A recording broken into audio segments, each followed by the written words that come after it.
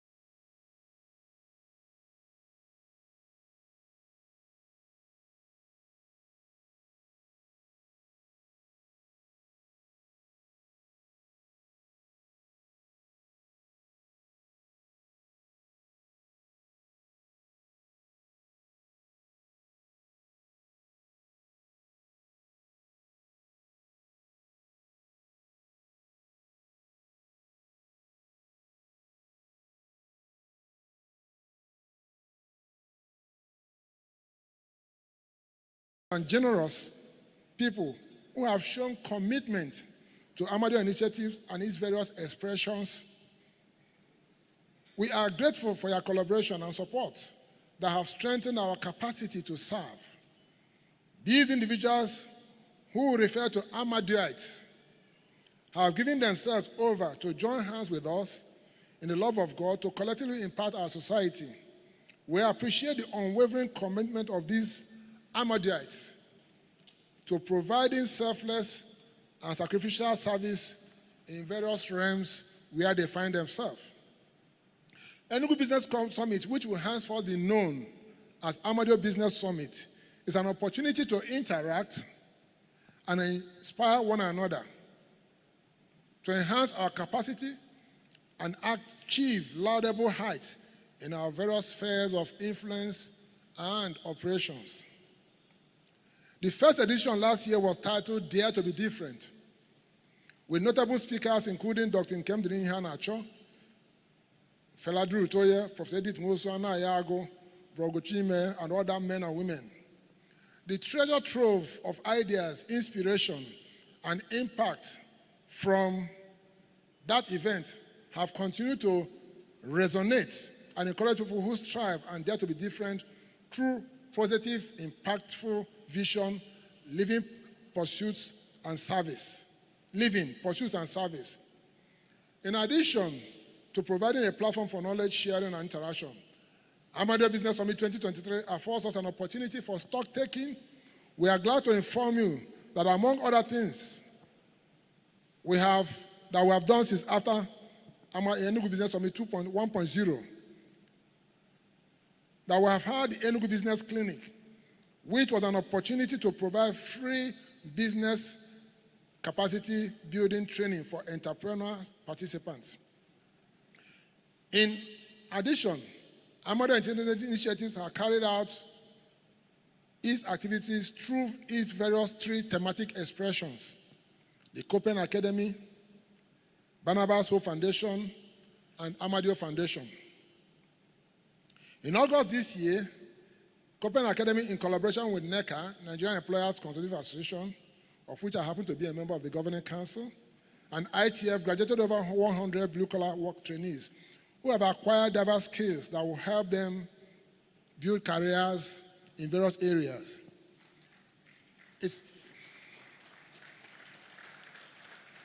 Something happened day before yesterday in Abuja. We celebrated, I'm the chairman of the Board of Trustees of System, which are for the past 10 years, we have trained over 30,000 artisans directly in this country.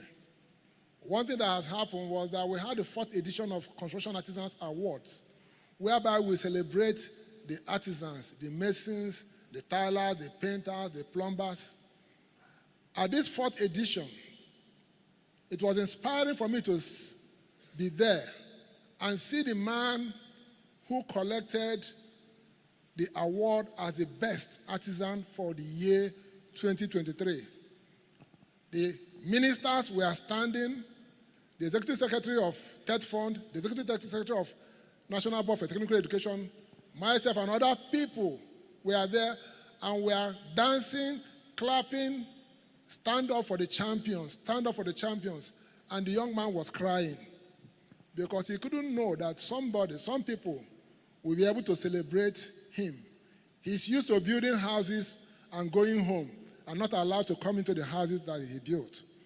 But this time, all the people he was building those houses for, they were now dancing, standing, and singing, stand up for the champions. That for us was sufficient payment for the labors of 10 years under the Construction Skills Training and Empowerment Program system that have been the organizers of that annual Construction Artisans Award. So, we have recently also considered the Board of Trustees of Amadeo Initiative. The board is an assemblage of men and women with an unflinching heart devotion to serve, such as Mrs. Chinelo Chime, Professor Chinedu Nebo, who is here, Professor Edith Nwosu, Dr. Emeka Ene. Dr. Emeka Ene is already here, Empower Program. Barrister Richard Ago, Barrister Festus Adebayo, Dr. Anna Ago, Dr. Ike Chukwuchime, Dr. Emery Agunwa, and Dr. Roque Ogbemi and Bro Gochime. I heard what you said, Barrister Adoye, about listen, once I associate with myself with all these professors and doctors, before the next 10 years, I'm sure that I will be a doctor too.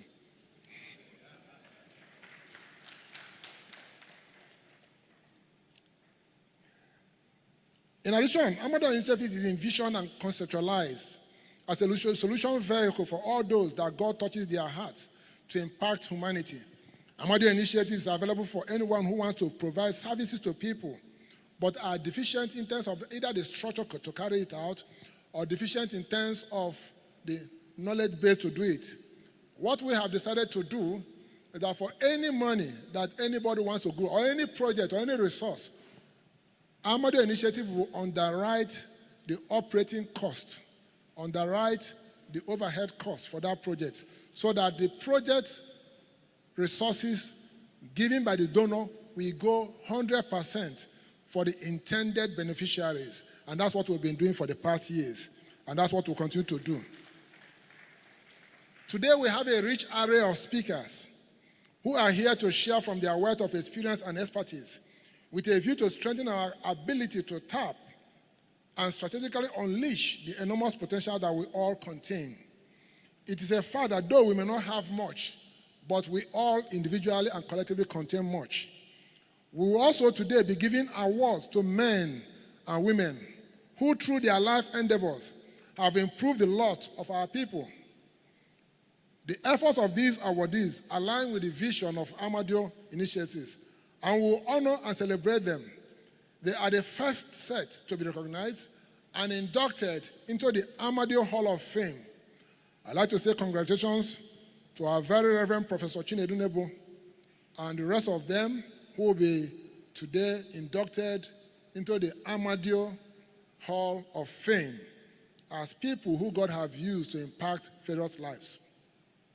Today also will be unveiling and unfolding some of the programs we have lined up for the rest of this year and next year until 10th of October 2024, when we will have the third edition.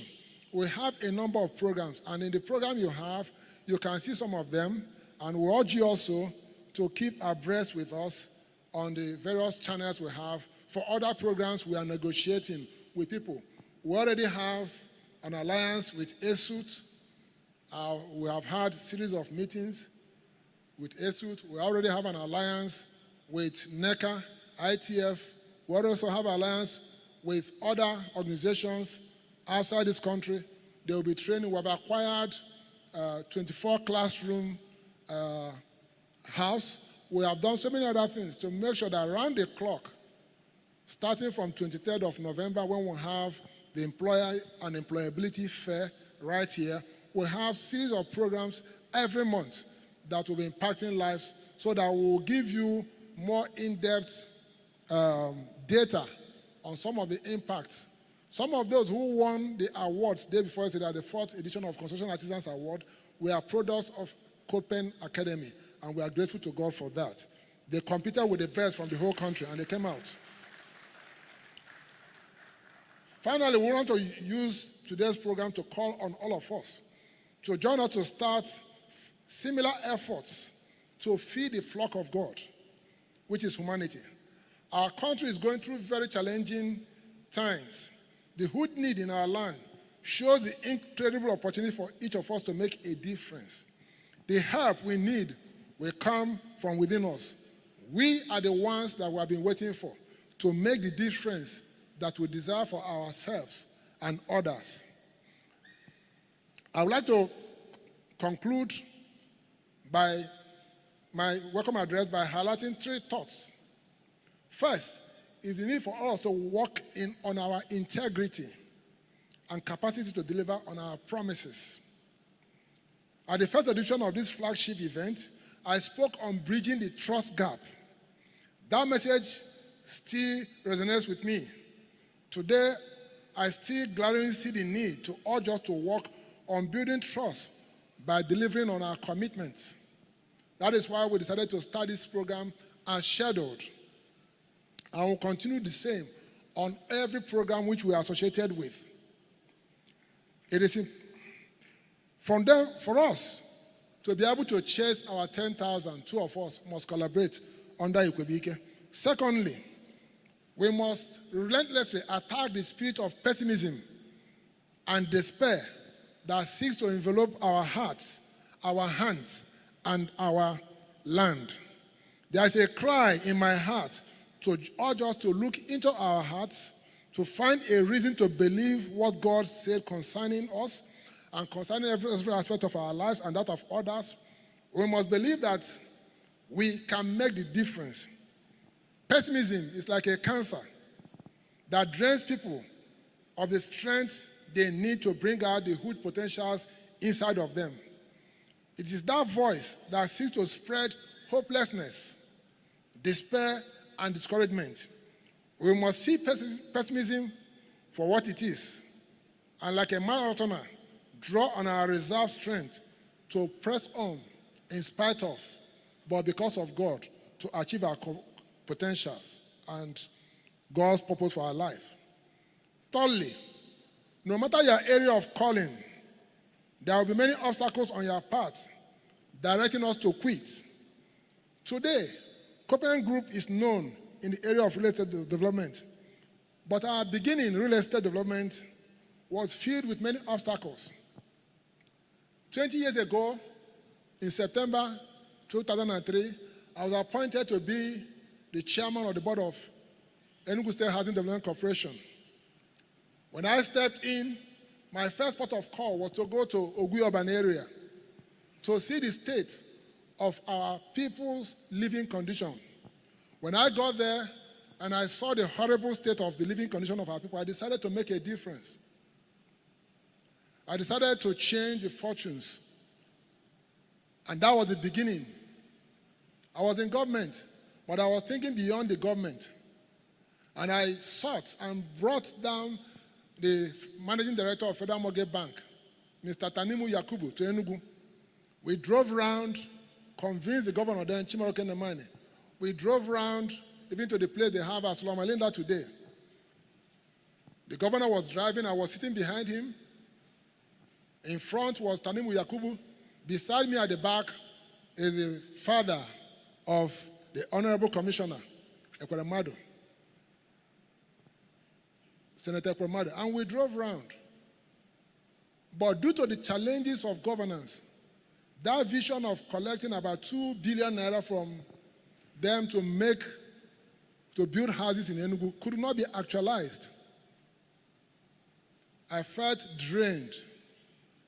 And after that event, when we left office May 29, 2007, I vowed never to take up any government position, but to seek the private sector help.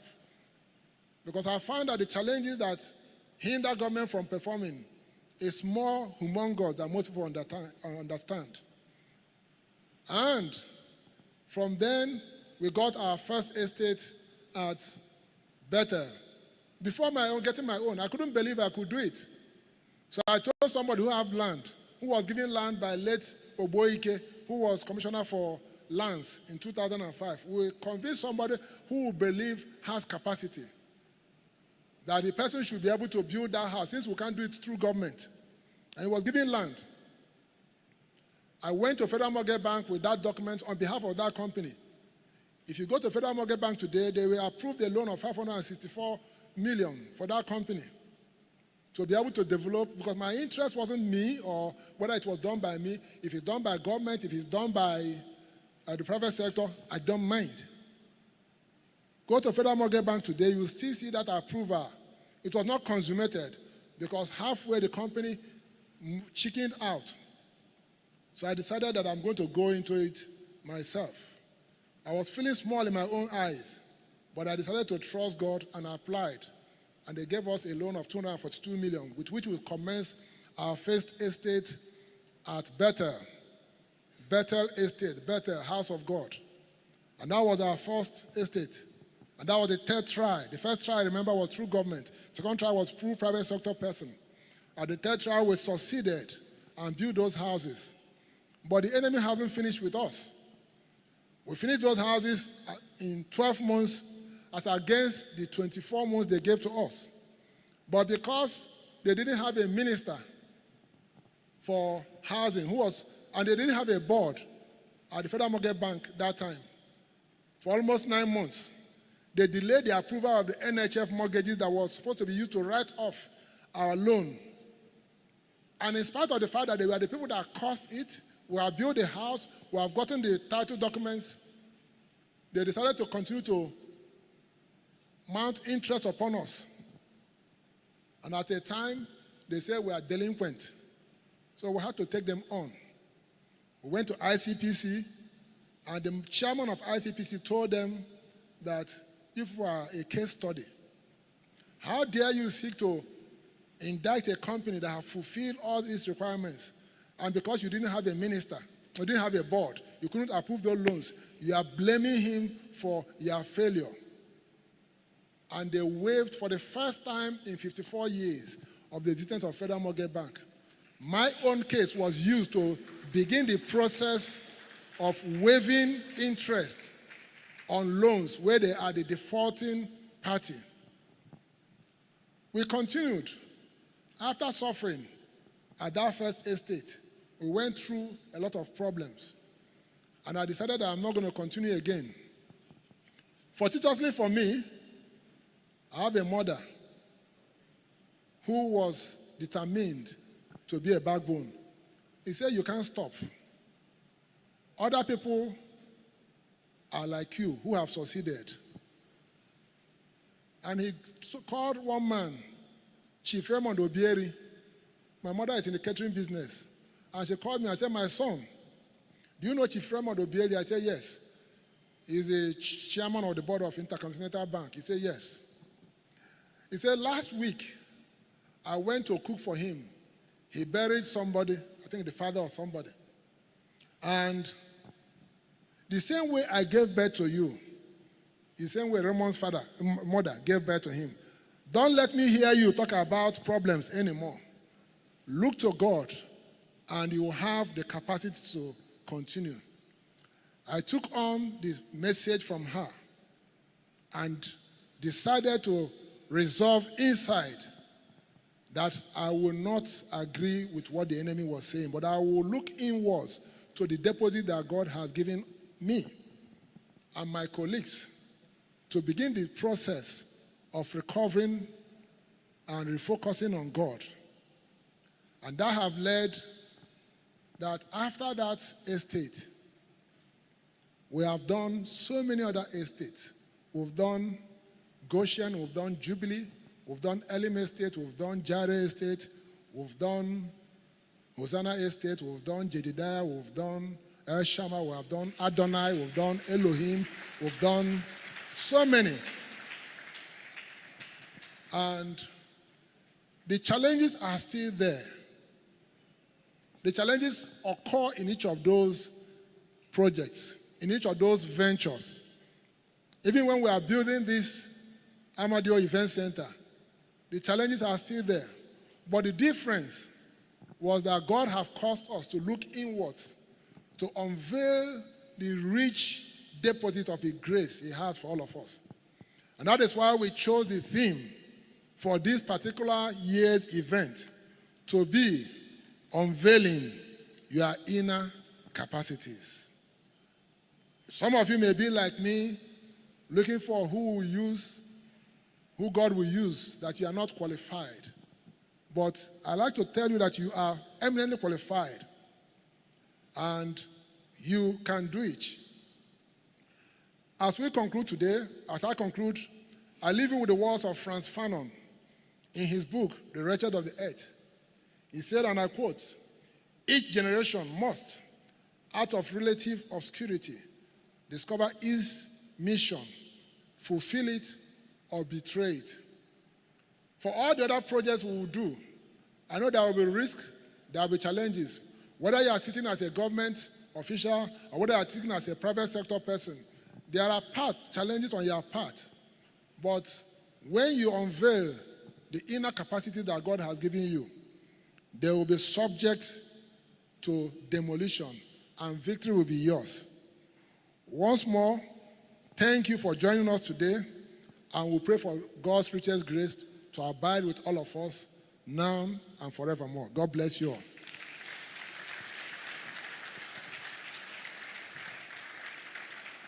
Was the keynote address by the Group Managing Director, Copen Group. And forthwith, we are going to have an award to be presented to Professor Chinedu Nebo. Professor Chinedu Nebo was born in 1952. He is a renowned academic, a Fulbright scholar with numerous landmark publications and international research collaborations. He was a former Vice Chancellor.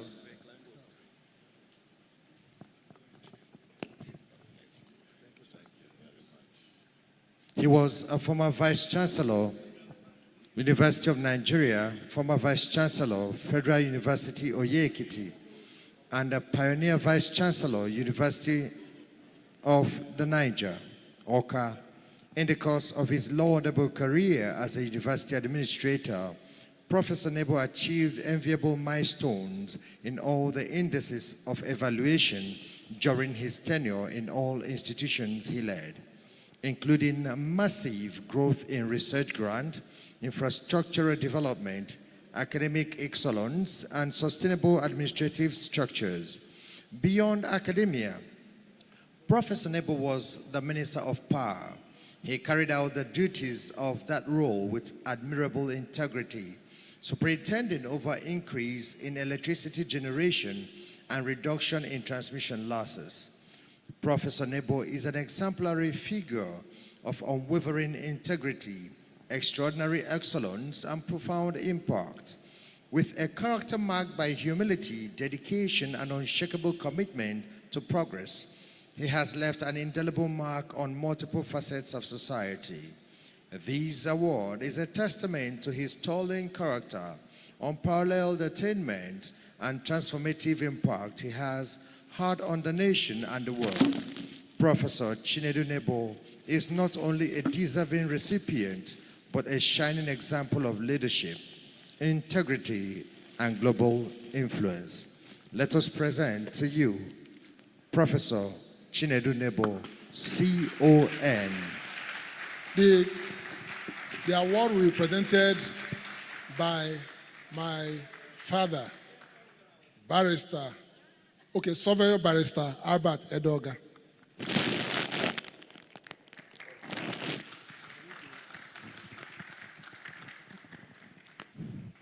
An award of recognition presented to Professor Chinedu Nebo for integrity, excellence, and global impact in human development. Thank you, Prof.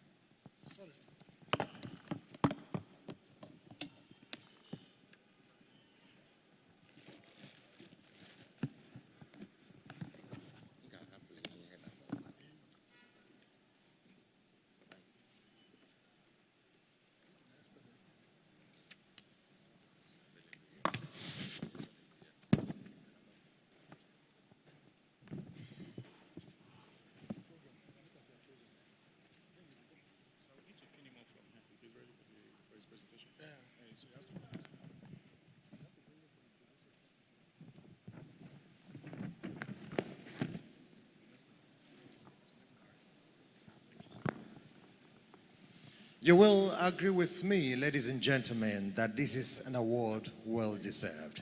Can we, at this point again, put our hands together louder for Professor Chinedu Nebo, CON. While the keynote address was going on, we had some very important persons step into the arena. We have of sterling quality and character, an astute administrator, Barrister Ricky Ago. Please, let's put our hands together for him. We have Professor Stan Okolo, who also is in the building.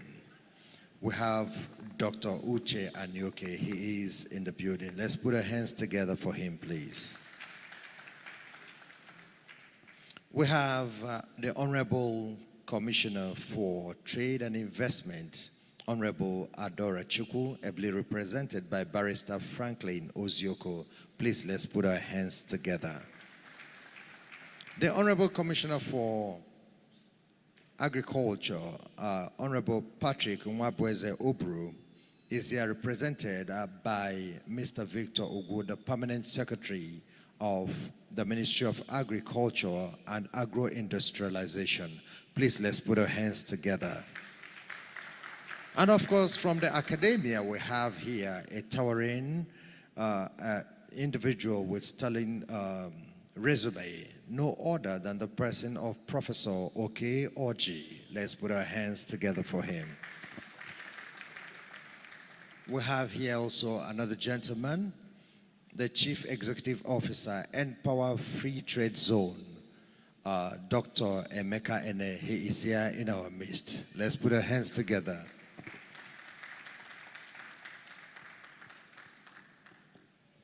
Ladies and gentlemen, the gains of the ENUGU Business Summit can be better seen than described. Some participants here were here last year when this very event was held, the premier event was held. And I don't know how many people who would not be shy to tell us their story. Taking off from the ENUGU Business Summit of 2022, the season 1. If you're here, can I see your hand? If you're in the crowd, you were here for the ENUGU Business Summit. Can I see your hand if you're anywhere in the crowd? Let me see your hand. For recognition and also to have, yes. Please, can you put your hands together for her? Please, can you stand? I'd like you to just come up and let's have an off-take from what you learned. Please come, step up to the podium. Let's pick a bit of what you learned from the ENUGU Business Summit of 2022. You know, if you clap harder, it will make her to come. Because she kind of like it. Please come, step up. One of the best things that happened to man is rising from the ashes of ruins and decadence and restrictions and to make the best out of life. When COVID-19 came, we thought that the world has come to an end. But a lot of business ideas, a lot of business initiative crystallized into action and towering businesses. And that's why you have a lot of youth in tech, in services, service delivery businesses doing very well, because that restriction gave people time to think, time to incubate, and time to produce. Ladies and gentlemen, let me welcome someone who was part of the ENUGU Business Summit in 2022 to just give us a bit of what she has learned and what she's running with. Your name, please. Good morning, everyone. My name is Ike Okafor Chisimdi. I am a law graduate of Godfrey Okoye University. So sometime last year, I attended the ENUGU Business Summit. I didn't know about the summit, but my friend Justice, the former president of Law Faculty, UNN, he told me about the conference, the business summit, and I said I was going to attend it to know more about business. I have been an event planner and a surprise planner for 5 years. I started in school, but then business has been slow, and I got tired of doing business. Like, I was even tired because even battling business with school has not been easy. And I said, I really need to understand what business is all about. I was even at the verge of giving up. I was not going to do it again. I was shutting down. But then I said I was going to attend the business summit, even when I was like, what am I even attending it for? Then I attended, and I listened to different speakers talking, most especially the host. And he talked about how he started, how he felt, he faced obstacles and everything, and how he has been going. And he said, he actually gave us a reason, or gave me a reason to actually push. Because at that stage, I didn't even want to do anything again. But listening to speakers, people talk about their business, how they grew, how everything went for them. And even times when they felt like they wanted to break down, they could not break down. And I stayed, when I got home, and I said, I'm going to push up. I'm going to continue. And then after I graduated last year, I was meant to go for service because Godfrey Okoye did not go to law school. But I said I was not going to go for service, that I was going to implement everything I learned into this 1 year. And the 1 year has been amazing. Like, I have met people, I have known people, my business has grown. I am even currently having an event for adults, a nostalgia party, and the second edition is coming this year. And it has not been easy, but God has been good. Thank you. Thank you. That is the testimony of Ms. Chisimdi Ike Oka for what she gleaned from the ENUGU Business Summit of 2022. Just stepped in is the branch manager, Zenith Bank, Otiba, Mrs. Jane Naji. You're welcome. Please a hand of applause for her. Without further ado, let us welcome to the microphone the one and the only, the very venerable Professor Chinedu Nebo, CON, for his paper. Venerable sir, Prof, please put your hands together better.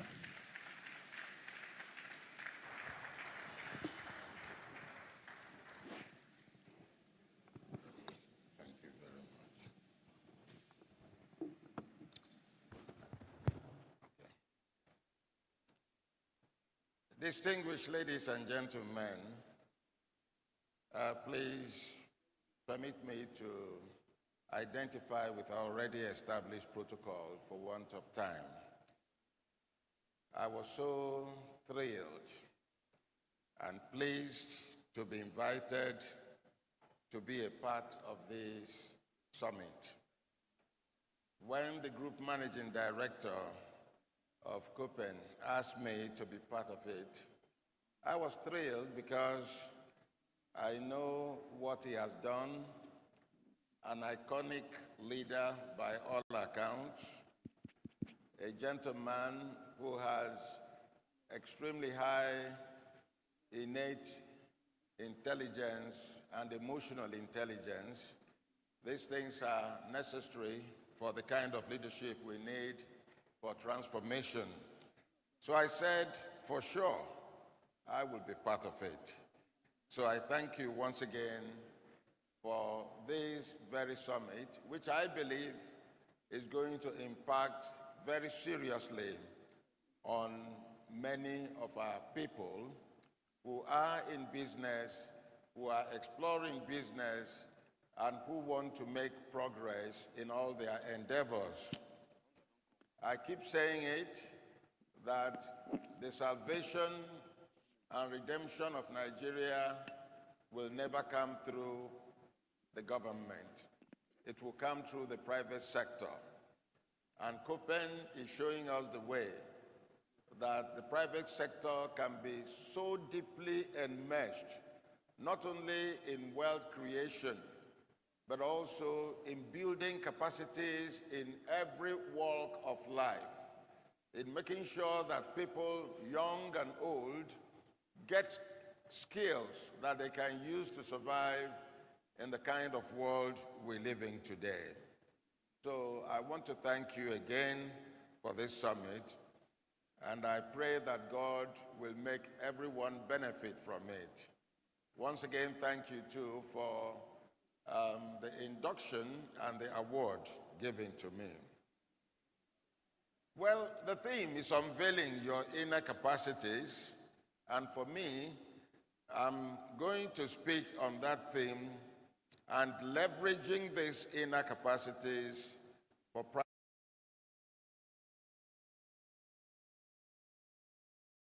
enough to just unveil those capacities and leave them there as potentials that are not developed, not deployed, but potentials and capacities that are fully deployed to get maximum results. I had noted a few things that I have learned through experience. You know, nowadays, I don't think we gain a lot from academic exercises.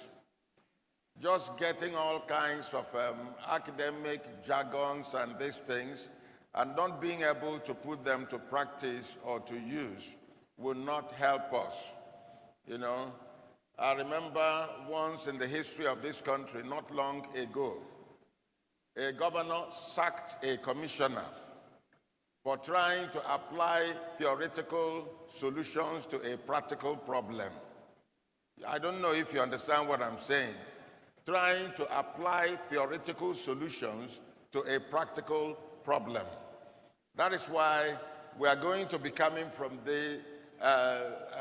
on this from the perspective of things we can actually practicalize and use.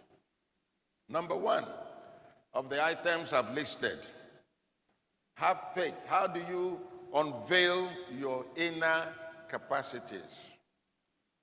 Because unless you unveil them first, you cannot leverage them for public and private engagements. How do you unveil these capacities? Number one, have faith in God, who said in his word that he knows the thoughts he has for every one of his children. They are the thoughts of good and not of evil, to give you a future and a purpose. Jeremiah 29:11. And then he has deposited something in every one of us. How do you unveil these things? How do you begin to walk through these things? You must have faith in yourself. So, I don't know. If you say God has given you something and you don't believe it, you don't activate what is given to you. When we were children in secondary school, we were taught about all kinds of energy. Potential energy, kinetic energy, sound energy, light energy, all forms of energy. But unless you make that potential energy, which is resident in you, only when you put it to action does it become all kinds of energy, whether it is physical energy, chemical energy, engineering energy, light energy, magnetic energy, and so on and so forth. First, you have to deploy this. So, God has a purpose for every one of you, every one of us. You must find out this purpose, explore that purpose, and believe that you can achieve it. God never gives you a task you cannot accomplish. If you think the task God has given you, you cannot accomplish it, it is simply because you have not agreed with God in willingness that he can also equip you. Because if he sends you on an errand, it's not like the typical people we have who will send a child on an errand carrying salt in a basket and sending water, rainfall along. God doesn't do business like that. Number two, see time as a special, precious gift of God that should never be wasted. To unveil the capacities or the potentials you have, don't look at time as something that you can waste away. I know that in our higher institutions, there are those that are called OOs, Obuoges, time killers. And this current generation has worsened things. The social media has stolen the hearts and the minds and the intellect of our upcoming generation. And they spend a disproportionate amount of time on the social media and therefore cannot think or reason logically or strategically to position themselves for the future. So, time should not be wasted. Actually, if you think you're wasting time, you're deceiving yourself. You're wasting yourself. When you waste time, you waste yourself, not time. I believe thinking about this was what led Dale Carnegie once to say, and I quote, "All men are created with an equal opportunity to become unequal." All of us are created with equal opportunity to become unequal. We're all given 24 hours a day. Use it to the glory of God. Because money, wealth, positions are all results of how we use our time. Redeem it. Ephesians 5:15 and 16 says, redeeming the time, for the days are evil.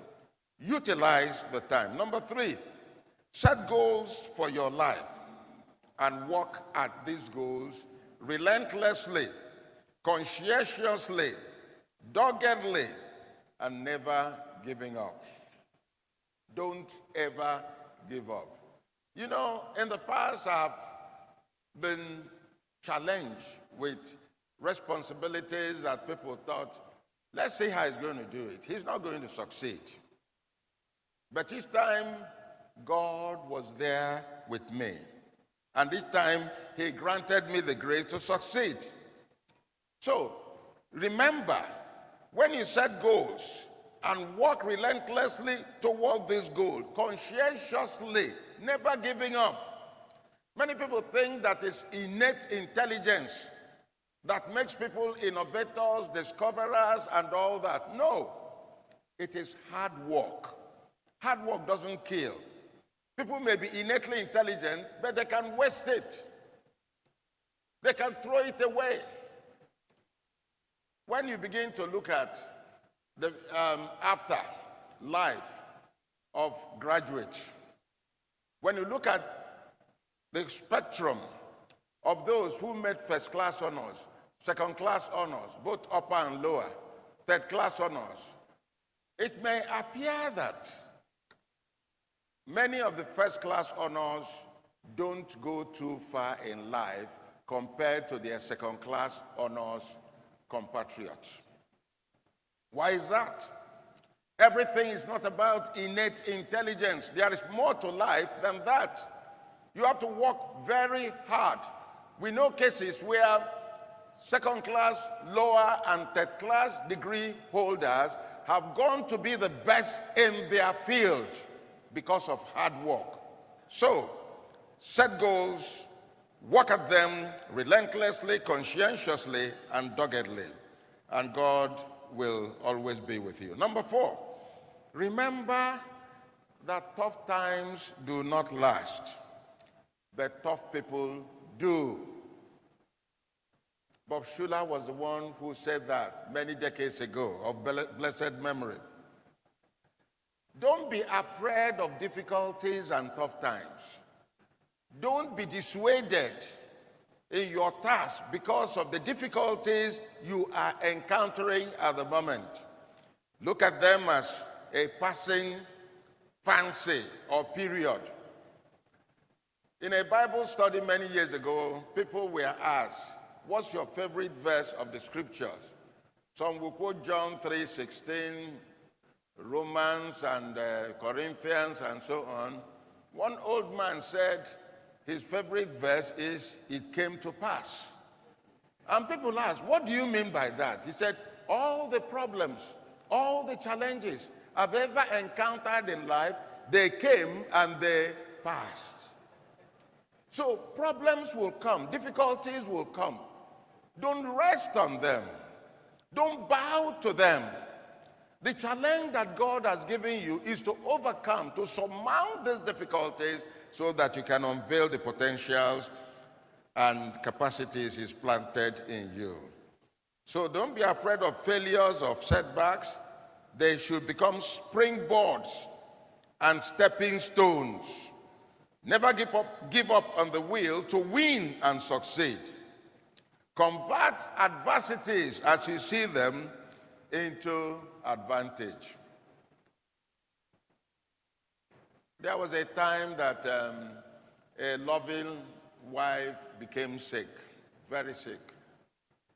And, you know, in those days, women did all the household work, including laundry. So, because she was admitted in the hospital, the laundry started piling up. This man didn't know how to use his hands to scrub the clothes with soap or detergent. So what did he do?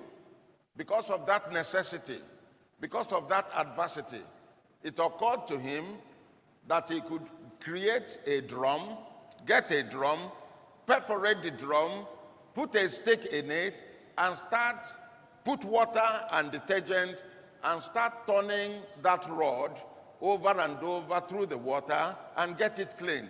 That was eventually how it was mechanized to become the washing machine that we use today. Converting adversity into advantage. The same thing happened with this oil in the Great Depression of America, 1929, and so on. People would stop their cars every once in a while to go and get oil and then pour into there. They had all kinds of drums that you scoop the oil from. There is a measurement that you use. So one man said, what am I doing? Let me try to already can this oil so that people can come and buy as many cans as possible, and whenever they need the oil, they will use it. He became a multi-millionaire from that. Necessity, disadvantage, adversity, convert them to advantages, and God will be with you as you do that. Number 5, enumerate your fears and consciously fight them. Why are you afraid? Oh, I'm going to lose money, and it was hard-earned money. I can't invest it. No. Enumerate your fears. Don't let fear of failure or fear of ridicule keep you from reaching your goal. Because the devil will try to tell you, look, don't even try it. It's not going to work. How do you know it's not going to work if you haven't tried it? So one of the ways you can unveil this capacity is kill your fears, or your fears will kill you and your capacity. Number 6, even if you achieve your goals, set higher and loftier goals. If you succeed in everything you do, you may be shocked to hear this, but it means that you have not fully attained your potential. If you succeed in everything you do, it means you are walking below your potential. What I can even say of myself is that I, Chinedu Nebo, I'm walking now below my potential.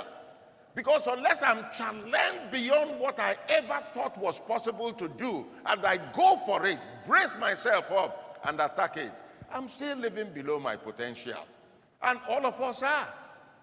You know, there were times in those good old days where the proud men of Rome will climb the pillars of Hercules, proud men of Spain. And when they get to the pillars, they will see the heaving Atlantic Ocean, and they believe there was nothing more to see in the world. We have arrived. And once they come down, they have earned, like I earned an induction this morning, they have earned a title.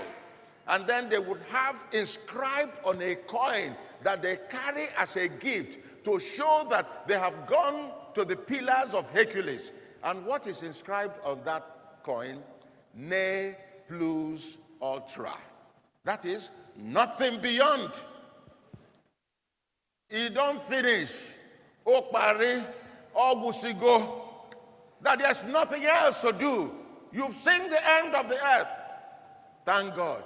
Christopher Columbus did not believe in ne plus ultra. Otherwise, he would not have ventured to discover America. So go beyond. There is never a time that you say, I have arrived. Go beyond. Number 7, make the best use of opportunities. Like again, Ephesians 5:15 and 16, talking about the kind of days we live in. I said, redeeming the time. Colossians 4:5 says that too. In Ecclesiastes, we learn a lot, especially chapter 1, about venturing, casting your bread upon the waters, and after many days, still finding it there. And then in chapter 6 of Proverbs, we learn about hard work. The ants are used. So, any opportunity you have, make the best of it. And don't be afraid to take risks. Look at most of these great IT giants we have all over the world, Bill Gates, Wozniak, Steve Jobs, and so on. All of them were university dropouts. But they had a passion. They saw opportunity in what they were doing. They went for it. Look at this young man who is one of the richest people in the world, Facebook. Where did they come from? Opportunities. And they grabbed the opportunities. Some people believe in the saying, nothing ventured, nothing gained. And I think it is right. And other people believe nothing ventured, nothing lost. And the pessimists believe in nothing ventured, nothing lost. While the optimists believe in nothing ventured, nothing gained. Try to venture. Reach out. Make the best use of opportunities. Number 8, be diligent in all you do. Work very hard. Ecclesiastes 9:10 says, whatever your hands finds to do, do it with all your might. People wonder, one thing about me is I give my heart to anything I am committed to. I pour my life in it. I have a large farmland somewhere on the way between ENUGU and Nsukka. But for 5 years that I was Vice Chancellor of the University of Nigeria, Nsukka, I never entered that farm. I was too busy because I poured out my heart to the service of the university in diligence. So train hard, study hard, and never dull your inquisitive mind. You know, some people think maybe if I'm a Vice Chancellor, I'm an administrator, and so on and so forth, the Chief Executive Officer, the manager or whatever of a system. No. You ought to realize that leadership goes more than administration, management, calling the shots, and everything. You become the visionary, the dreamer, the mission bearer, the vision bearer of whatever institution or whatever operations, whether it is private or public, that is committed to your care. You become the dreamer of all of this. So never forget that. Okay, so we go on, commit these goals to the Lord in prayers. Whatever your plans are. And as you work diligently, don't think you can do it alone. I've never thought myself as capable of accomplishing anything I did. I always go to God in prayers. Psalm 127 verse 1 said, unless the Lord builds the house, they labor in vain who build it. And unless the Lord watches over the city, the watchman wakes up, but in vain. And because God said that if the Lord delights in a man's way, he makes his steps firm. That is, he confirms your dream. He confirms your vision if he delights in you. We see this in Psalm 37, verse 23. You will not step on slippery paths or on banana peels if you trust the Lord. Number 9, Look beyond the obvious, the status quo. Look beyond that into your indomitable will. As our brother, surveyor, Reverend Ugochime said, when you look around and see all kinds of things trying to close in on you, look within the power that God has given to you. It works very often. Very, very often. And what it means is that you have to learn to think outside the box. Don't always think that things have only one way of being solved. I read something that looked like a riddle not long ago. A man was driving past a bridge and he saw three people. One person was his old classmate who had saved his life. The second person was a woman who was at the point of death and in need of being rushed to emergency in the hospital. And the third was a beautiful damsel, a woman of his dream. And he can only take one person in the car. And the question was, which one will you take? That was given to 200 people that came for an interview. And they chose different people. Only one person said, well, what I will do, I will give the car to my best friend to carry the sick woman to the hospital, and I will stay to talk to the woman of my dreams. Thinking outside the box. You don't have a linear, tube type of thinking. Tunnel thinking. No, think outside the box. Number 10, don't allow mundane regulations, naysayers, and envious people to cage you. Find ways of circumventing or circumnavigating their theories and moving forward. I don't have time. I would have told you what I encountered when I was appointed Vice Chancellor of Federal University of Ekiti. If I had done everything they wanted me to do, that university would have been dead on arrival. I saw there was need to go beyond the regulators and what they asked me to do the right thing that I felt, using both innate intelligence and emotional intelligence to make peace to work there. Number 11, John Maxwell once said, success is knowing your purpose in life, growing to reach or maximize your potential, and sowing seeds that benefit others.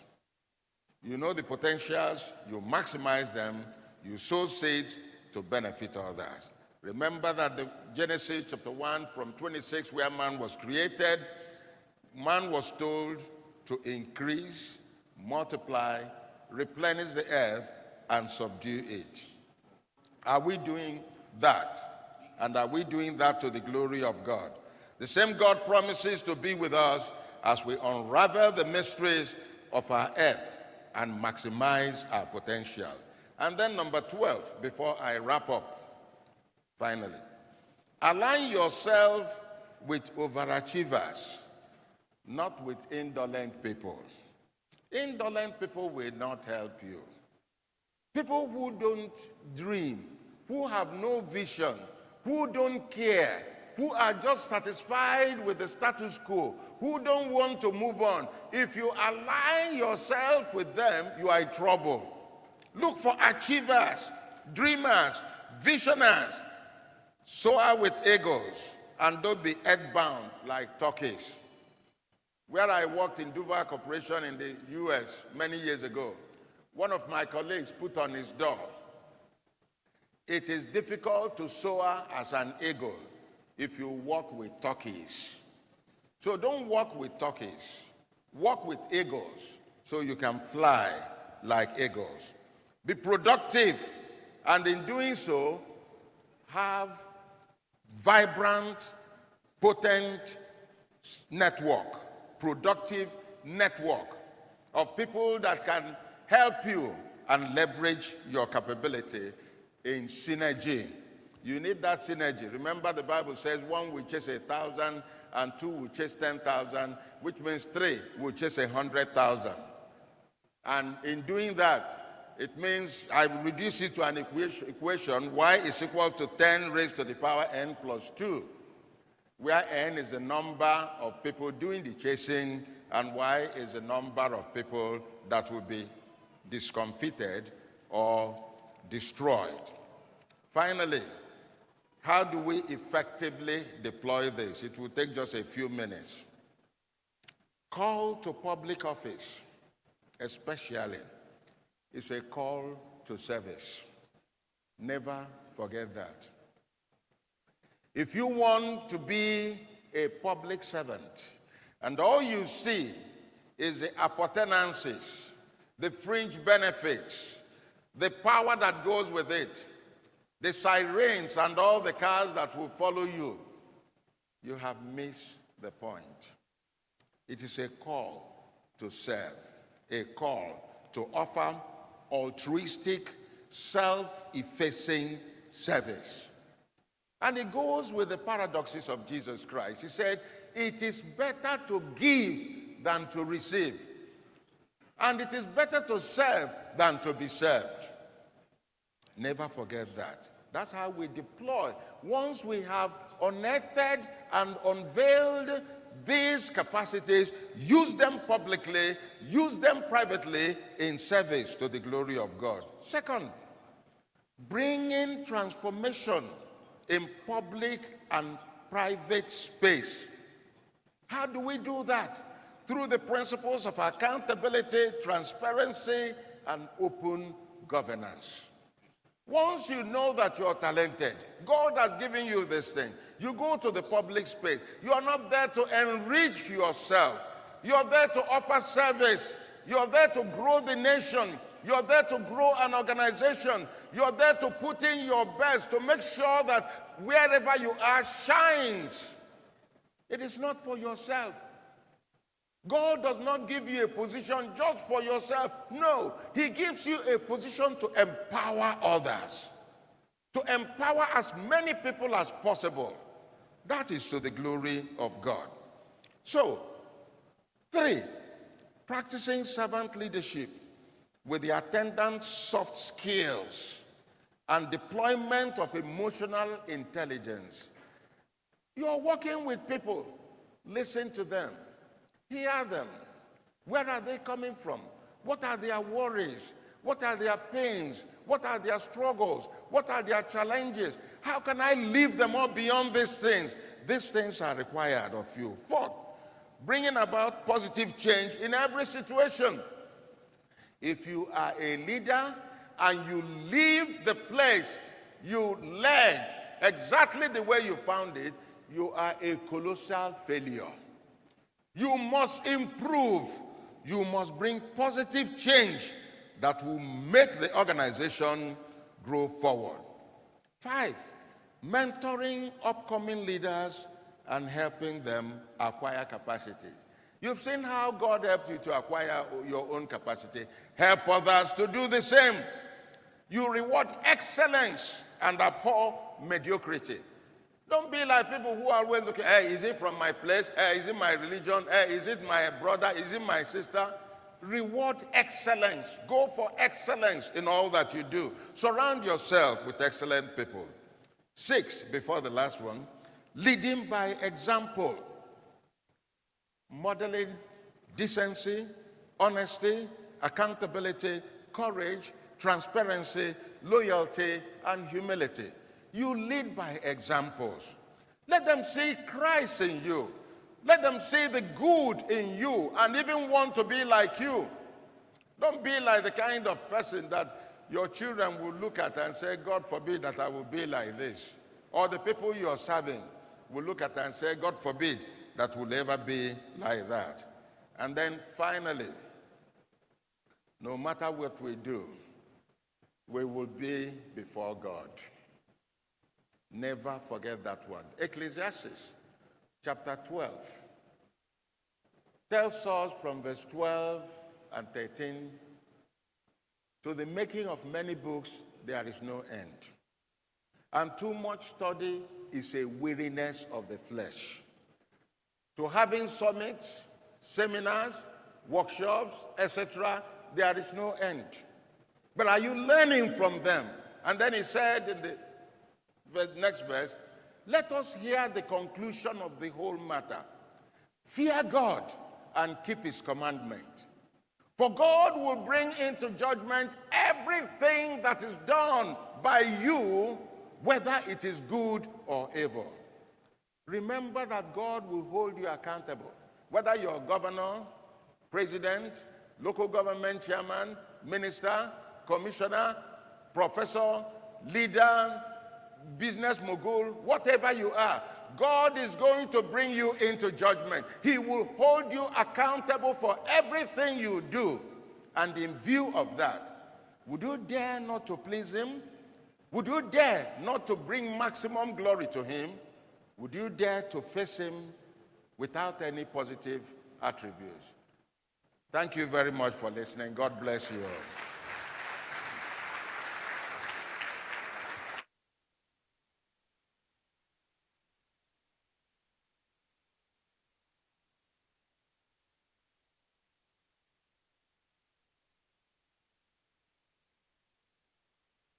He deserves a standing ovation.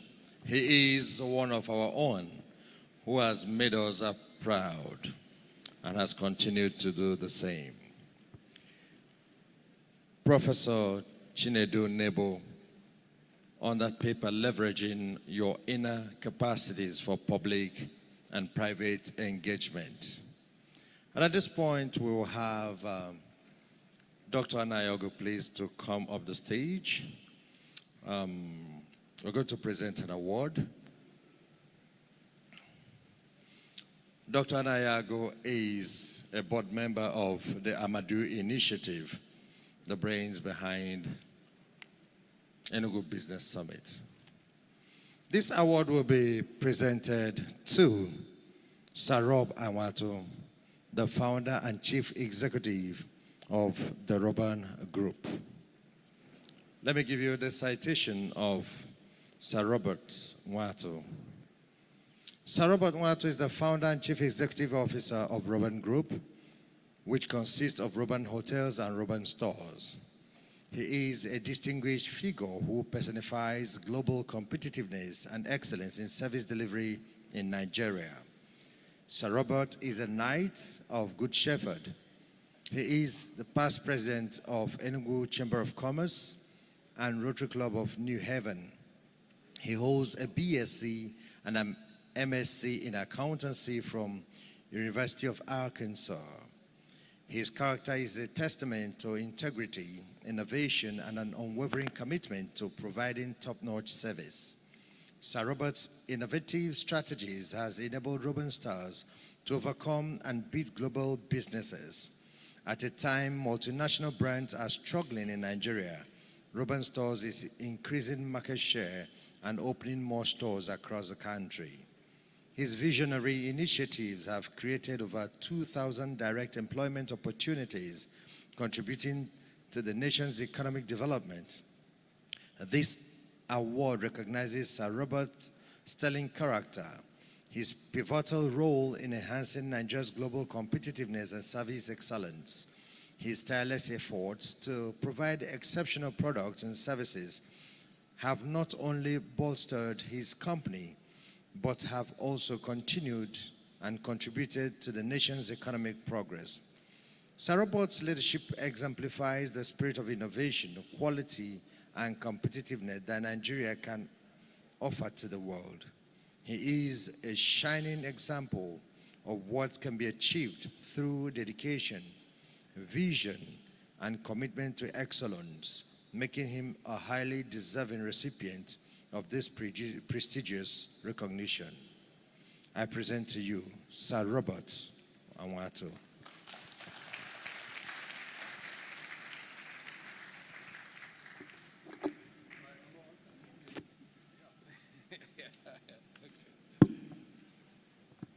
Yes, Rob, it's my honor and privilege to present this award.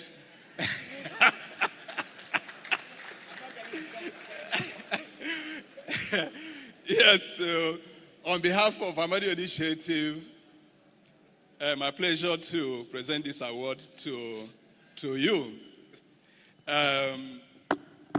In all honesty, you are one of our best examples of what it means not just to be tenacious, but also to demonstrate that you can actually do well by doing good. Those who know your story, how we started, know that you can start small, selling just frames and pictures. And from there, as a micro-entrepreneur, become a small entrepreneur with a shop at the front of Enugu Chamber of Commerce. And that you can from there, not just own rub and store Enugu, but you can now own rub and store are currently in the making in Enugu. Thank you. And please, I encourage you to continue to live a personal example. Thank you. My pleasure. Yes. Thank you. Thank you. You know, first of all, I want to thank God who made it possible for us to gather here today. And then thank my brother and friend and colleague in the industry. Even though it's in the state, I'm in retail industry, but we both belong to Enugu Chamber of Commerce. He became president of Enugu Chamber of Commerce after a few years after I served. And I want to thank Reverend Ugochime, who found me worthy for this award this morning or this afternoon. You know, I remember when ShopRite was about to open in Enugu. Everywhere I go, people will ask me, how are you going to survive? How are you going to survive? And even the ones that don't even wish me well, pray. They were praying that ShopRite will run me out of town. But unfortunately, it didn't happen that way.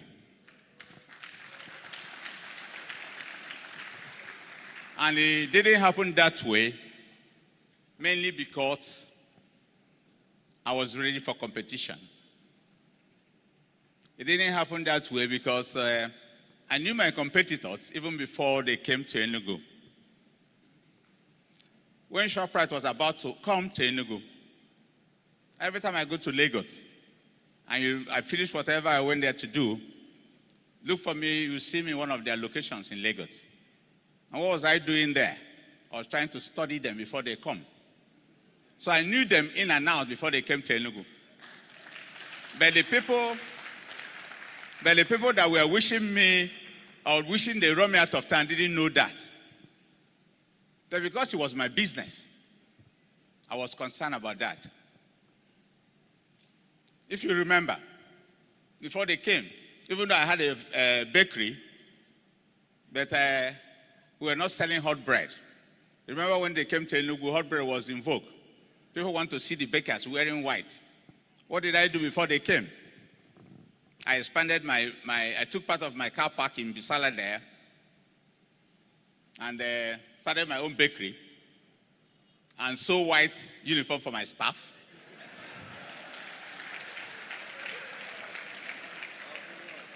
And then I put glass there so you can see them, you can see the machines, you can see the ovens and every other thing they use. You can see the bread coming out from the oven hot. And today, I'm sure my bread is better than theirs.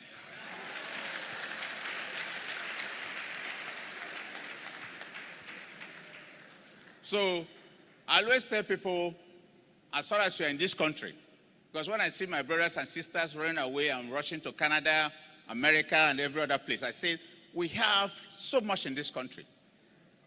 Nigeria is still a virgin land. Even in my own industry, in retail business, I've helped a couple of people to start retail business, one in Benin, one in Owerri. And somebody else is starting in Enugu. I'm advising him too. Because the industry is wide, the market is wide. It's for you to mind your own business. It's for you to concentrate and do the right thing. But most times, people are in a hurry. Nobody wants to pay his dues. You know, people want to be like the politicians in Nigeria. Sorry to say that. You know, politicians in Nigeria don't earn their money. But we businessmen in Nigeria, most of us, we earn the money. And when you earn the money, you know the value of the money. Because when you don't earn it, you don't know the value. And when you don't know the value of the money, you can never keep that money. So, even though I'm supposed to be speaking, I was never told that I will speak. I was told I will come to receive an award. But my advice to everybody who is in business, you can always compete with anybody. There's nothing special about foreign investors, foreign business people, nothing.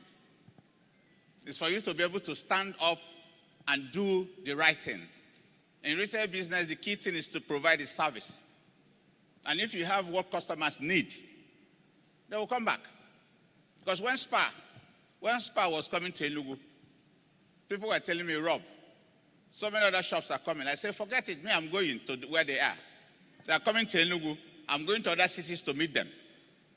Because the market is very large. In London, in America, on one street, you see many shops and everybody's doing well. And you see so many customers with different shopping bags. What does that tell you?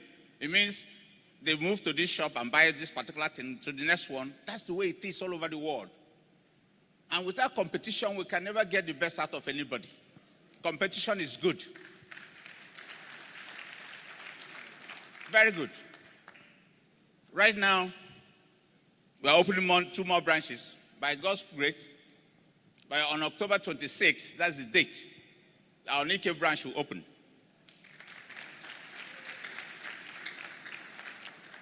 In November, our Tinker's Corner will open. By Easter 2024, we are opening Nsukka branch. Nsukka is located immediately after the main gate by the fire service. You see Roban, you see a big building coming up there. That's our Nsukka branch. This is because of competition.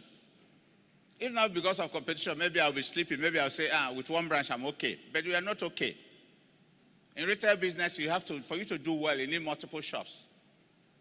And for us to be able to run these multiple shops, we need the structures to be able to run them.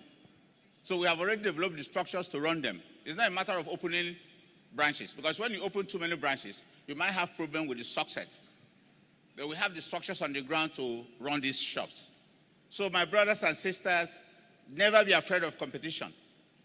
But what you need to do is to mind your own business. Forget your brother, forget your sister, whatever they are doing, wish them well. Pay attention to what you are doing. And try and be the best in whatever it is that you have decided to do. There's no way you can fail. You can never fail when you work. It's only when you don't work you fail.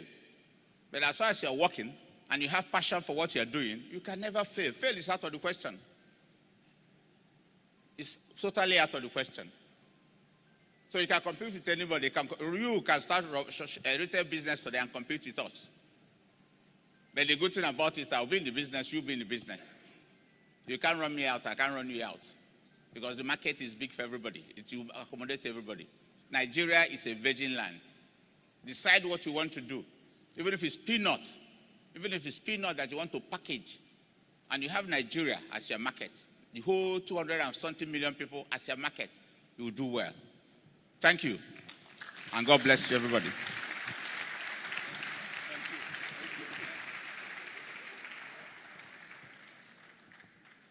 Please, I call on the Group Managing Director of Copen Group, Professor Nebo, Mrs. Naji, Professor Oke-Oji, Dr. Adebayo, Bishop CNC and Bishop Ekweremadu, and of course Professor Okolo and Honorable Okechukwu.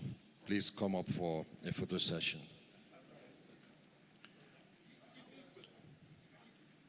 These are things you pay so much in the business schools to learn, but you're getting them free of charge here and now. I want to recognize the presence of Chima Ike of Cedar Homes. You're welcome. Please, a hand of applause for him.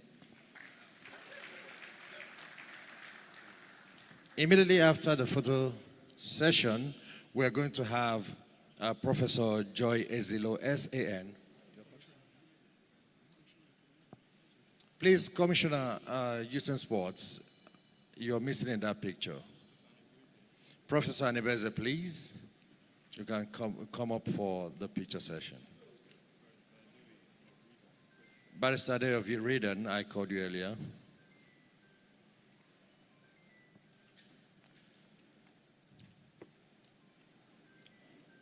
After the photo session, we're going to have, joining us on Zoom, Professor Joy Ezilo with her speech. That will be immediately after the photo session. No,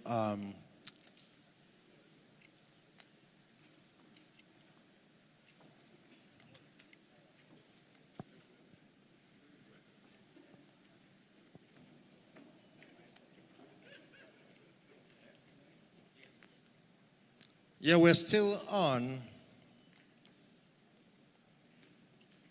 the ENUGU Business Summit, the second edition, powered by Amadeo Foundation on the Copen Group.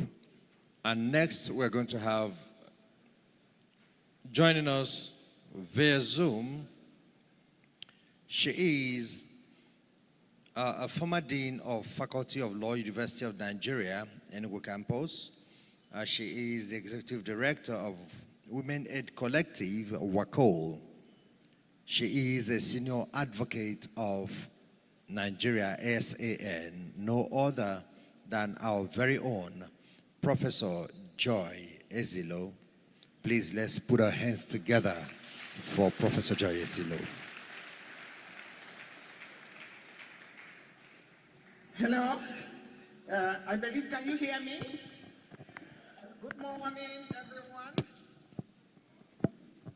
Please just confirm that I can be heard so I can go.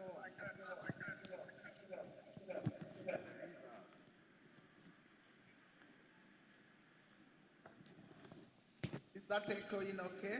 Or is, thank you. Thank you so much.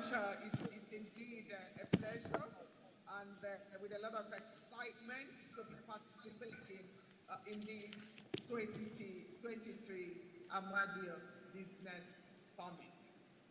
My only regret is that I'm not there personally due to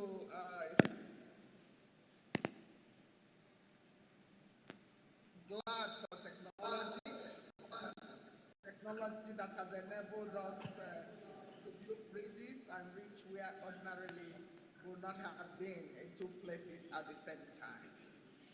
I am really pleased and honored to be asked to give a short speech at this occasion. And then to talk about giving back, the importance and challenges for local, for purpose enterprise. And I believe this is within this sphere of work that I've done in terms of giving back to society. Giving back is really imperative if humanity is to survive and if we as human beings are to be responsive to our environment and be relevant to our environment. Giving back, which is maybe liken it to concept of volunteerism, a concept of providing for whatever is your community. I'm using community in a loose sense here. And when you look at Igbo land and Igbo cosmology and ideology, giving back is not alien to us. I think it's home to the Igbos. It is actually indigenous to Igbos. Igbos have engaged in community development. They have contributed not only to build hospitals, to provide electricity, but importantly even to sponsor scholarship for education for the poor. In those days, immediately even post-independent, through scholarship and through contribution, they've sent people all over the world. They contribute to do burials. They contribute to celebrate births, to celebrate marriages for those who cannot afford. So that is at the basic, at the core of Igbo society. And for us now, because when we talk of foundations and charities, we think it's something that is alien to us. It is not. What has happened is that modern socioeconomic changes, urban-rural migration, urbanization, they've come to distort what we know as community development and process of giving back. Even our age grade system was founded on that. So people contribute according to their age, according to ability, and when they come of age. But today, of course, we can see that those part of things that we hold dear in our society that keep us together is also part of what is causing problem in our communities. And now we have deviated, that's what it means, from the whole purpose of giving back to really maybe our own self-empowerment, selfishness, and all other self-aggrandizement. Because today we know that town hall unions and all of that are prize position, and people can do anything, including kill for that. I'm deviating a bit, but I'll come back to the main purpose of this. It's a brief talk. I've not prepared any paper, so I'm just speaking offhand. So giving back is so imperative to human survival and development. And it is important because that's the way we have taken care of the needy. That's the way we stood together in solidarity to pursue a common cause.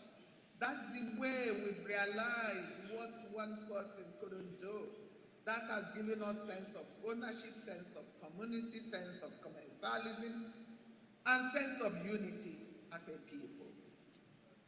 So the importance, we don't have to overstretch it. It's something that we know, we feel, but describing it might take longer.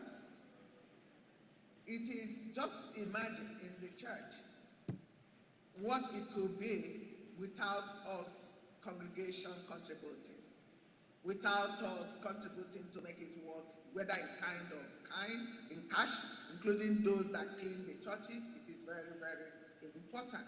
If it's not for that cleaning, then you'll find a dirty place you might find difficult to sit, and you may come and not come back.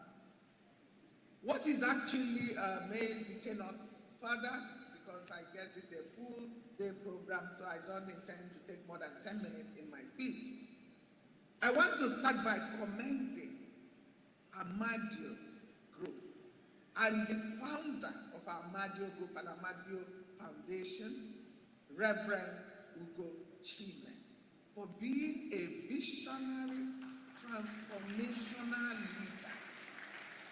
You know, sometimes we don't appreciate what we have.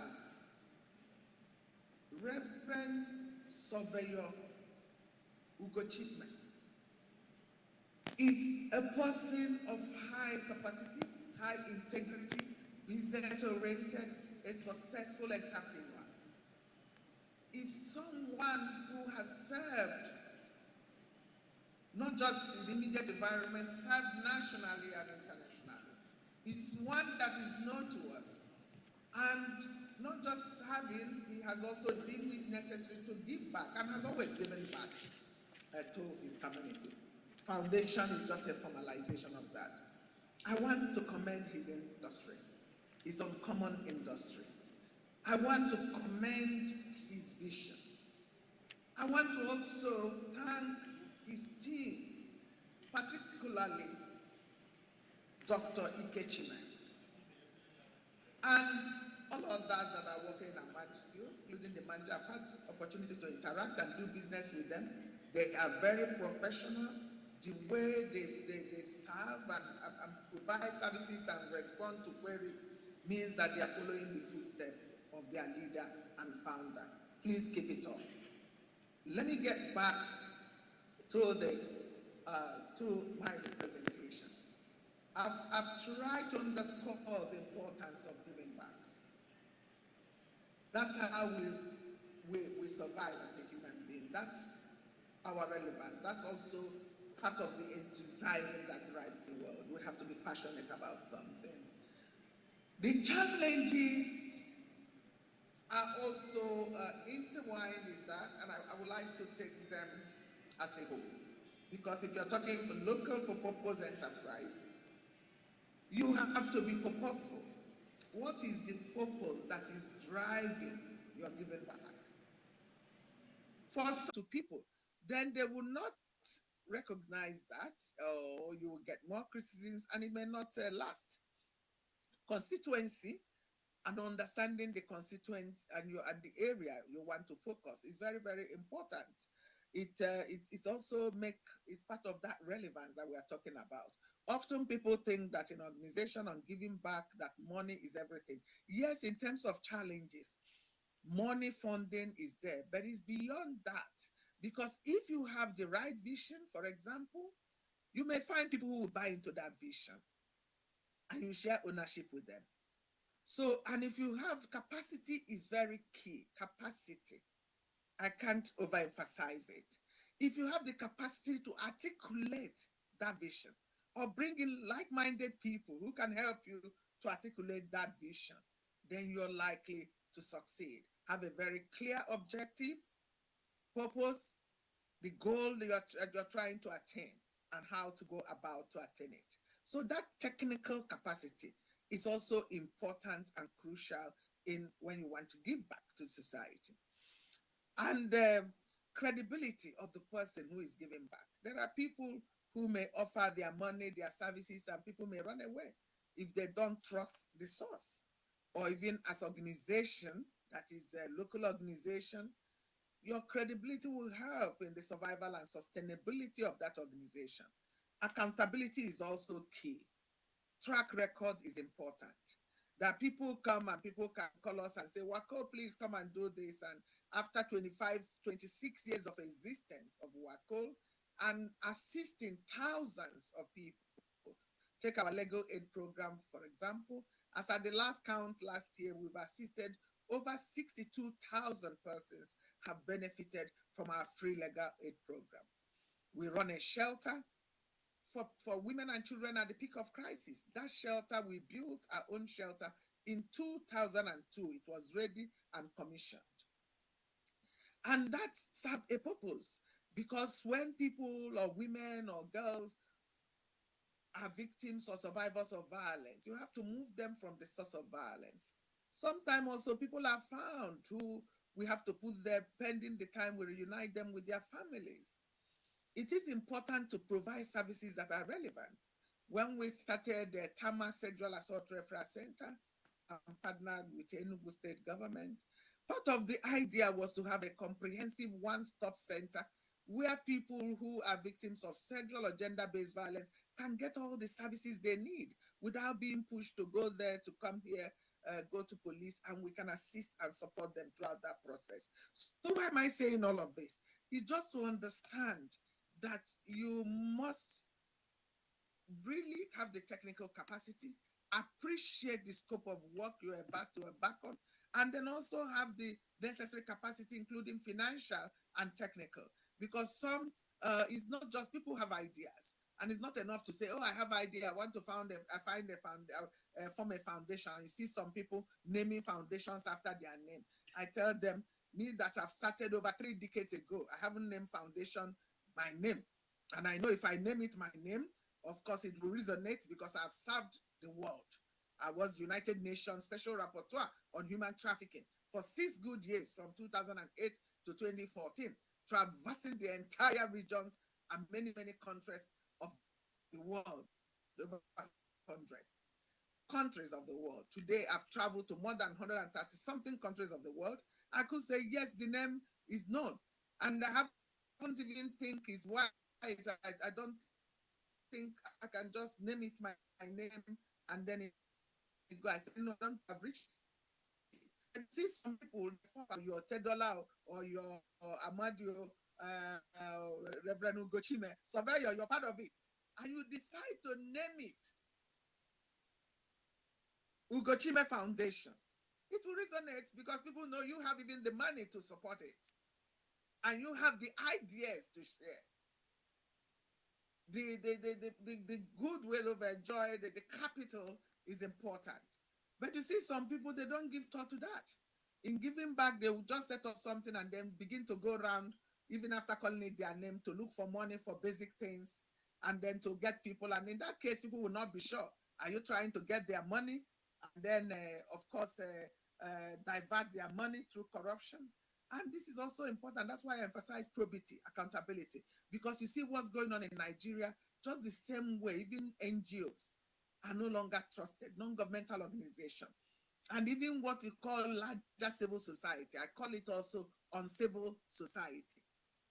Because you see some of them, oh, civil society say this. What they are saying is purely partisan, is purely political, is out of beat. And you see them saying they are protesting for or against this political. And then you see they are political, they are propagandists, they are political tools being used. They are no longer serving the people.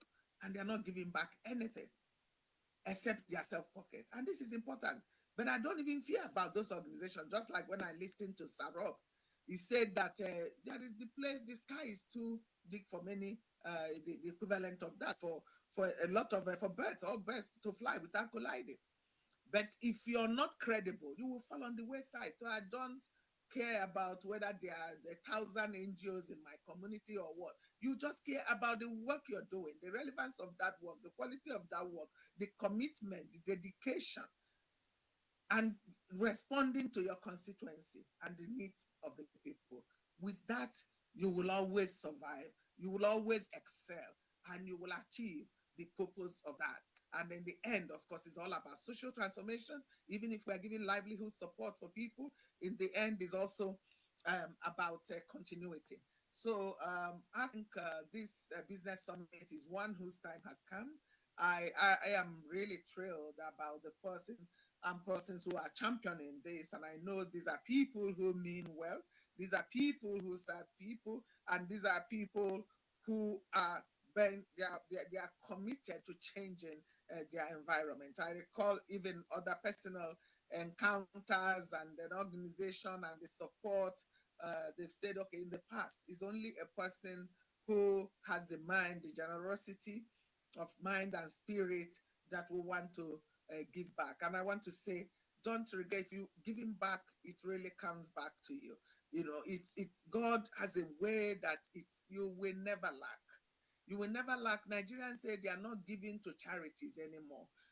Yes, we go to church and contribute sometime, our nigger or widows might, but we are not giving to charity. You see also some very rich people, but they don't want to give back to the society, but they are ready to contribute to political causes. If one of maybe a president's wife, governor's wife, anybody, minister is doing something, they go there and they give millions. Come to them and say there is a widow in your community that we are helping and we want you to. They will not. In WACO, we accept individual donations, apart from working with many international donors. And you see some people touched, and they will say, please, we want to give you 10,000 naira to support the work you're doing. I was helped by WACO many years ago. I really appreciate the work you do. They are giving within their means. But go and try to reach some rich men and women in Nigeria, wealthy people. You can go and write all the letters and everything and private, and you will never get a kobo from them. And that same person is ready to part with millions and billions for other purposes. And I think we need to change that. It's all about our societal mindset. It's about our values. It's about our concept of solidarity. But I think it is important that we all unite and give back purposefully to our society. Thank you so much. I think I've taken more time with the technical problem that I intended to, but I hope that I've made myself clear. Thank you. I appreciate everybody. And thank you again for inviting me. Thank you. Please put your hands louder for Professor Joy Ezilo, SAN.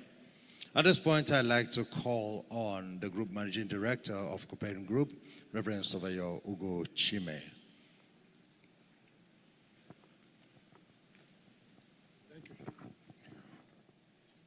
I'd like to appreciate all of us once more as we continue with the program.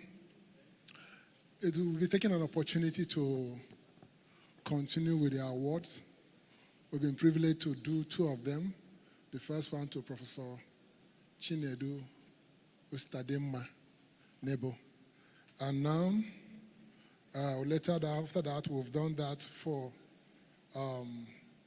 Chief Robert Anwatu. We will be giving each of them, they have achieved here. I'd like to recognize the presence of my dear friend, Madoka Onyishi, the owner of Madoka University, is here. Is having a lot of projects which we have been discussing since yesterday, and I wasn't expecting he was going to make it. I thought of making a contingency arrangement, but all of a sudden he called me and said he cannot afford not to be here. So I want to appreciate you so much for coming. If you look at your program, you see the award recipients that we have listed out there.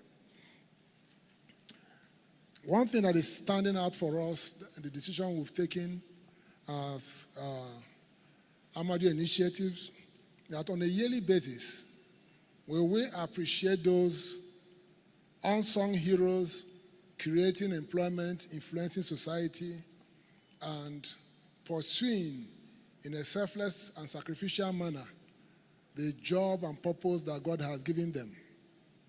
And we'd like to appreciate all of them for what they are doing. One thing that we also decided to do is that each of them will, from Amadeo Initiative, receive only a token of $100 as a sign of our appreciation from us. So we're not just giving them the award, but each of the awardees will be given $100. Don't blame me for not mentioning it in Naira. So that each year, whatever it comes to, we'll be able to flow in a consistent manner so that no awardee, whether it's 2025 or 2030, we say that they received less than what the other people received. So we are not only acknowledging them for what they are doing, but we also give them a token of a seed for them to continue doing the work. And I want to thank you. We'll therefore be inviting the first recipient and the first inductee into the Amadeo Hall of Fame, an Amadeite in his own right, Professor Chinedu Ustademma Nebo, to come and give the award to Professor Joy Ezilo. I think some people are here to receive that award on her behalf. We'd like to invite you. She has some representatives to receive that award on her behalf. Citation. Yes. Some people were here to represent her. Please, can you come so that we'll stand here while we read the citation? You are standing. I think if she's still on, we'd like to put her on so that she will know and can hear while we have the physical representation by the people that she has sent. Citation for Professor Joy Ezilo, OON.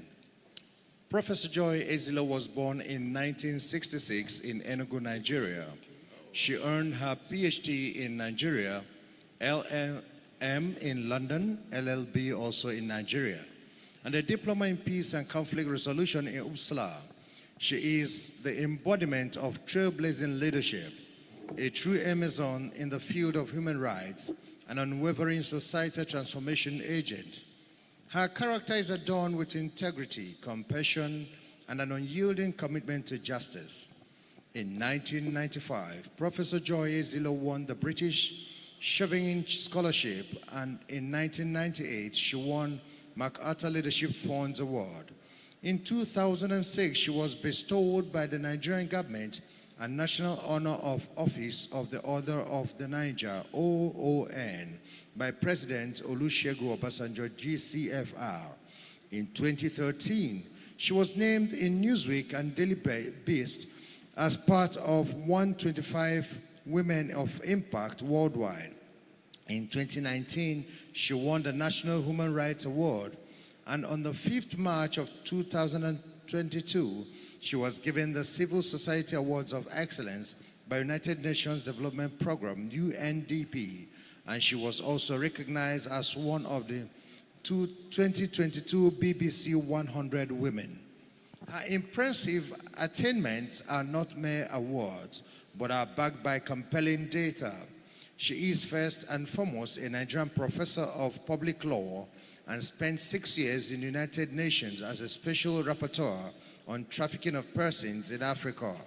She is a former commissioner for gender and social development in Enugu State, a senior advocate of Nigeria and an activist. She was a former dean of Faculty of Law, University of Nigeria, and during her tenure as the executive director of Women Aid Collective WACO, she achieved a groundbreaking 50% reduction in human rights abuses, transforming countless lives. Furthermore, her work has led to a significant increase in the access of justice, providing marginalized individuals with a voice and a path to redress. Perhaps her most remarkable feat is her tireless dedication to women's empowerment, lifting about countless number of women out of poverty through skills acquisition. These numbers reflect her unwavering commitment to creating a more just and equitable society. This award is a testament to Professor Joy Ezilo's remarkable character, her outstanding attainments, and her undeniable impact on humanity. She inspires us all to champion human rights, gender equality, and justice, making her the most deserving recipient of this prestigious recognition. Ladies and gentlemen, may I present to you Professor Joy Ezilo, SAN.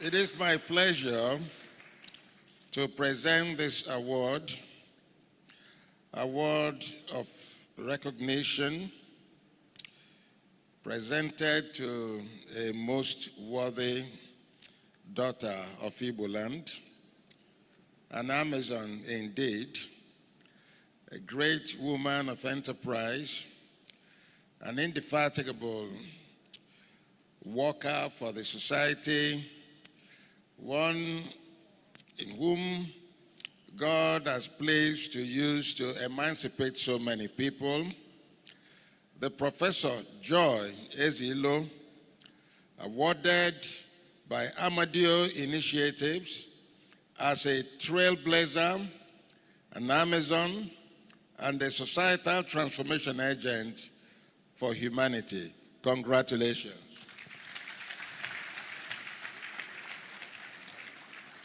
Thank you so much. Thank you so much.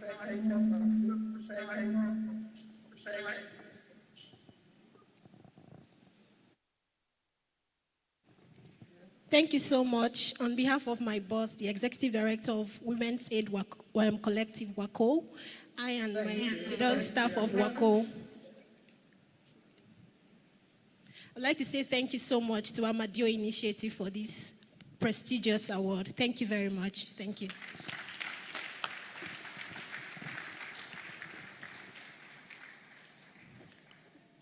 Permit us to go further to invite Barrister Lloyd, the Honorable Commissioner, to please come forward to make the presentation for Honorable Noli Naji, ably represented by my sister and the wife. Please, let's Sister Jane Noli, let's clap for her. She comes along.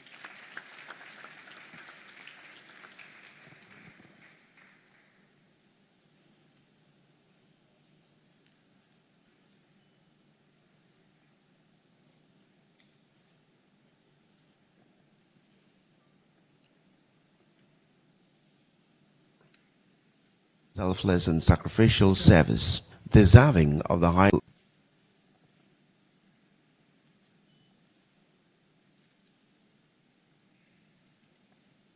Citation is a model of selfless and sacrificial service, deserving of the highest recognition for his unwavering dedication to humanity in Nigeria. Despite the heights he has attained, his character shines with compassion, humility, and an unshakable commitment to improving lives. Born in 1971, Honorable Noliman Naji was the ENUGU State Commissioner for Public Utilities between 1999 and 2002, and he was the board chairman of ENUGU State Housing Development Corporation, HDC, from 2009 to 2010. He was also an honorable member and Southeast representative of the Governing Board of Federal Road Maintenance Agency, FEMA, from 2012 to 2014. He is presently the legislator representing Nkana East and West Federal Constituency at the National Assembly. The data on his achievements speaks volumes of his unwavering dedication to improving the well-being of fellow citizens, even in the face of challenges, stands as an inspiration to all. Honorable Naji has launched several initiatives to considerably reduce poverty levels and increase access to clean water and sanitation services in his constituency. His selflessness and relentless pursuit of societal betterment have touched countless lives, bringing hope and transformation to communities. This award is a well-deserved recognition of Honorable Nolin Naji's exceptional character and his profound commitment to impacting humanity. He epitomizes the true essence of public service and serves as a beacon of hope for Nigeria, making him a most deserving recipient of this prestigious honor. Citation for Honorable Noliman Naji, a beacon of selfless service. Honorable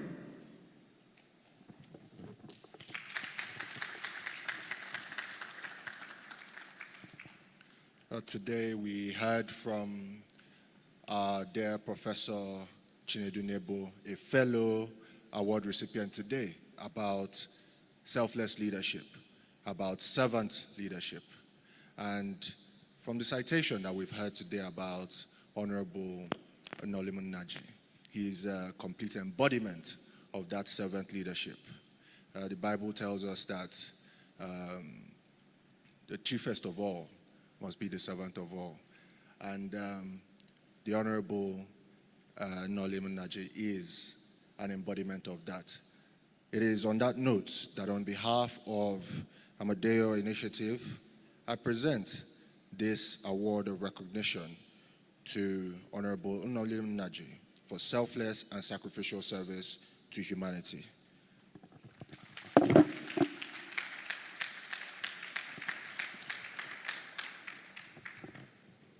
Good afternoon, ladies and gentlemen.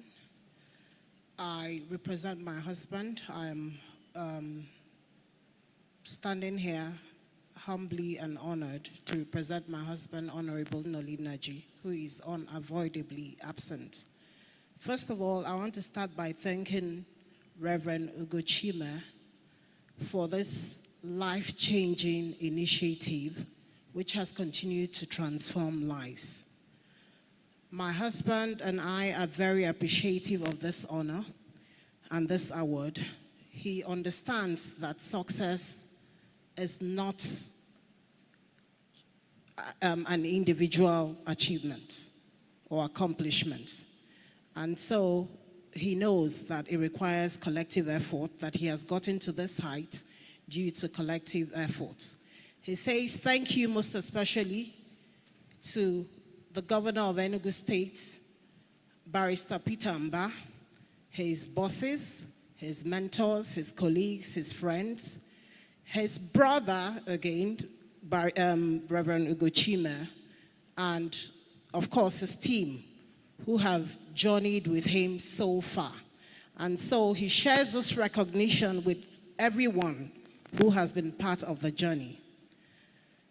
And most importantly, his team, because he understands that with the committed, shared efforts, the collaboration, the support, the encouragement from his team, he's been able to get this far.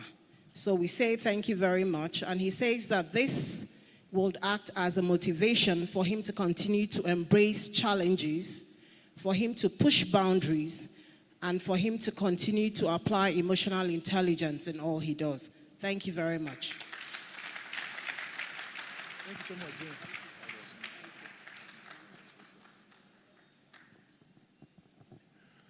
Thank you so much. Thank you once more.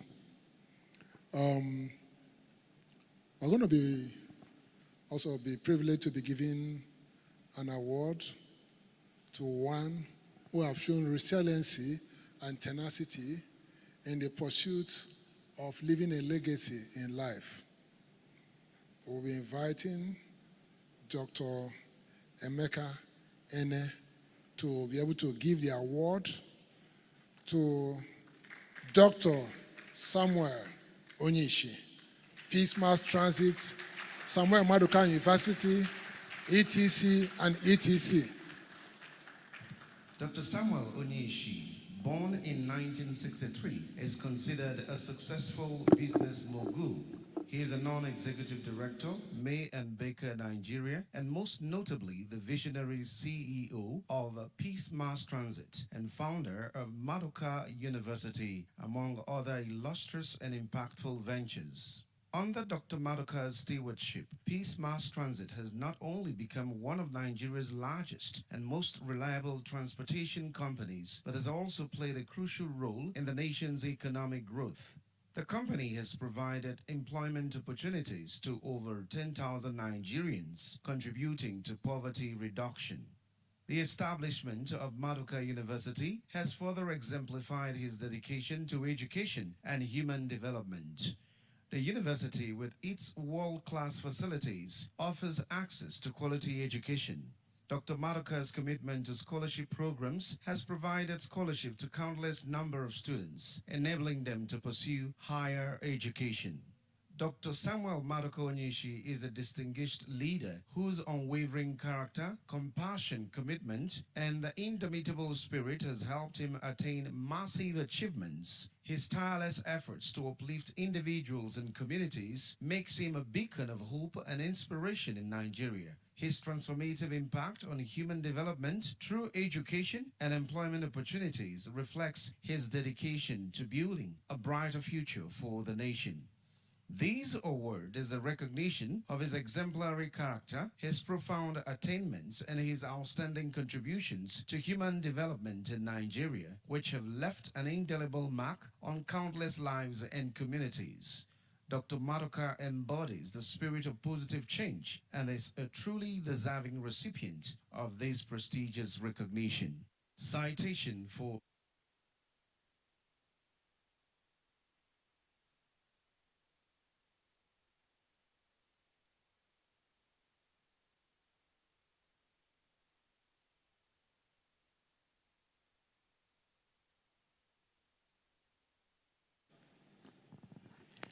It's indeed my pleasure and honor to present this award to you for a number of reasons. And I'm inspired by the acronym of victory. The V is vision, for your powerful, singular vision to transform your industry and to inspire people. For the I, for the inspiration and impact that you have made across the land, across Igbo land and across the country. And the C, for your consistency of purpose and the impact that you keep making way even beyond the daily bread. On that note, it's my pleasure and distinct honor to present to you Dr. Samuel Onyishi for your human development impact in Nigeria. Thank you very much.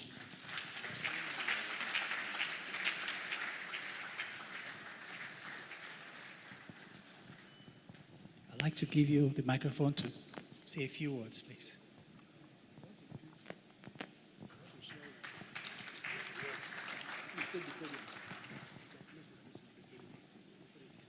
Okay.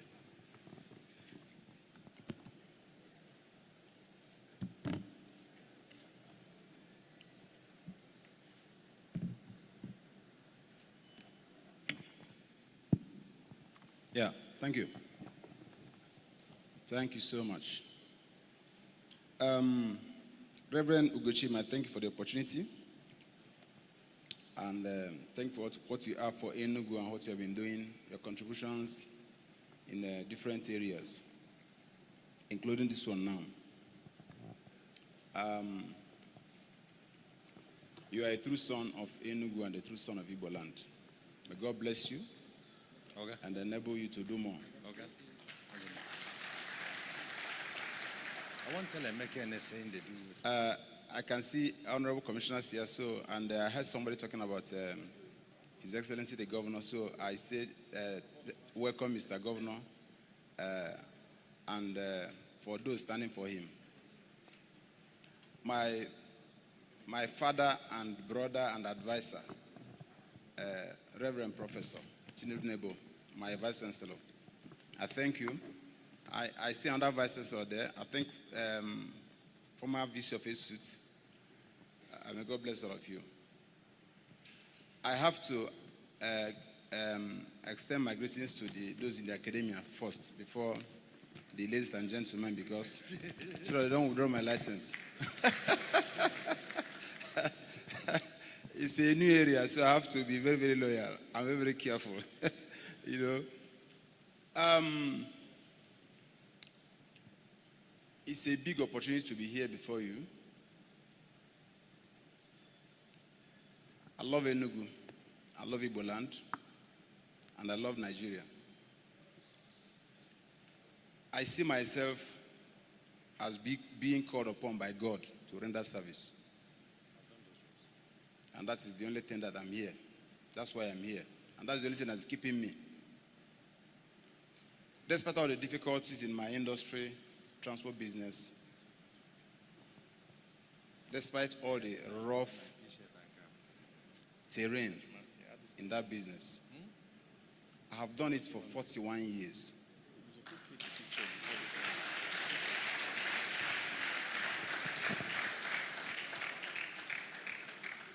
I started as a bus conductor. I was a bus driver. I stopped driving in 1998 when I was in my third year in the university. And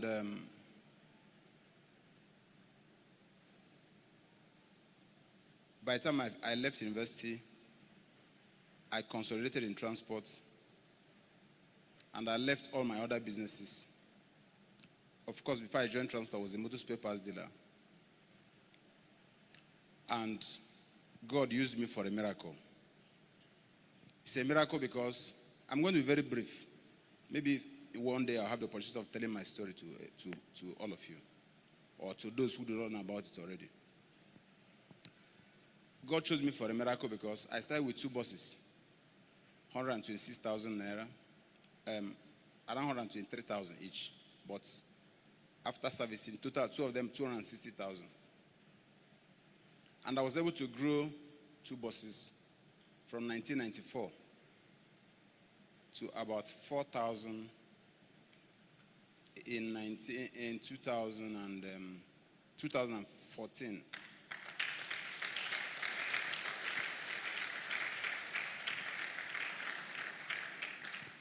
Since 2014 to date, this is 9 years that I left transport business.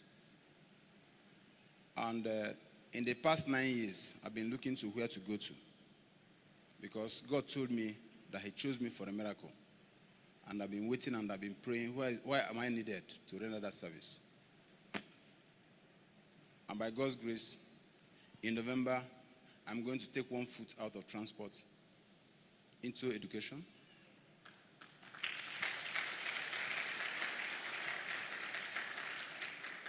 And if God gives me strength and keeps me alive, I'm going to be there for 20 years. At 80, I will step aside and go back to my village.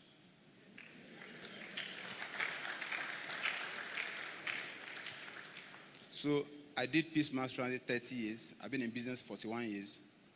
I'll do education for 20 years. I'll retire at 80. I'll be 60 November 23rd.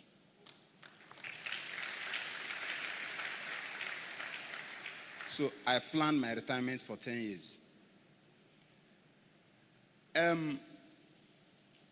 Somebody was asking me, why have I been in business and I've been consistent? He chose the word resilience and tenacious. And I decided, I look at things from behind anyway. That's my style. I don't confront things. I look at them from behind. I get the answers quicker when I come from behind. So I uppercut the problem and I give it a hook and I deliver. When you attack from front, people become more careful. But when you attack from behind, before they know it, they're already on the ground. And you emerge a winner. So I like attacking my problems from behind. So I said, okay, tenacity, resilience. Why are we not tenacious? Why are we not resilient? In business, simply put, we fall off most of the time because we don't do things we are supposed to do. What's kept me is because I see myself as being in service. I am not in business to make money. I'm in business to render service. It's a ministry. God spoke to me. I heard him well, and I took it. That's what has been keeping me. If I've been in business to make money, I would have run away for a very long time. For a very long time, we're not making money in transport, but I'm still there, rendering the service. Even though I said I'm leaving, but I'll still be there rendering service because I've grown the business. I'm going to hand it over to other people to run. Of course, I've already done that anyway. But it is going to be there even after I've left the stage. But because I saw it as an impact business, something to give service to my people. And that's why I refused to move my head office to Lagos or to Abuja or to Port Harcourt. Peace Mass Transit from inception has been in Enugu. And till today, I'm still in Enugu. In fact, there's no transporter my size that has its head office in the southeast. I'm the only one standing. It is because I recognize that God prepared me for this place. I was in Nsukka and I became #1 in passenger transport in Nigeria. And then I was even #2 and I was still #3. Until I decided to leave, I remained the #1.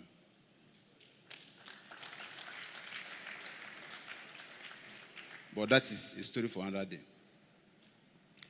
You see, people lose their businesses or lose their opportunities because they don't plan.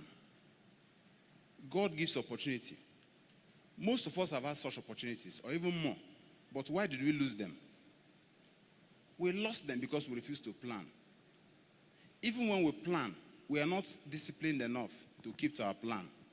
Many companies have budgets at the end of the year. But how many companies run their budgets? How many companies at the end of the year even look at how many percent of this my budget was I able to perform? Some will perform 20%, 30%, 40%, maximum 50%, 60%. But I tell you, any budget that you prepared that you are not able to perform up to 80%, 85% is a failed budget. Because there are natural forces, environmental factors that are fighting against your budget every day. So you prepare a budget, and mid-year, you already lost half of the budget. I'm not talking about what is happening today. I'm talking about maybe 10 years back. Because the current situation is that you prepare a budget. Before mid-year, you have lost 60% of the budget. Just this year, we lost about 45% of the value of the naira. So which budget can stand in this kind of environment? Who has made a budget before and they made a provision of 100% for what we call a budget? So it means that budgets are no longer working here, but there is a way up to it. The way is to see yourself as a messenger. You are a carrier of a message. You are a service provider. And then at any point in time, as situations come, fail, progress, and go and so on, you just keep faith that this is where I am today. And this is what God has provided for me today. And this is what I can work with today. And once you get to that point that you are satisfied because you know that this is what God has provided and you have used it in service to God. Because you are not God. Therefore, the budget cannot be 100%. So whatever the situation, you are just an agent. You can only give what you have, and God knows what you have. And the moment you deliver what you have, God will be happy. And if God is happy, you have to be happy.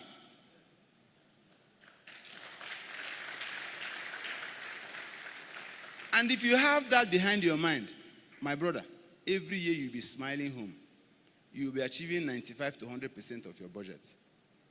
Because you are happy. After all, why are we making money? We are making money to give service. Why are we making money? Why are we working? We're working to be happy. If you make all the money and you're not happy, money has made you. It is not you that made money. So money will make some people, but few will make money. If you have money and you can't sleep, you did not make money. Money made you.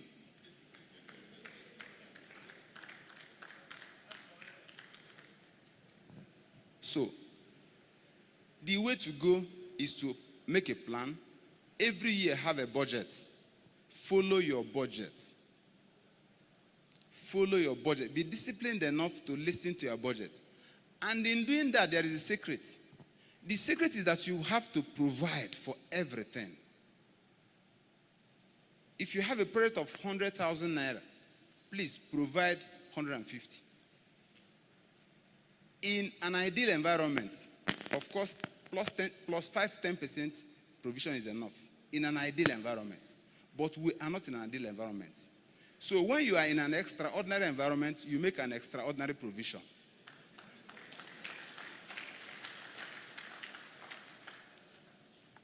People were asking me, oh, you continued your project. Why? How is it happening? I've had different stories. Oh, who are those financing your project? I said I was a billionaire before 1999. So no politician can finance me because they were all sleeping when I made money.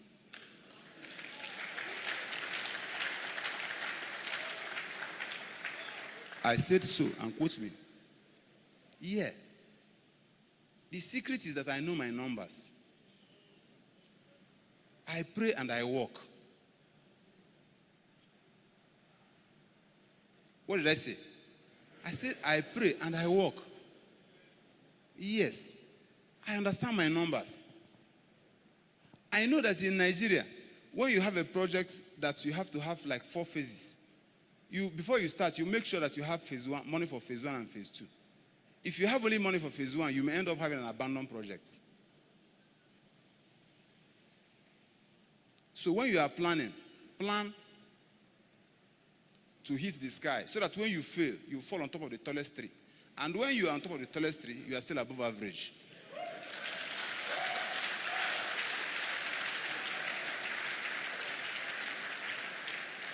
So I planned to hit my phase 1 and phase 2 and phase 3. But today, I'm still in phase 1 and the money for phase 2 has finished. But everybody thinks that this man is well prepared. I'm not well prepared though. The money for phase 3 is already finishing and I'm still in phase 1. But nobody outside knows what is happening. The importance is that I'm going to be able to start and continue praying so that God will make up whatever is left. So if we see ourselves as agents of God, we shall continue to be tenacious. We shall be resilient.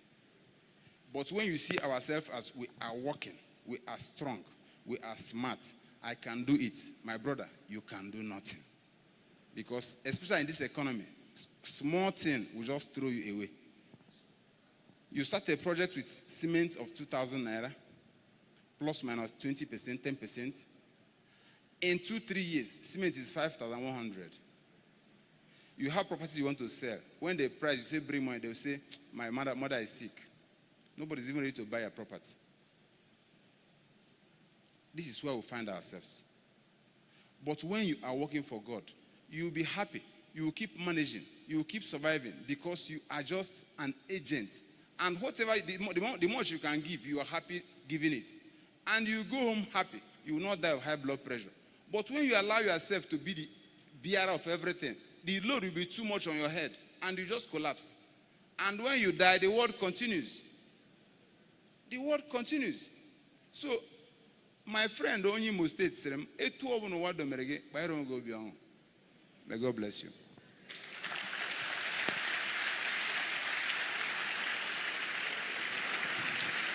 Please, a standing ovation for Dr.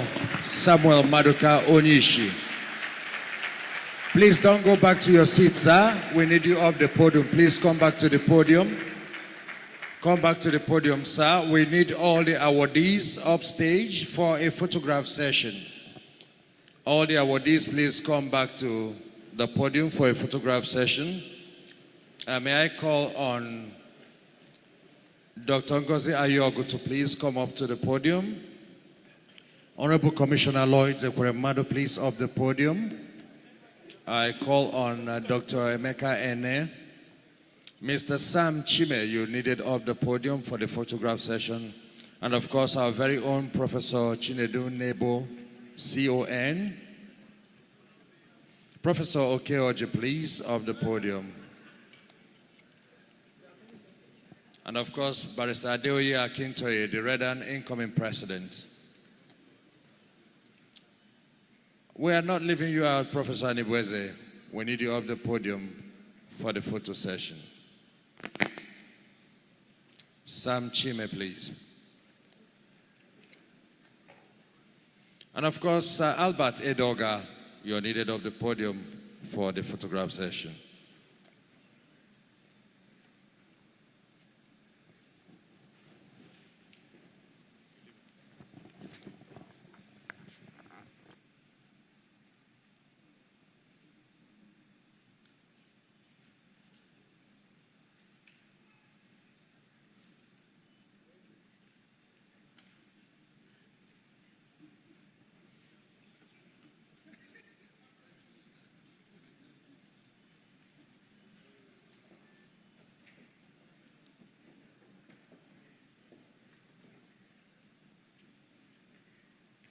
Please, a hand of applause for them. I can tell you we are doing well. We are progressing very well with this. In this program, the second edition of ENUGU Business Summit, powered by the Amadeo Initiative. At this point, with a loud ovation, let us welcome to the podium for a goodwill message, no other than the CEO of N-Power Free Trade Zone, Dr. Emeka Ene, please. A hand of applause.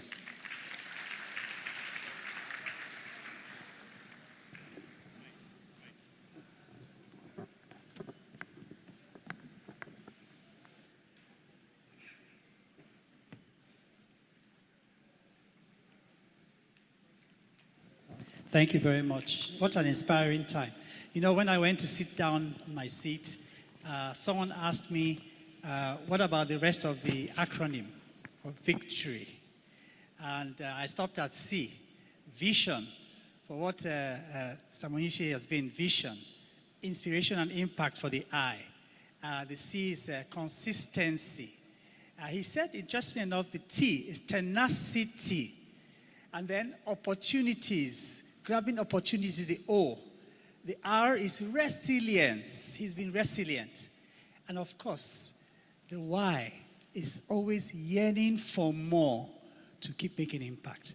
So please, ladies and gentlemen, let's give another round of applause to an example that he has been. This has been a very inspiring time for me and for all of us. I want to thank my brother Ugochime, Reverend Ugochime, for actually stepping behind and giving us an example. The Prof, during his speech, which I took notes, really inspired me, and I was asking myself, what is my favorite scripture as well? and indeed, it is Job 13:2. What you know, I also know. Therefore, I am not inferior to you. Knowledge is the key differentiator in life. I want to thank you very much, Uchime, at the Amadeo Initiatives, the Barnabas Hope Foundation, the Copen Academy, the Amadeo Foundation, for providing leadership. Indeed, courage is not the absence of fear. And that is something that I've come to recognize even in the presentations that were made. Everybody has a story to tell, but you need courage. And it doesn't mean that you're not going to feel the temptation to fall into fear. You know, giving kickstarts the cycle of receiving. And you know, in the Bible, when it talks about seed time and harvest time, it doesn't say harvest time and seed time. It says seed time and harvest time. So indeed, Amadeo Initiatives has been a very, very good inspiration to all of us. It also challenges everybody in the room. Whether you're just starting business today, you can be that service provider, finding a way to give back, And that will indeed kickstart the cycle of receiving.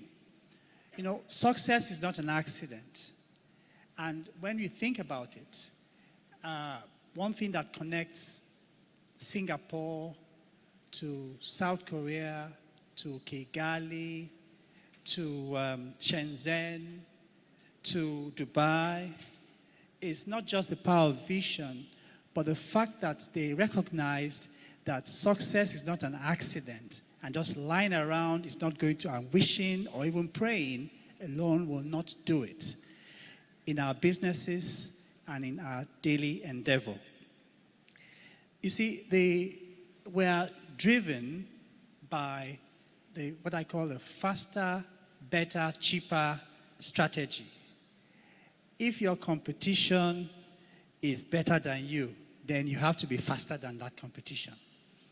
If your competition is faster than you, then you have to be cheaper than that competition. And that is the platform that the free zone provides to any aspiring business person. We're in an agricultural belt. The free zone provides an opportunity for you to export and drive your costs of your operations down. There is an opportunity for Africa to open up with the African Free Trade Area. The free zone provides you an opportunity, a window to connect you to that business. Whether you are looking for cashews to buy and sell in Udenu, or whether you are farming cassava, it is an opportunity for you. Today, when I hear that the dollar is 1,000 to 1, I ask myself, am I happy about that situation or am I sad? If you're in business, you should be both happy and see that as an opportunity to grow your business. And thirdly, ENUGU presents an opportunity to benefit from the tech revolution. The Free Zone again provides a platform for call centers, software development, app development that you can take advantage of. But above all, giving kickstarts the cycle of receiving. Thank you very much and have a great deliberation. Thank you, Dr. Emeka Ene, Chief Executive Officer, Empower Free Trade Zone. At this point, let us welcome to the microphone for a goodwill message no other than the Chief Executive Officer and Managing Director, AG Mortgage Bank PLC, Dr. Ngozi Ayogo. As he comes to the microphone, please let's put our hands together for him. Can we make it sound louder?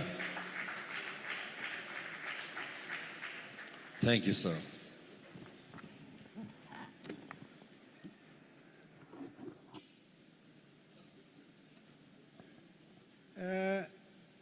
Thank you very much. It's indeed a privilege to speak on this very, very auspicious occasion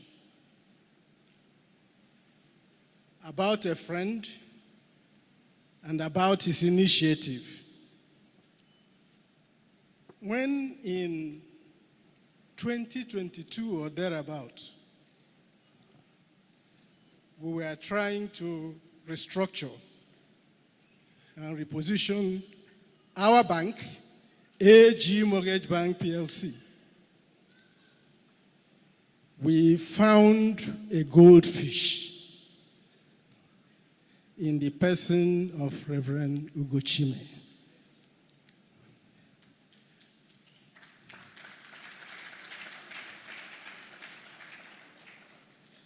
Why did I call him a goldfish? Because Reverend Ugochime is one of those rare persons that will always find a good reason to do good. I have been introduced to him by a relation of mine. And in our very first encounter, he impressed me as one who will bring value to our organization. And so we clung together. The issue of finding a reason to do good came to me when I read a book by President Clinton. And when I saw a man personify that concept, it wasn't difficult for me to cling on to him. And it's been most rewarding.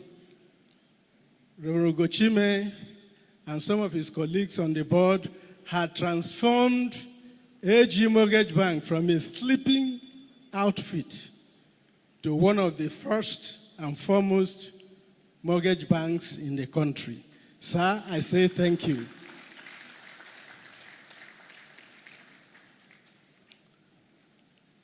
Yes, this goldfish had continued to extend its tentacles beyond AG Mortgage Bank. I had attended a whole lot of events put together by Reverend Ugochime, all in the same good purpose of doing good. Because you're doing good, sir, good must follow you. And doing good reminds me of those men in Scripture who let down Paul from a window to save him from the mob. They were not remembered. In fact, up till now, nobody knows their names. But here we are today acknowledging people who had done good. And we are happy because people know your names. Your legacy will never be erased. I used to have an eraser I threatened my colleagues with. But your legacy will never be erased because while you are alive, your contributions are being recognized. I want to thank the Amadeo Initiative for what they have done and what they are doing and what they will continue to do, because this initiative will not die. This initiative will remain and grow stronger and stronger. The Bible says, your days shall get brighter and brighter unto the day. This initiative will remain and shine brighter and brighter until the day of the Lord coming.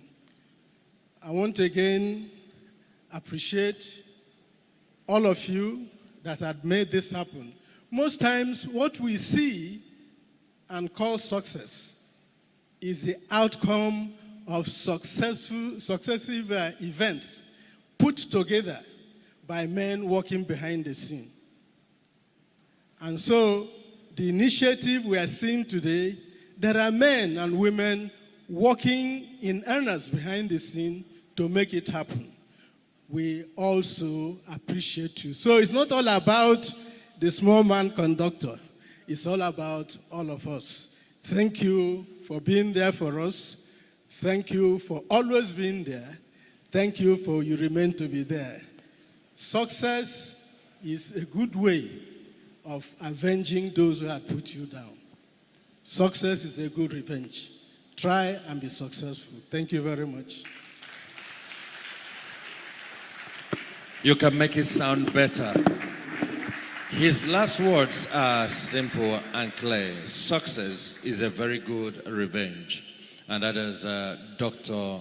Ngozi Ayogu, Managing Director, Chief Executive Officer, AG Mortgage Bank Nigeria PLC. Next, we have a speaker who is on Zoom already. Just to inform you that immediately following the speaker's speech, we're going to have a tea break, then unwind a bit before we continue with the next part of the program. At this point in time, let us, with a sound innovation, welcome to speak to us Dr. Nkendelim Ihanacho. Please, let's put our hands together for him.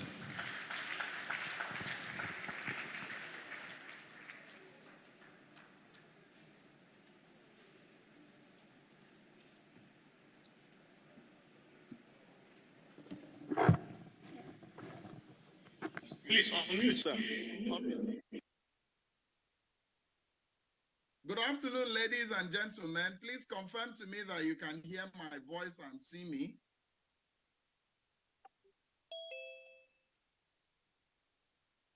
Can you hear me? Hello? We can hear you, sir. You can hear me clearly. Okay, ladies and gentlemen, good afternoon. Welcome to this very exciting and very informative summit. I feel particularly bad that I'm not there in person. I would have loved to be here in person. I have immense respect for the amazing work Reverend Chime and his team are doing, both in Copen and in Amadeus. I identify and connect to a large extent with the vision of Amadeus, and I am thrilled and excited at the opportunity and privilege to contribute my very limited knowledge and experience to the great work that is being done here. Both as a proud son of Enugu State, as a Nigerian, and as a friend and brother of Reverend Ugochukwu. I thank you all once more for having me, and I'll share a few thoughts I have on self-leadership and personal development for the benefit of we all as participants here. Please confirm to me again that you can hear my voice and see my screen. I need a sign of life. Hello? Okay. Hello?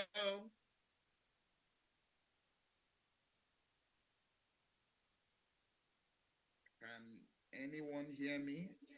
We can hear you, sir. Go ahead. Okay. Okay. So today I'm going to be talking about self-leadership. According to Brand Kazan, by the way, my name is Nkendelim Ihanacho. I'm a senior lecturer in Lagos Business School, Pan-Atlantic University. And I wear a couple of other hats. I work for several organizations, and I have been called upon today to speak about the topic self-leadership. Now, according to Brand Kazan in 2012, self-leadership is having developed a sense of who you are, what you can do, where you are going, coupled with the ability to influence your communication, your emotions, and your behavior on the way to getting there. According to yet another very brilliant author, Andrew Brandt, he says, self-leadership is the practice of intentionally influencing your thinking, your feeling, and your actions towards your objectives. According to Peter Drucker, being a self-leader is to serve as a chief, captain, or CEO of one's life. Ladies and gentlemen, I'm going to be spending the next 20 or 30 minutes with you talking about what it actually takes to become the CEO and take charge of your life, to be responsible for the outcomes in your life, and to navigate the journey of your life towards a sense of fulfillment and take you to a position where you take charge and you become fully in charge of your affairs. Now, why is self-leadership essential? Self-leadership is essential because it's the answer to how we develop ourselves to survive and thrive in a world that is volatile, uncertain, complex, and ambiguous. This is a kind of world we all call critical success factor for individual and organizational success. Now, in this current disruptive age, organizational learning has become the only sustainable advantage. And another famous author called Peter Senge noted that the link between self-leadership and organizational learning is that organizations learn only through individuals who learn. Individual learning does not guarantee organizational learning, but without individual learning, no organizational learning can occur. So whether you work in an organization or whether you work for yourself, it is very important that as an individual, you remain what? A learning individual. Now, self-leadership is essential for leadership development in organizations, for increasing ownership and confidence, and for staying relevant, ladies and gentlemen, for the future of work. Every single person in this auditorium, every single individual here can practice self-leadership. The problem, however, ladies and gentlemen, is that not everybody does. The good news, however, is that we can apply self-leadership strategies, and we can use these self-leadership strategies to become the best versions of ourselves. And in essence, the practice of self-leadership is to be constantly developing the inner game, which is the mindset, as well as the outer game, which is action. The inner game consists of intentionality, self-awareness, self-confidence, self-efficacy, which is self-belief, to enable us to achieve the personal mastery, whilst the outer game consists of influence and impact. Now, while self-awareness is the tendency for an individual to focus on and reflect on their own psychological processes and inner experiences, as well as their relationships with others, self-learning is the process by which we as individuals, devoid of our organizations, take initiative in identifying our own learning needs, our goals, the resources we need, and the outcomes that we seek. Self-regulation in itself is the process of modulating attention, emotion, and behavior to a given situation for the purpose of what? Pursuing a goal. Now, ladies and gentlemen, let's go in and see the various building blocks of self-leadership. The very first building block of self-leadership is what? Intention. Now, what does intention mean? Intention means having a why. And having a why precedes any purposeful action or behavior or actions that have an impact that force us as leaders to evaluate via feedback. Now, intention is the inner narrative about why achieving an objective is important. And intention is the drive to be a better version of me and make the world a better place as a result of me being a better version of myself. Now, while leading others and while leading yourself, it's important to begin by asking the first question, why? Intentional action is like a laser, while unintentional action is like hitting everything with what? A hammer. Self-awareness is about knowing your intentions, knowing your values, as well as knowing your personality. What are the things that get me excited and what are the things that get me irritated? In what circumstances do I lose my self-control? What are the things that serve as push buttons that can derail me? There's a clear correlation between self-awareness and effective leadership. So developing self-awareness must be what? A constant habit we cultivate and build. Now, while coaching your team, transformation occurs. And when you increase self-awareness about what drives behaviors, rather than just trying to motivate your behavior, it means you have achieved a level of self-awareness that gives you what? Full self-mastery and self-knowledge of who you are. Now, the next building block we'll talk about is self-confidence. Now, what is self-confidence? You become a confident person when you know your capacity, when you know your strengths. The more actions you take, the more confident you become. Now, a lot of times we sabotage ourselves by being judgmental. Okay, there's an echo. There's an echo coming from a particular iPhone. Okay. Self-efficacy is the belief that whatever comes your way, you can handle it. You can take the feedback, you can accept, you can adjust, and then you can advance. Now, with self-efficacy, you can become more creative and innovative. When our inner game is good, our outer game becomes what? More efficient and more effective through influence and impact. Influence is a result or outcome of what? Actions that are considered intentional. When you are intentional about something, it means you are not just carrying out this action for the purpose of carrying out the action. You are carrying out the action because you want this action to lead to a specific outcome.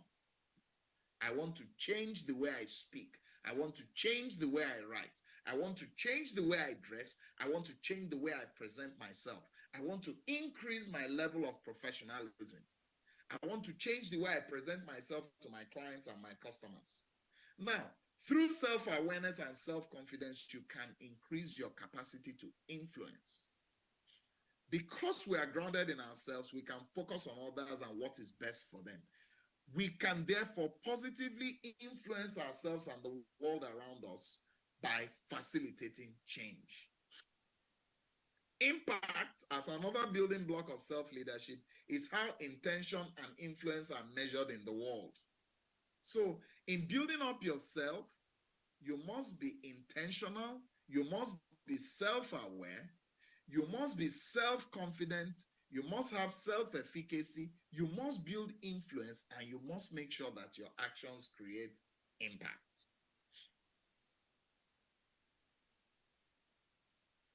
Now, let's look at a few pillars of self-leadership. The first pillar of self-leadership is self-discovery. Now, the first question I'll ask you, distinguished ladies and gentlemen, how well do you know yourself, really? What are your interests? What makes you come alive? Can you explain your own beliefs and values? And do you understand why your beliefs and values are important to you? Now, it might sound silly and very stupid, but if you can't answer these questions like, what are my interests? What makes me come alive? What are my beliefs and my core values as a person? And why are these beliefs and core values important to me? If you can't answer these questions out loud, then you have failed in the first step of self-discovery. So if you want to carry out self-discovery, the first step is pull out a sheet of paper and write down and ask yourself, what are my 5 main values? Values are things you hold dear to your heart that help define how you behave and serve as what pillars or beacons that lead you toward your destination. Why are these values important to me? What is my central belief based on my values? And what activities give me energy and make me feel alive?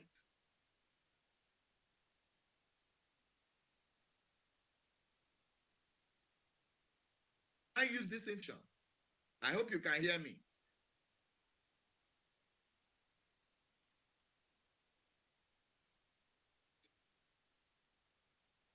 Go ahead, sir. I can hear you.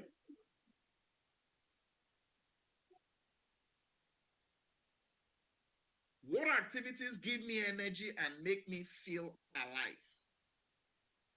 How can I use this information to better my life and help others?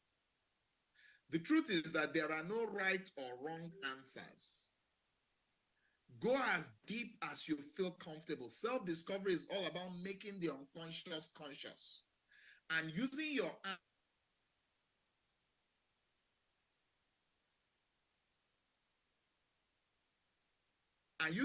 answers as your compass.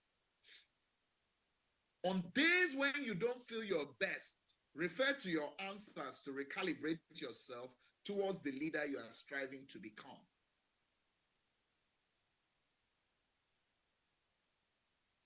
The second pillar is self-acceptance. Now that you have laid out your beliefs and your values, it is now time, ladies and gentlemen, to get honest with yourself. Now, the problem is that a lot of us live in denial of our flaws and our faults. We suppress our faults in service of saving face, even to ourselves. Now, make no mistakes, ladies and gentlemen, nobody is perfect, and that's fine. Self-acceptance is about recognizing when things are not going as you like. I'm doing a job and I'm not doing this job well. I'm currently enrolled in a program and I'm not performing well in this program.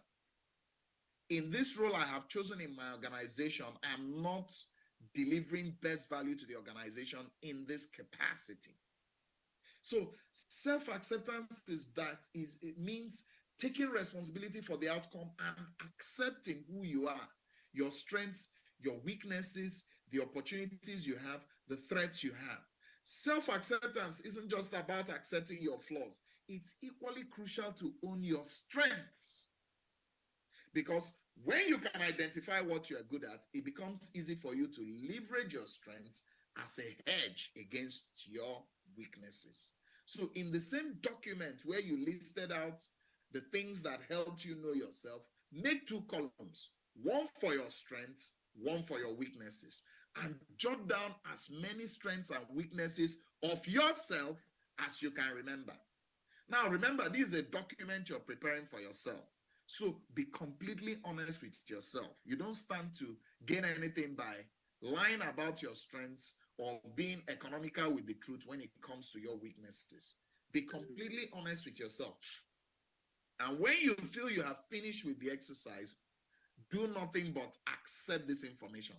Accept that this is who you are, these are my strengths, and these are my weaknesses. The third pillar in self-leadership is self-management. Now, ladies and gentlemen, self-management is not about discipline, but it's about creating the systems and processes that help us stay disciplined and focused even when the going gets tough. So it's not essentially about overworking yourself, but maintaining that balance between prioritizing what needs to be done and deprioritizing what is not crucial and urgent to be done at this time. So in self-management, you probably want to create routines that don't take additional effort to sustain. So in your document, make a list of goals for yourself. So ask yourself as a person, what small steps will I make on a daily, weekly, monthly, incremental basis that will move me towards my goals? Now, build out these goals into routines for yourself. And also be honest and practical with yourself. It takes a lot of time to make new habits and build new routines. What matters most is making progress. Now, if you find yourself falling behind your daily or weekly progress, return to asking yourself questions. Are there weekly or daily goals that are overly optimistic or too big? What obstacles did I face that prevented my progress in achieving these goals? What adjustments can I make to my goals or plans to lessen these pitfalls? And how can I use these questions to make my routines stronger? Also realize that it's inevitable that you will fall out of your routines at some point. So every once in a while, you'll fall out of your routine. If you say, well, I must read one book every week, it's possible that you may find a week where you're only able to read half a book. So if you ever feel stuck in routines you've created yourself, don't be overly critical of yourself. Imagine that you have a direct report in your situation. What should you do? How would you support them? Imagining yourself outside of that situation is a tool for self-management. So imagine that you have a subordinate who is encountering this difficulty and reporting to you. How will you guide that subordinate? How would you guide that direct report? And how would you support that person in accomplishing and achieving their own goals? Pillar 4 is self-growth. And what is self-growth? Self-growth is about keeping yourself accountable and being open and honest to feedback. Great leaders are curious about every aspect of their business and team. And one thing they do is they ask questions and they seek to understand, not from a place of judgment, but out of a desire to understand, to clarify, to make sense of the situation, and then ultimately make improvements. Ladies and gentlemen, the biggest key to self-growth is finding your sense of curiosity.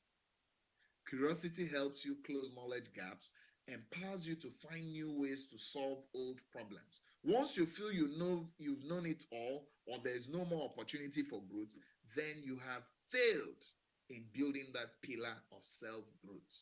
You never stop learning. You keep learning till you die.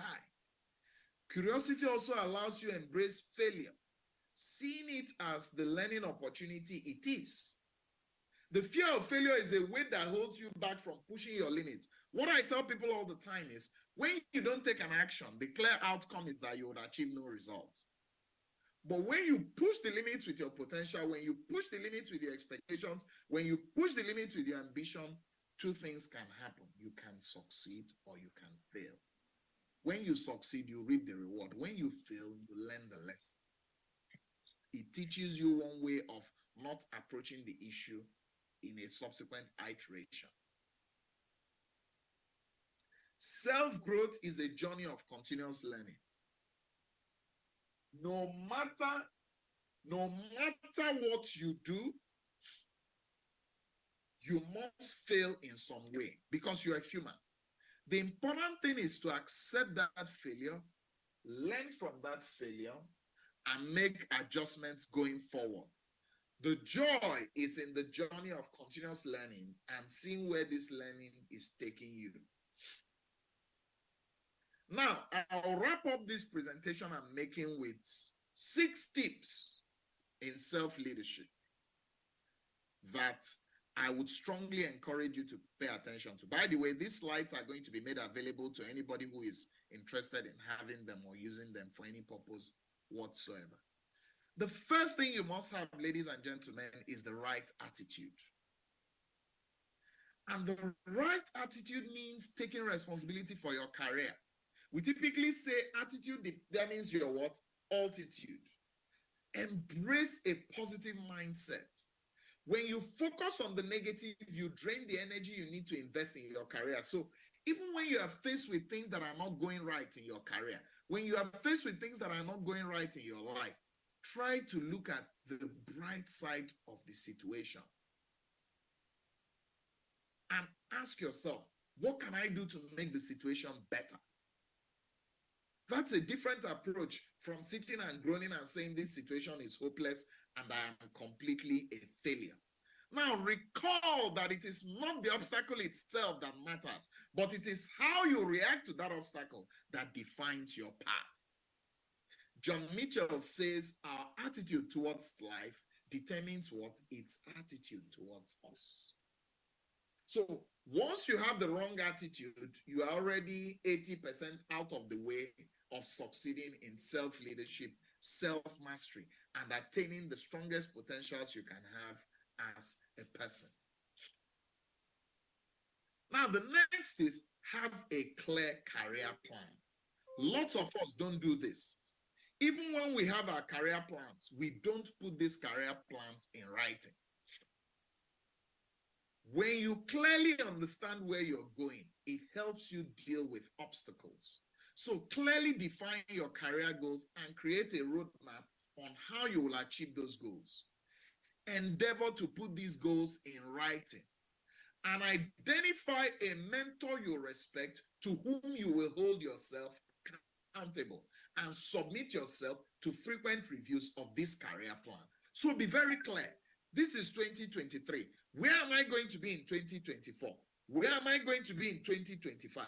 Where am I going to be in 2026? Where am I going to be in 2027? What position do I want to occupy? How much do I want to be earning?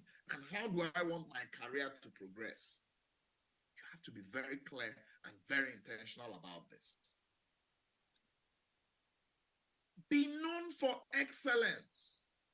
So build a brand where people can depend on you, where people can rely on you, where people can listen to you, and where people can draw from you. There are no two ways to this. You are likely to navigate career challenges when you continuously deliver exceptional work, because there's a time where your work speaks for you. So I always say, be so good at what you do, you can never be ignored. Invest in your knowledge, invest in your education, invest in your personal development. Be very clear and ask yourself, how will I improve as a person? How will I progress as a person? And what key steps will I take to improve myself as I lead, evolve, and grow? Am I communicating? Now, the next is be visible and learn to advocate for yourself. Don't get lost in the crowd. Don't be afraid to advocate for yourself. Stand up and speak up. Kalahari says this: if you are invited to the room, it means you belong to the room. And if you are in that room, you will have a seat at the table. If you have a seat at the table, then you have the responsibility to speak. There's a level at which your work speaks for you. But beyond that level at which your work speaks for you, you have to add your voice to speak for yourself. Identify a mentor and a sponsor. One thing that has defined and built my career over time has been having a mentor. But beyond having a mentor, I have also had a very solid sponsor. Relationships are crucial for career growth, but more importantly, you must have the right relationship. So having a mentor alone is not enough. You need a sponsor. A sponsor is someone who will advocate with you, who will advocate for you, who will fight for you, who will put their head in the line for you.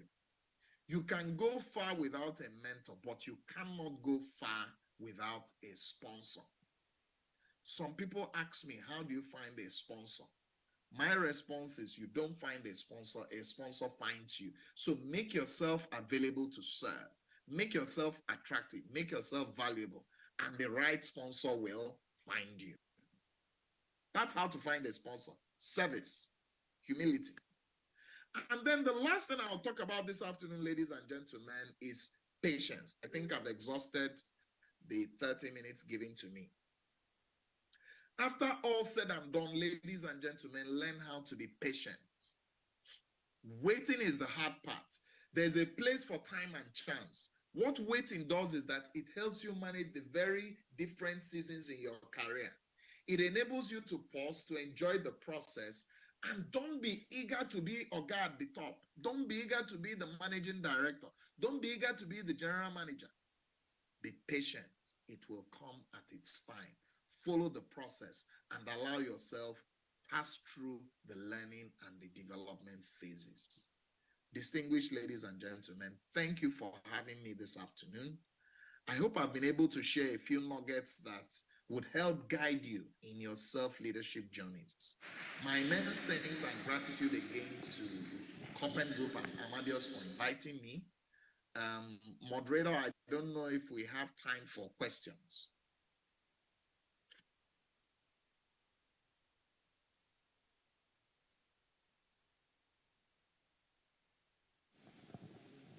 Any questions, comments?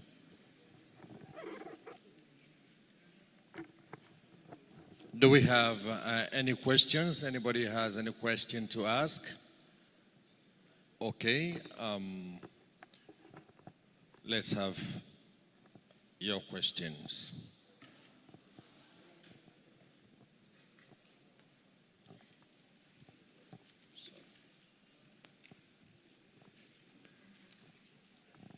Please, your name? My name is Ikechukwu Ome. Please, my question is a very simple one. You said you don't find your sponsor, that your sponsor will find you. So in a situation whereby your sponsor have not found you, what do you do?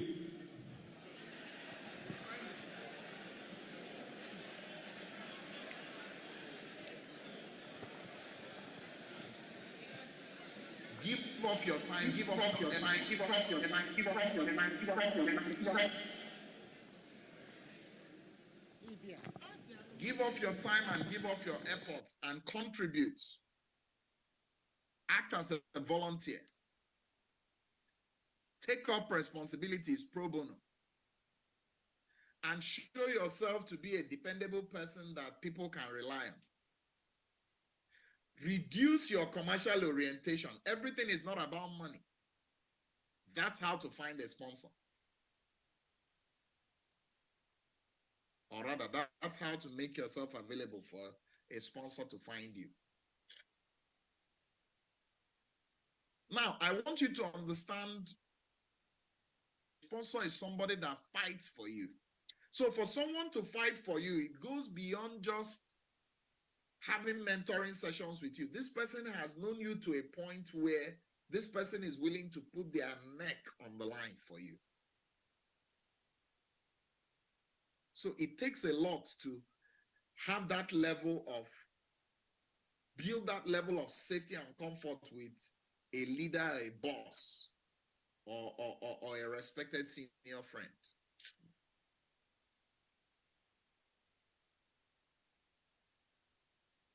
Hello?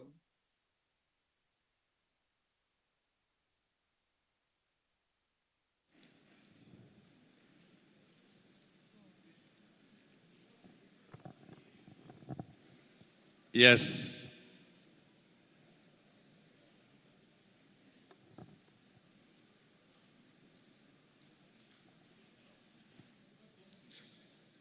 We can hear you. Go on.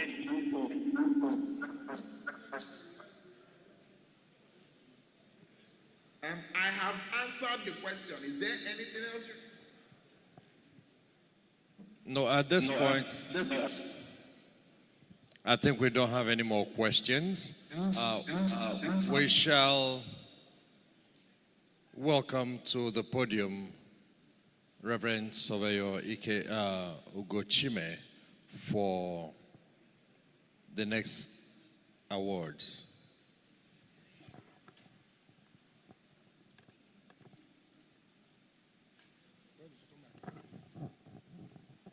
I'd like to thank you all.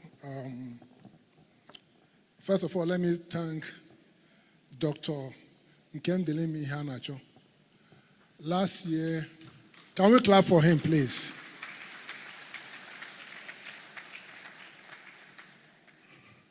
I met Dr. Nkemdelemi Ihanacho through the instrumentality of Dr. Ngozi Anyog. The managing director of AG Mortgage Bank PLC. And since then, we've had a very wonderful relationship as deep, collect onto deep. Last year, he came down to Enugu to be part of us in ENUGU Business Summit, and he spoke on personal branding. You need to brand yourself. And today, again, he has come out with something that also points out to self. Your destiny is in your hands with God, not in the hand of anybody, not in the hand of the economy, not in the hand of society, but it is between you and God. And you have the ability, when you unveil your inner capacities, to make all the difference. So, Doc, thank you so much. I look forward to our working out some other things. Let's clap for him once more as we appreciate him. We're going to continue with the award giving. There's a man in Enugu who has been doing his business. He has spread his business across the whole of this country. And there are two of them actually, but we're going to deal with one of them till we get the other signal concerning the next person. We're going to be giving an award to a gentleman who has had businesses across the whole country. We're going to be inviting the incoming president of Real Estate Developers Association of Nigeria, Barrister Akintoye Adoye, to come forth to be the one that will be giving the award to Dr. Ifeanyi Okoye, MNICON, Juhel Group. Yes.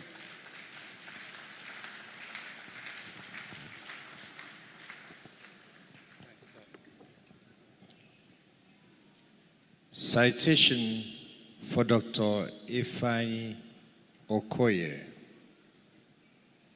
champion of diversified socio-economic impact.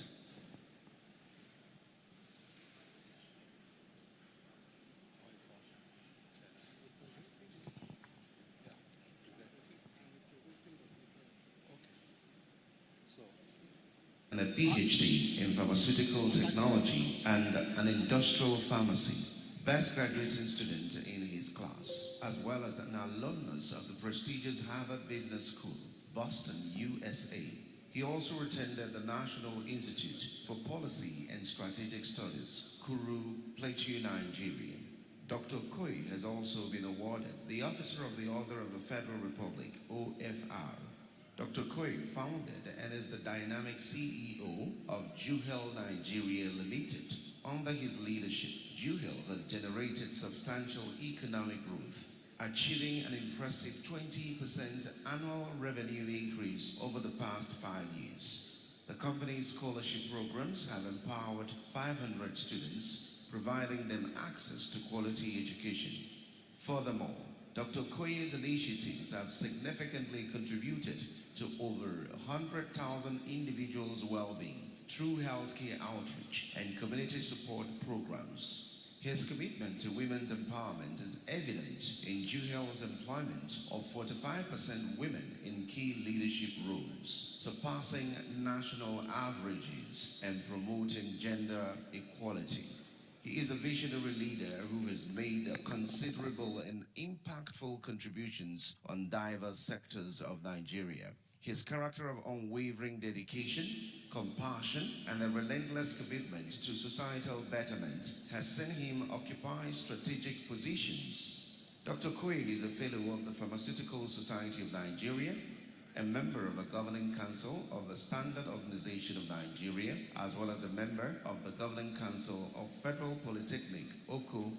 He was the Vice President National of the Manufacturers Association of Nigeria, MAN, between 2006 and 2010.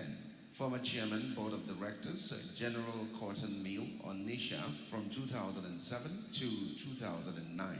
He is a member of the Board of Trustees of the Nigerian Employers Consultative Assembly, NECA. This award recognizes Dr. Ifeanyi Okoye's sterling character, profound attainments, and his role as a catalyst for diversified socio-economic development in Nigeria. His tireless efforts to uplift individuals and communities, combined with measurable impact, make him an exemplary recipient. Dr. Okoye's dedication to fostering positive change and his data-supported achievements reflect a commitment to a brighter and more equitable future for Nigeria, making him truly deserving of this prestigious recognition. A round of applause for Dr. Ifeanyi Okoye. Thank you so much.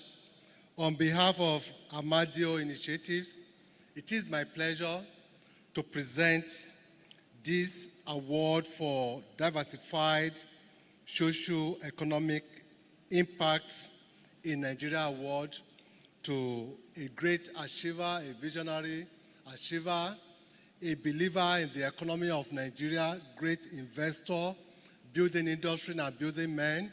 I want to appreciate him, and Amadeo Initiatives is giving this award to him today. And we believe that if we continue to believe in the economy of Nigeria despite the up and downs, and if we continue to build men and build industries. Thank you.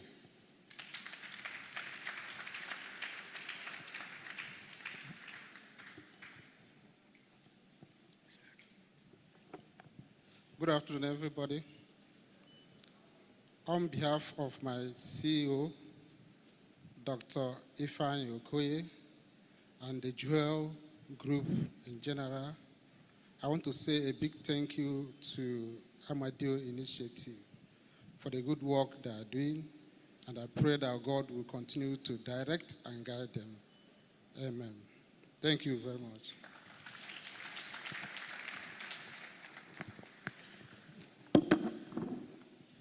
Thank you.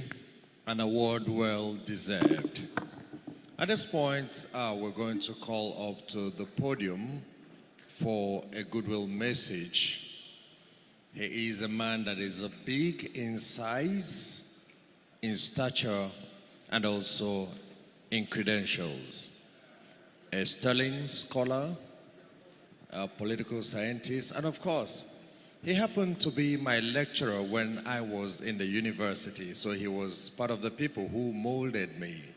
Ladies and gentlemen, please join me with a hand of applause as we welcome to the podium Professor Oke Oji. Let's put our hands together for him.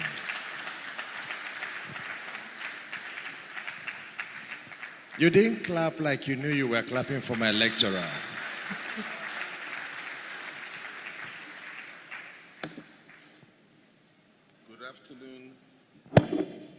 Good afternoon, everybody. In a lighter mood, when I was informed I'll give a goodwill message, they said after the man I'll speak, then it will be me.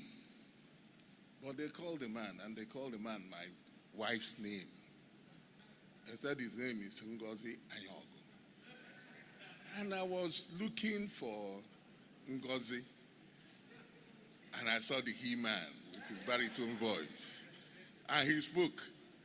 I said, this is evidential of what we expect. We don't have to go to any U.S. court to determine whether he's male or female. So what's in a name, we'll ask. Is the quality of the person that you look for, you seek, and you see. Distinguished ladies and gentlemen, I'm giving this keynote address on behalf of the Vice Chancellor of the Enugu State University of Science and Technology, Professor Aloysius Michaels Okolie. It's because of the interactions we've had with Amadeo. And over time, we've seen that Amadeo and Copen Group are, or is, a quality institution, organization, and enterprise. If it's in some people, when you ask my village people, the Umawai from my village will tell you that that they take care of people, and it's worthy to associate yourself with somebody from that client. And because a good soup, now effort and money may come, it is equally good that the university community will associate with Amadeo in all vistas, in all stratas of the workings of the group Amadeo. We have noted Amadeo started from the scratch. It is just like when Dr. Maduka was speaking. He said he was a conductor, then he was a driver. He tells a story.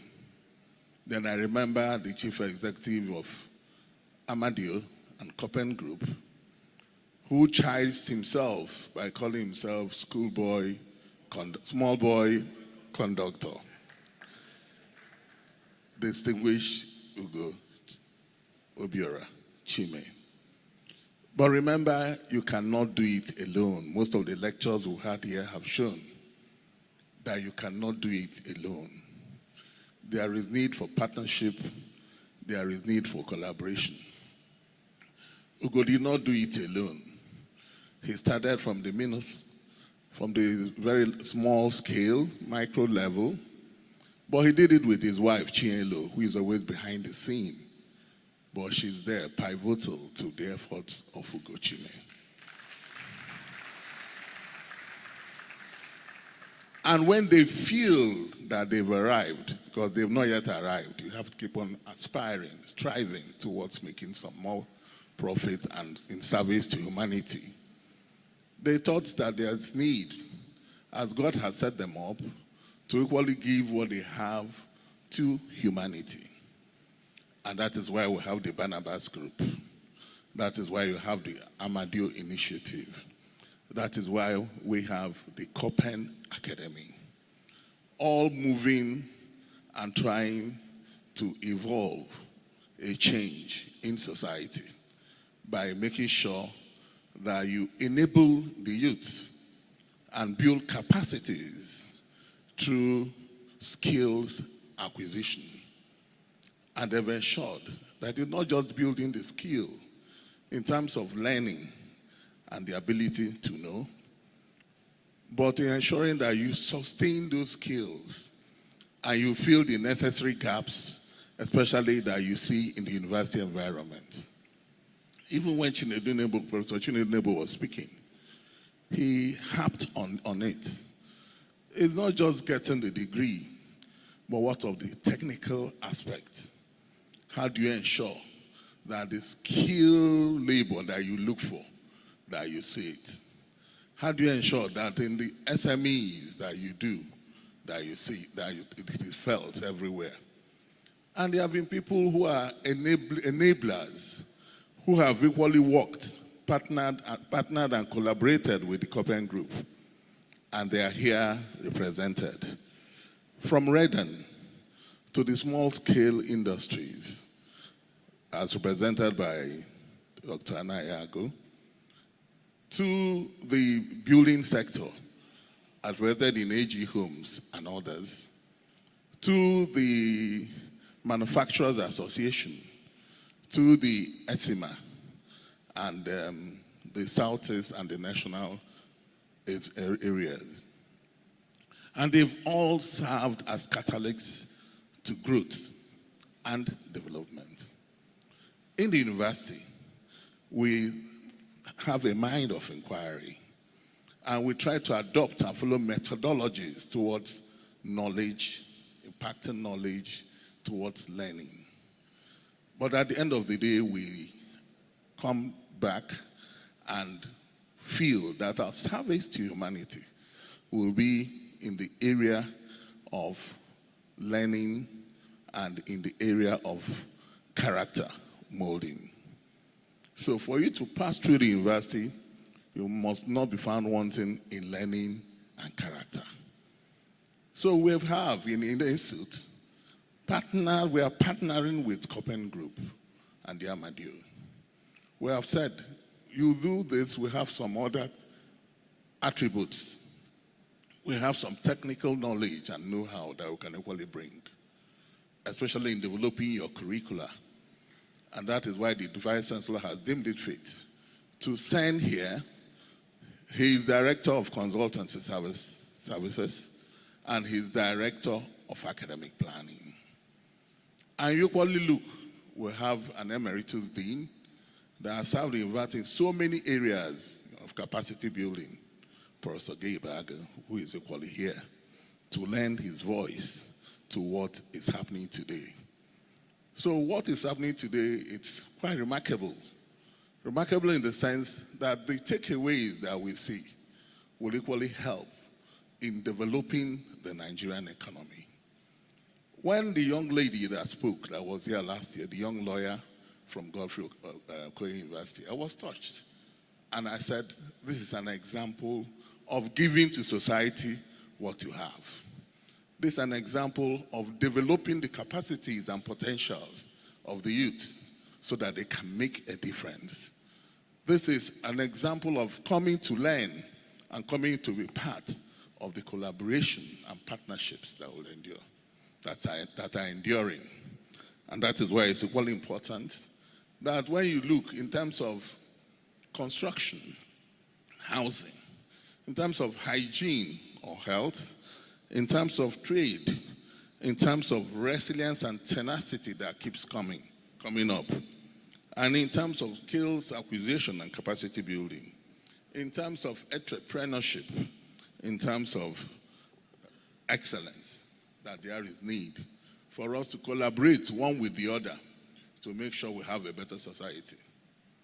On behalf of the Vice Chancellor, I want to encourage our youth in particular and everybody that's here.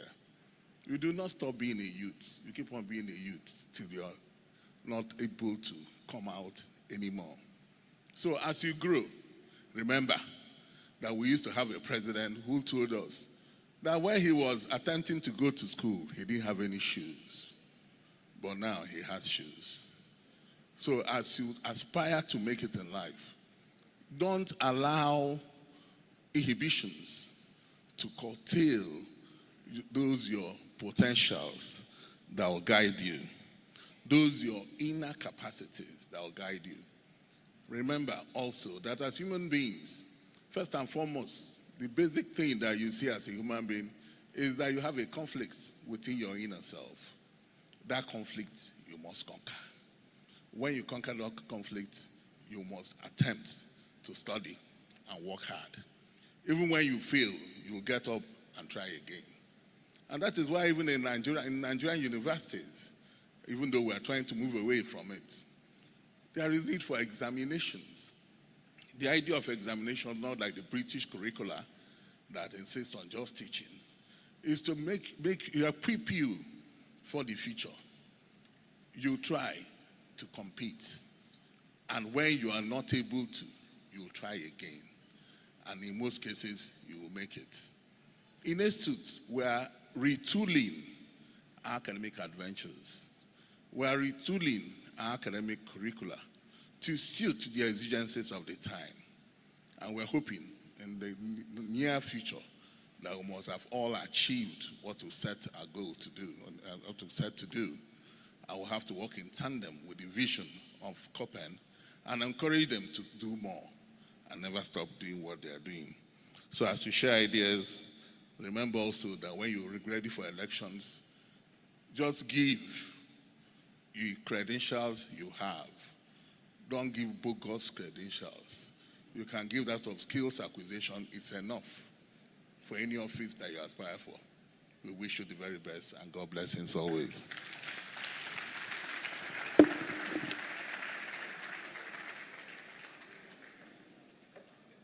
Thank you, my teacher and my lecturer, Professor Oke Oji of the Enugu State University of Science and Technology.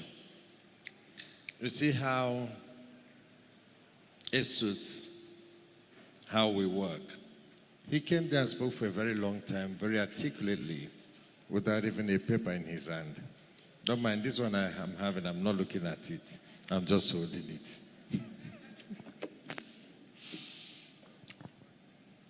We're going to have an interlude.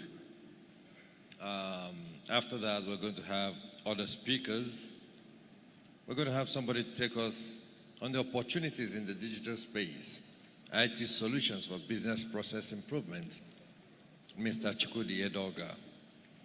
We also have someone who's going to talk on opportunities in the digital economy, Dr. Ike Chime. Dr. Aworoke Ogbimi will be talking about opportunities in the housing industry, raising investors, the work of the future, and the future of the work. A young man who's passionate about business, a business strategist, Dr. Emerie Agumwa, will be handling that session.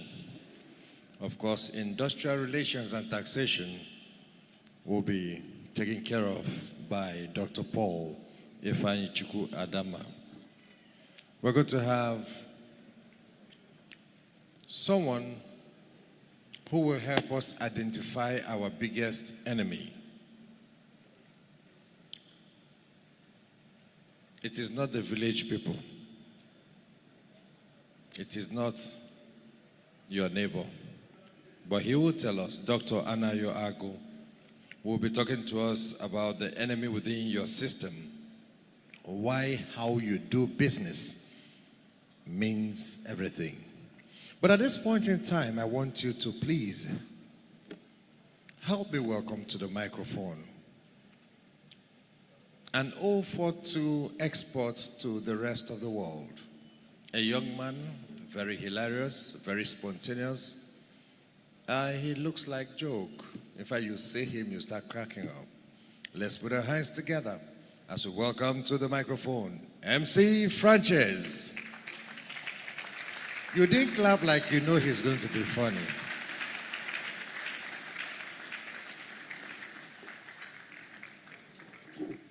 Sorry, Dr. Frances. Wow, good afternoon. Yeah, I'm Dr. Frances, but it depends the kind of doctor.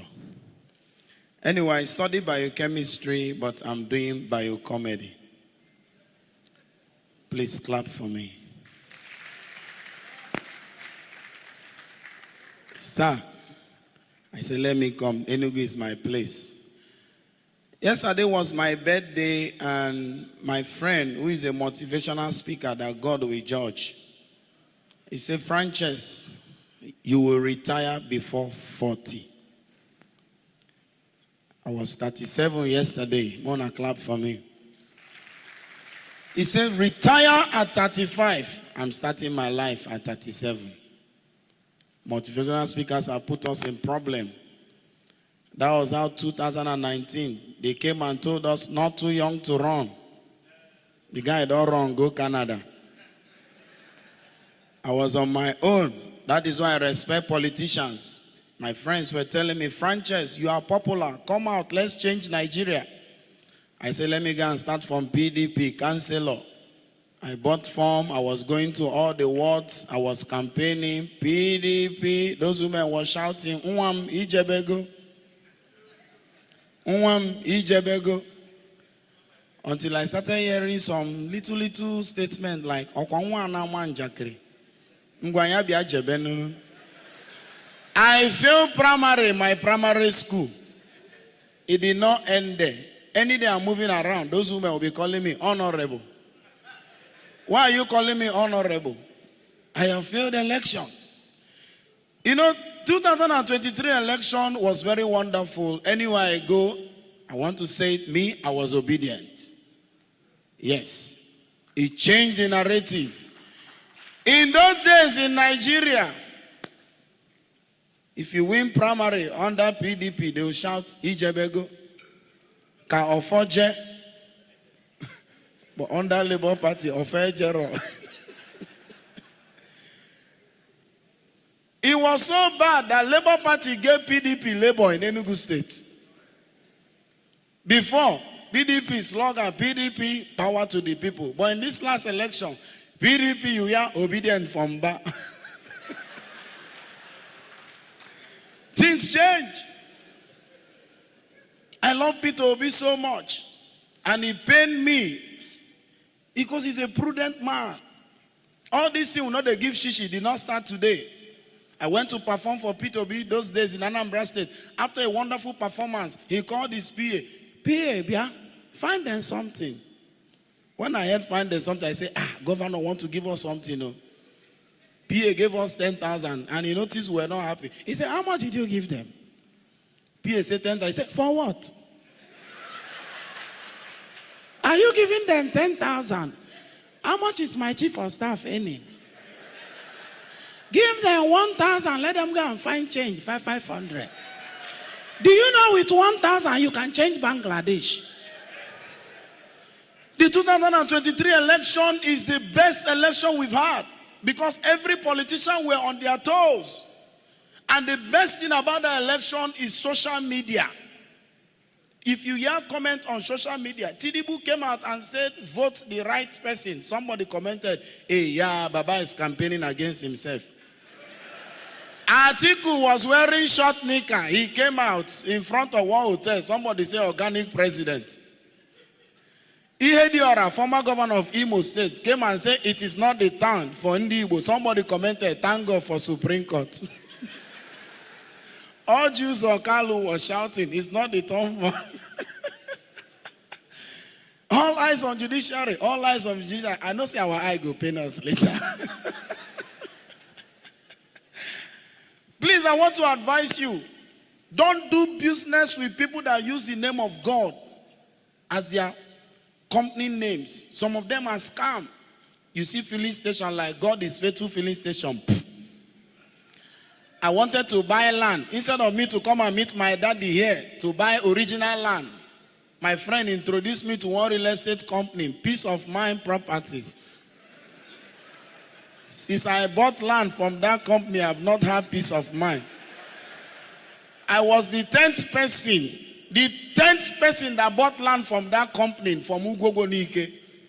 It was so bad that we had to form WhatsApp group. Owners of plot 5 piece of land real estate. Ugogonike. My friend wanted to wed. I said, my brother, go and buy original suit. He said, no. He has a friend in Aba, Hope of Glory Couture. When our suit came, the glory of God left our life. So I was just passing by, to be honest. You know you are my father, but you have abandoned me. See the way, if Nana is Yala.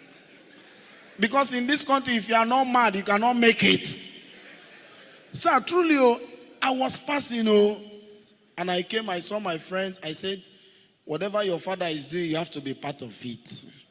You know I love you, sir. Please clap for my daddy for what he's doing.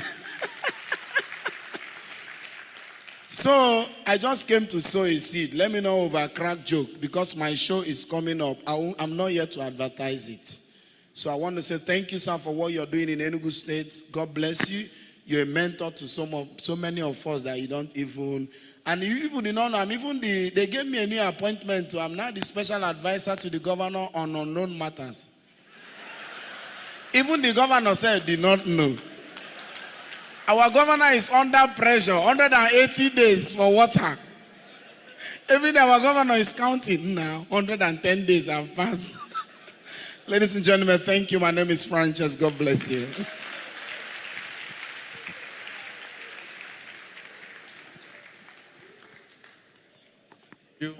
He's very hilarious. He's very spontaneous. Dr. Frances. Let's put our hands together again for him. At this point, we're going to take another speaker who is going to help us to unveil or identify the enemy within us. He is seasoned. He is astute. Let's welcome to the podium Dr. Anayo Ago. Please put your hands together for him.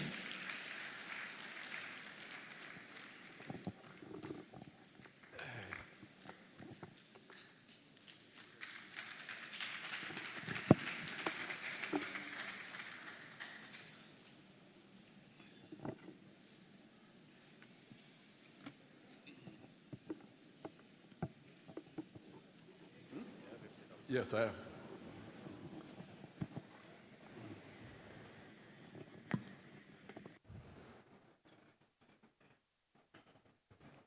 Ladies and gentlemen, I think we are having fun. We are having fun, right? No, you are not responding to me like we are having fun.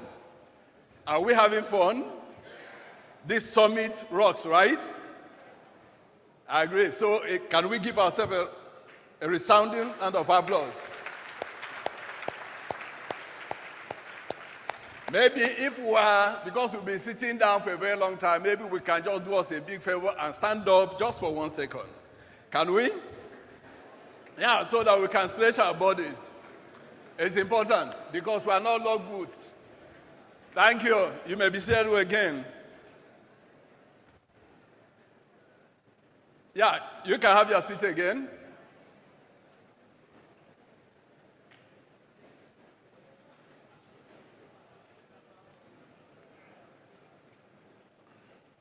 My topic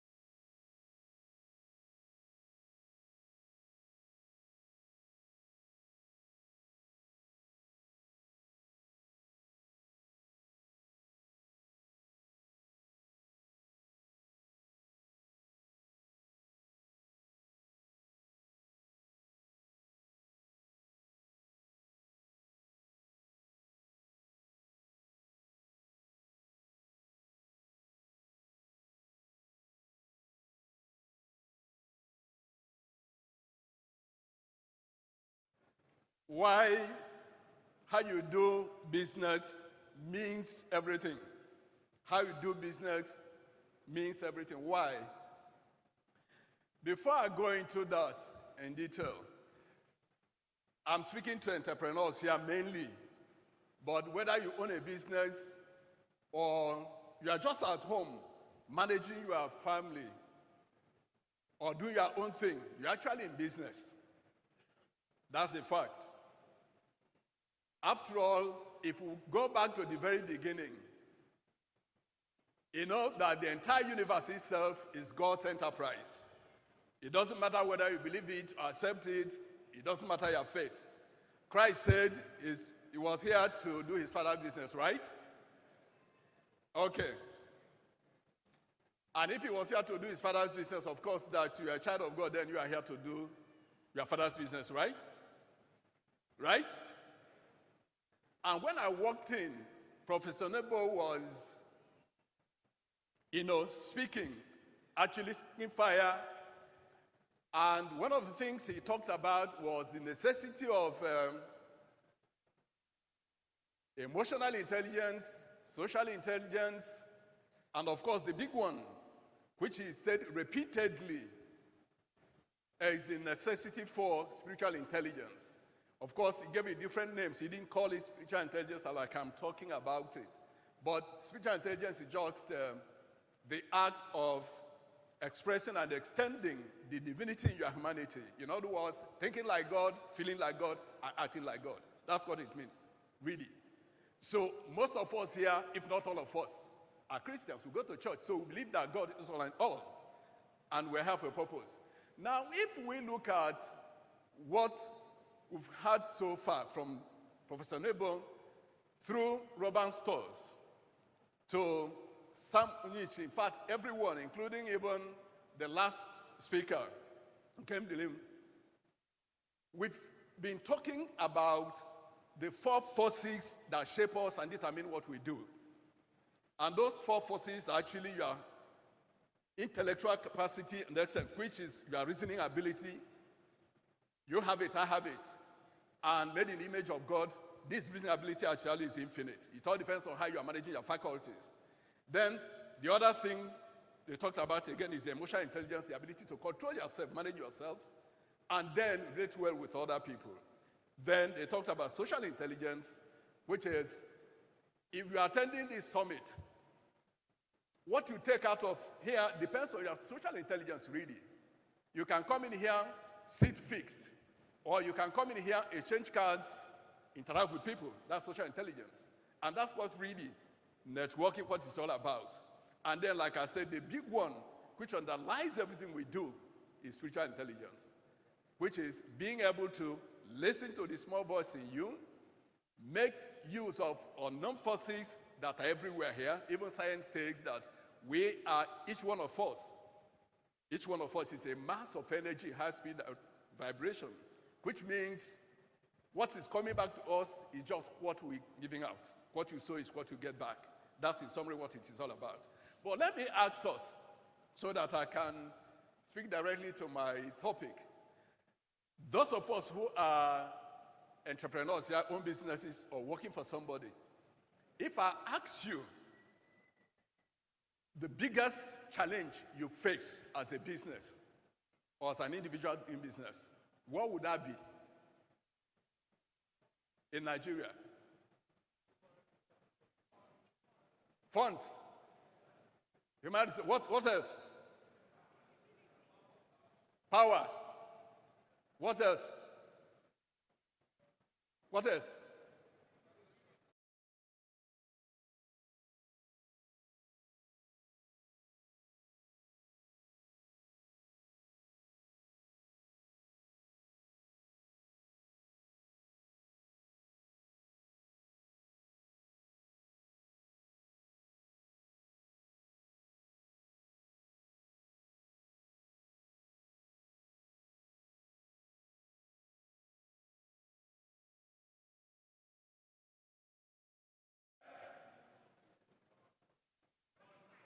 Funds. Capital. What else?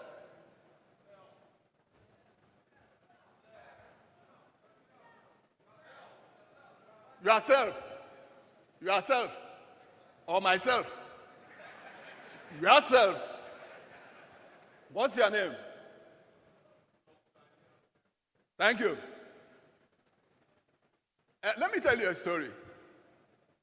Several years ago, when Buba Marwa took over Lagos State, when he was coming in, Governor Olagunsoye Oyinlola was leaving. And just before he left, in fact, the month he left, at some point, in fact, almost every day, really, we were having multiple attacks of armed robbers. One particular day, it was happening in Feksak, happening on Ikorodu Road, and happening somewhere in Ikeja, the same day. And the same period of time before he left, which I think that was actually why he was moved, potholes was everywhere, potholes were everywhere. And there were so many other challenges. And the newspapers were constantly attacking him that he was not performing. And indeed, he wasn't performing. But he said his biggest challenge was funds. He said there was no money in Lagos State. Of course, there could be other problems, but that was the big problem, he said, which was stopping him. Then he was moved. I'm not sure exactly the state he was moved to. And then Buba Marwa was brought in. In 3 months of his coming in, the rapid response was established in Lagos State, and it's still there today. Of course, the potholes almost disappeared because they started road renovations and constructions and so many other things. And then the question immediately became, where did the money come from? And I'm not going to answer where the money comes from, but what I'm saying in effect was that the outgoing governor's problem wasn't resources. It was actually about resourcefulness. That was what it was. And if you go back to the first 3 reports of Micro, Small, and Medium Enterprise Review or Report survey done by SMIDAN and the National Bureau of Statistics, you will see in the 3 reports that the most important challenges and constraints of businesses in Nigeria are access to finance, inconsistency of government policies, power, what else? In fact, all the external environmental challenges that we just mentioned now, almost all of them, is in the the 2013 report is in 2017 report, is in 2021 report. They're all there. There's not a single mention there of human capital or capacity or what I would call dynamic capabilities, which is the ability of an entrepreneur to engage disruptions in the market, adapt to the disruptions, or leverage it, as a matter of fact, which what we had Rob and Store talk about when ShopRite was coming in. What he talked about all through and repeated severally was the fact that he knew a challenge was coming or challenges were coming, but he didn't sit back. He went out of his way to prepare for those challenges. And he said, in fact, he moved about. Okay? And when Onish also spoke, he talked about his approach to challenges. He says he doesn't confront challenges, he comes from the back. Again, it's about resourcefulness and dynamic capability. And dynamic capability is the ability to, again, respond to realities of markets. The ability to react to realities of markets, not anything else, which is how you engage and how you do business. In summary, what I'm actually saying is that most times, I'm not downplaying our infrastructural challenges or the ease of business, which I think is awful. It doesn't matter how you look at it and then the state you are looking at. I'm not downplaying them.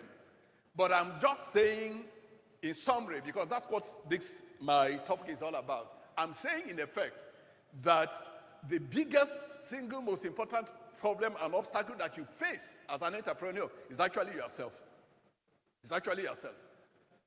Because whether you recognize it or not, your personality creates your personal results.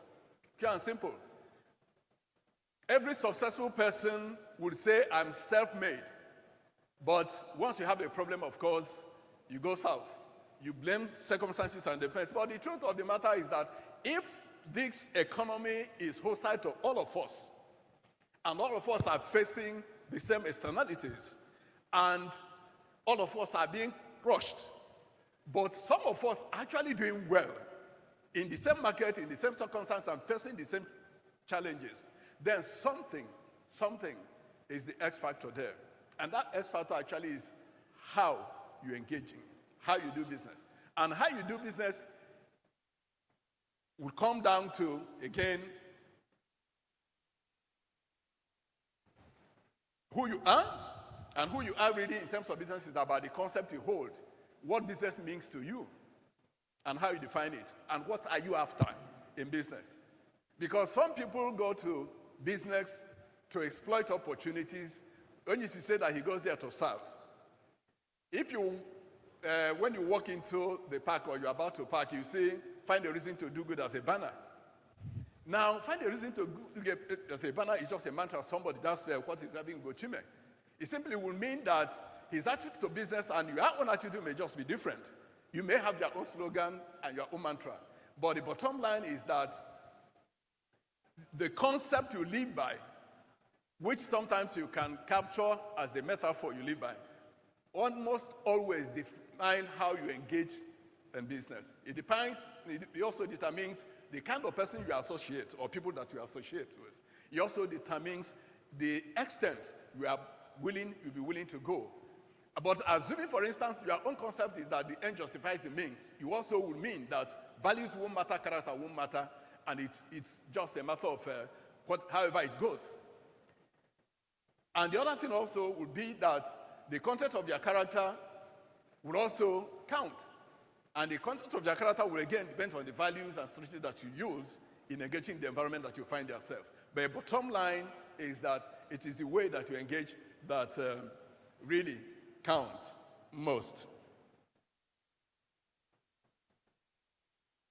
Let me also say, before I run through that, at the last count, we have had close to 50 intervention programs in Nigeria to help micro, small, and medium enterprises. You can go from 1960 down to this day. The one common denominator you find in all of them, the one common denominator is the fact that almost all of them are classical failures, almost all, down to the current one. Even the 220 billion program that the CBN launched, the same thing. The SAP program is going to the same problems, and you can go all the way back. And there is not a single one of these programs that failed as a result of externalities, not a single one. If you pick each one of them, the common denominator in all of them is what? The character of the implementers and the character of the beneficiaries. In all, it runs all the way through. The other thing you will find again is the issue of structures and the lack of competencies of those who are called to implement. You find it in all of them.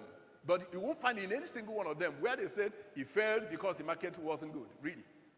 Yes, I know that the challenges of market will be there. But the truth of the matter is that from beginning to end, in fact, SMILE's program, which was started by the Bankers Committee in 2003, was supposed to be our very best. In fact, it was closest to the U.S. Small Business Administration, which was started at Papakas 1958 and is still today doing extremely well. Okay? Ensuring that if you have an idea, it doesn't matter how well it is, there is someone in your city and in your state who can take you from what it takes to survive in business from A to Z. Is there. But we started our own SMILES program in 2003. It was championed by the Bankers Committee, and it was supposed to be in response to federal government's desire to unleash the private sector and then to empower entrepreneurs. And the last count, that program generated over 46 billion. But it failed. And the reason it failed wasn't because we didn't have entrepreneurs that needed the money. It failed because we didn't have the capacity and the competence to implement the program. Simple. And the fact that both the bankers that championed it and then it was their own initiative didn't actually believe in the program, because if you're a banker and you wanted to support entrepreneurs, of course, there has to be a meeting point and collaboration. But most of the time, you discover that the banks would have preferred to lend money to Alaba and lend money to traders, rather than then spend time to cultivate and promote entrepreneurship. Because if you are going to give an entrepreneur who, for instance, who does pure water in Enugu, probably, or who does some other thing, poultry, it will mean that you have to come down from your high horse to be able to speak the language of the entrepreneur, not judge him by his dress, or judge him by his English and language, or judge him by his inability to create a bankable business plan. Those are the things, in fact, those are the reasons for which the program itself was meant. Because in the first place, the reason the program was started then was that we noticed that most entrepreneurs lacked access to funds. Most of them didn't have structured ways of doing things. Most of them were actually self-sabotaging. Then the idea was the Bankers Committee will give you fund equity and then become part of your business in order to help you restructure and give you a performing and effective governance system.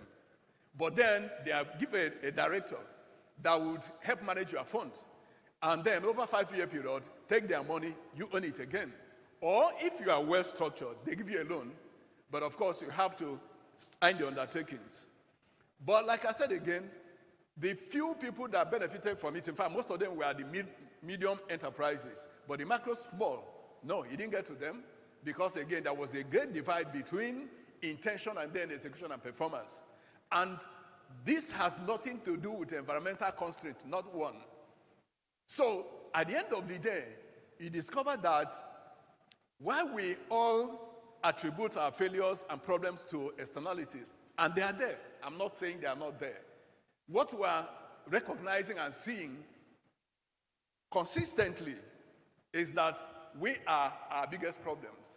And in fact, that the biggest problem we face as entrepreneurs, if you just stay aside, is the fact that the competencies are not there. You are technically competent, But they lack the basic soft skills. Soft skills means being able to have a vision and plan.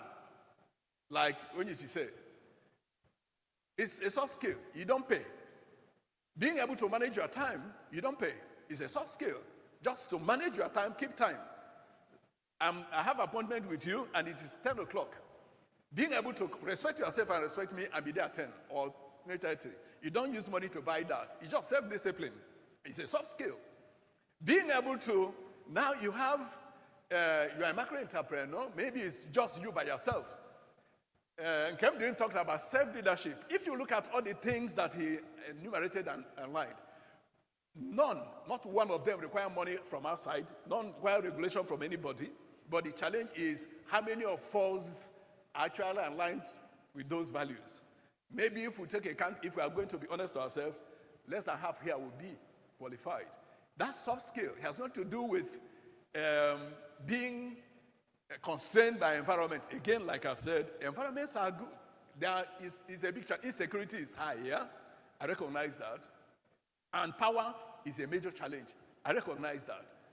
And you can go on and on and on. But the truth of the matter is that when entrepreneurship was started, the very first time it was mentioned, it was actually mentioned, I can tell them, as what? The ability or the interest or decision to take from where there is plenty and take to where there is scarcity. Or the ability to solve problems, the ability to make a difference, create solutions that would add value that somebody can pay for in the market. It didn't say entrepreneurship is about paradise. It didn't say so. It says it's about problem solving. It actually says that the biggest and the highest and most respected entrepreneurs are those who deal with the biggest challenges of the world. Peace Mass Transit said he started as a conductor and a driver, but now also for over 4,000. And when you look at his story, he didn't tell that. But if I've ever listened to his story, you will see that his story wasn't about no challenge. In fact, he said it here. He said if it was about obstacle or anything outside, he would have closed shop for a long time ago. Because everything about transportation really is about challenge, problems. You deal with touts, you deal with police and all that and all that. But he says resilience, the tenacity there, and his determination was the fact that he knew exactly why he was there. And he said it was because he was there for service. And he said his intention is not to make money. No, his intention is to make money, but that's not his primary motive. The money comes to him as a vote of confidence that Peace Mass Transit is providing service. The money comes to him because that's the way those who are using the service say thank you. So it's the stipend, but that's not the purpose. The primary purpose is to solve a problem. So what I'm saying in effect is that our country, our commercial environment is extremely challenging, especially at this time. But I'm saying that if we are going to accomplish our purposes, become great entrepreneurs, in spite of our challenges and our problems here, then we must look beyond the externalities and begin to look at ourselves. We begin to look at ourselves because really the enemy is within. The enemy is you, the way you do things. The enemy is you, the extent you understand what it takes to play big and survive in your own sector. What difference can you make? What difference? If you don't have light, how can you overcome light? If there's no water in your zone, you want to do water business, how do you then solve it? And you can go on and on and on and on and apply it to anything that you are doing so that resources are scarce, but it's not scarce resources that are holding us. It is actually resourcefulness, which is the ability to use what you have where you are to accomplish what we want to do, which I think really, really, at the end of the day, that's what entrepreneurship was all about. And the reason I go back to the reports is because when you read the reports coming out everywhere, it looks like that's the truth because it's an official report. But the truth of the matter is that that's not the truth. Because these reports just represent surveys that people talk to people on the street and they said, what's your problem? They say NEPA. What's your problem? They say the other one. And you can never meet an entrepreneur who will say, I am my own problem. Never. It can't happen. But the truth of the matter again is that you know yourself. You know how you are competing. You know the extent and to the degree you are honoring your contracts and you are doing things as you're supposed to. A sector you choose to play in is not what gives you the fame and fortune that you are looking for. What gives you the fame and fortune is how you do. It's not doing a certain business. No, it's about doing things in a certain way. Are you playing in a way that differentiates you from every other person? Are you structured in a way that gives you the competitiveness and put you ahead of others? And if you are in business, you are not systemized, you have a job. You don't have a business, even though you are calling yourself a businessman. You are self-employed, that is true. But if the only time your business is doing well is when you are there, managing it and micromanaging, you actually don't have a business, because it means that when you go on a break or go elsewhere or when you are sick, your business shuts down. And that's also the reason why most of our businesses don't go beyond their founders. Most times. And it doesn't matter how big it becomes. So the three most important things I think we need to take home is the fact that you create your own results. In fact, your business is a reflection of you. It's a reflection of your concept of life and concept of business. What do you call business? What does it mean? Does it mean one chance? Or does it mean an opportunity to solve problem, to help somebody at a profit? Does it mean identifying a gap in the market and then looking for who I can partner with or value I can create in order to fill it? It's you that determines that. But truth again is that it's your concept of business that determines that. It's the way you think about business, because that's what will determine your attitude to business and how you do it. It's also what will determine the extent you are willing to endure and the sacrifices you are willing to make. It all comes down to your mindset. And that's why it says that entrepreneurship is a 80%, 95% mindset. Mindset is just what you are committed to do, the extent you are committed to go, and with who, how, and what values would, guide that to engagement. Because if it's just about making money, I'm not sure all of us will stay here. I'm not sure, for instance, Ugechi may be calling us together. But he has come to a point in his life and his entrepreneurship where we classify people like him as conscious entrepreneurs. Conscious entrepreneurs are people who no longer see entrepreneurship about the chase of money, financial freedom, and time freedom. They are now seeing entrepreneurship as an opportunity to make a difference and to be a force for good in society. Those who now see beyond the service they're providing recognize that success is about winning, but what more important is helping others to win, which is how you become significant. If it's just about your stomach, then you are just like a chicken walking about the street and thinking about your own stomach. I think that's what is going. And also, when we listen to Robin and Onishi, they basically mention the same thing in different ways. Differently. So, I'm not running through my my slides, but it will be shared. But I'm basically giving you a rundown of what I would have been saying, running through the slides.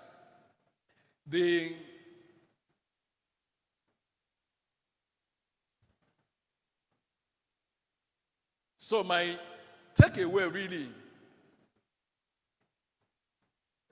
I'm basically saying that because our theme here is unveiling your inner capacities. Those inner capacities are the bedrock of our success. Those inner capacities has to deal with how you view business, which is your concept of business, how you view life. It's about your vision and mission, and again, your code of ethics, what you will do and what you will not do, the stage you can't go below. So you can't unveil your capacities, which is something within, if you have not provided the containers or the systems to receive it, hold it, and manage it, and then work it out, or those capacities for the purpose of which are given to you. Which is why, in fact, let me go back again to the issue of the creation of the world, Jesus Christ, God Almighty. When it said in the beginning God created the world. But one interesting thing which you can relate to your business is the fact that God didn't create anything until he created the system of things. He created the container. He created the laws that will determine who does what and how. Most times, it was after doing that, the infrastructure, then creating prototypes of creatures, and then giving the capacity to replicate, including us, which he made in his own image. But none of that came until he had established order. None of that came until he has established a system to be able to do that. The question is, if we take that as a metaphor, as an analogy, the question is, in your own business, in your desire to unveil your inner capacities,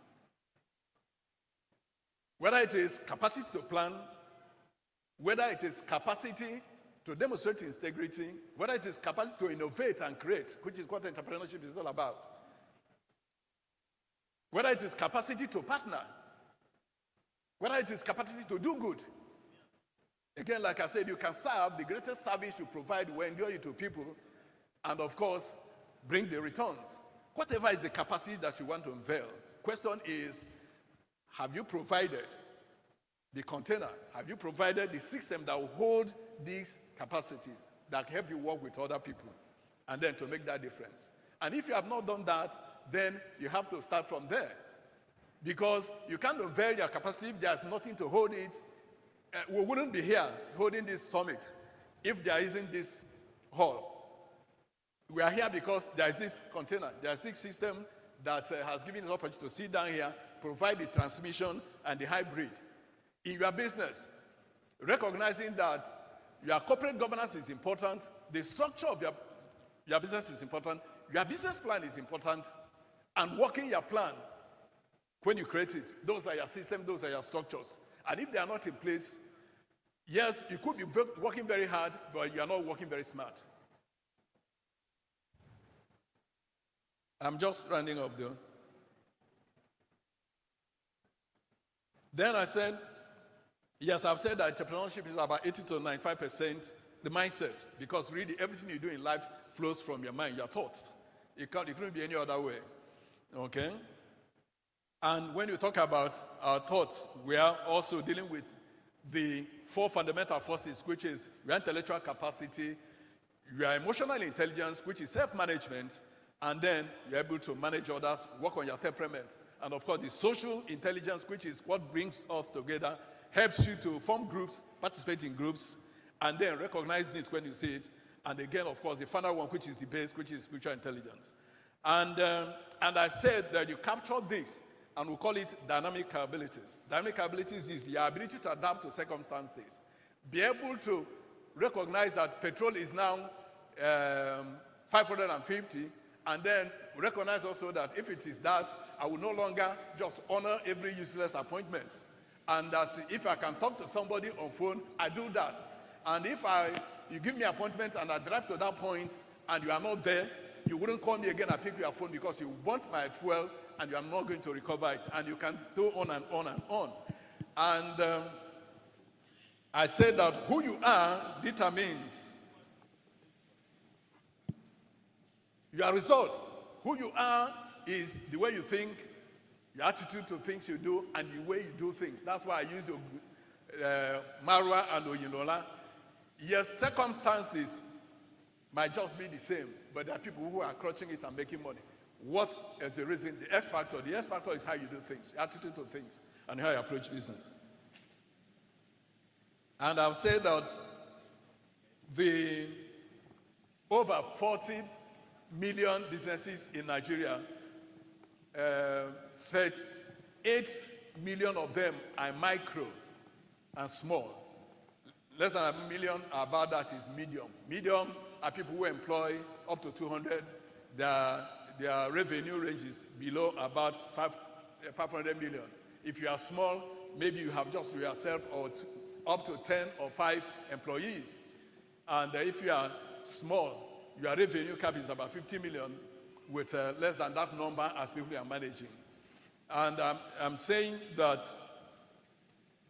most of them, the reason why they are not optimizing the opportunities and their resources.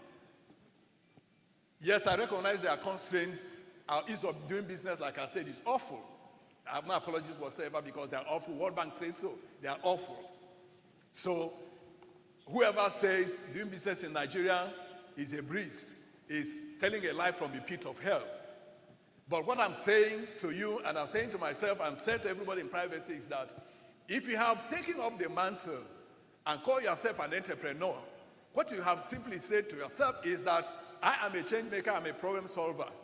So you wouldn't make much impact if you spend 90% of your time all the time complaining about no light. If there's no light and there's darkness, strike a matches, buy a candle, or look for a better person, my neighbor. If you can't do it alone because you are run out of resources, go and partner with somebody. Ugo Chime is very successful, but he also, everyone that comes here talks about his partnership. Mortgage Bank talked about his partnership, and so many other people. So he's not doing it alone, and I happen to know, because I'm close to him, that he has one of the most incredible teams that he's working with. Not because he's not Solomon. He don't say, I'm Solomon, I have all it takes. No. He has people, in fact, empowering people that are working for him. Up to somebody has also empowered to get a PhD. Who would do it here? Who does that kind of thing? An entrepreneur. And you are not freezing the fact that if he gets PhD, he will leave me. So it takes that kind of value proposition, that quality of thinking to state this kind of thing. So what I'm saying in effect is we have to review our attributions and our complaints and the blames that we lay on outside things. And I recognize those things are there. They are there. You can't wish them away. But success in entrepreneurship or any other one is about, in spite of the constraints, in spite of the problems, that's what it is all about. And thank you for giving me the time and attention. Let's make it sound louder. That's a wonderful one, sir. Thank you very much, sir. Okay, let's put our hands together again. At this point, we want to bring someone to talk to us about industrial relations and taxation. And now, I know when I mention taxation, some people are like, huh? Tax here. But you need to know why and how why you should pay tax in your business. Very important. And someone who's very, very vast and knowledgeable about the subject matter, industrial relation and taxation, is coming up now. If we make the ovation louder, he's going to come faster. Let's welcome Dr. Ifeanyi Adama. Thank you.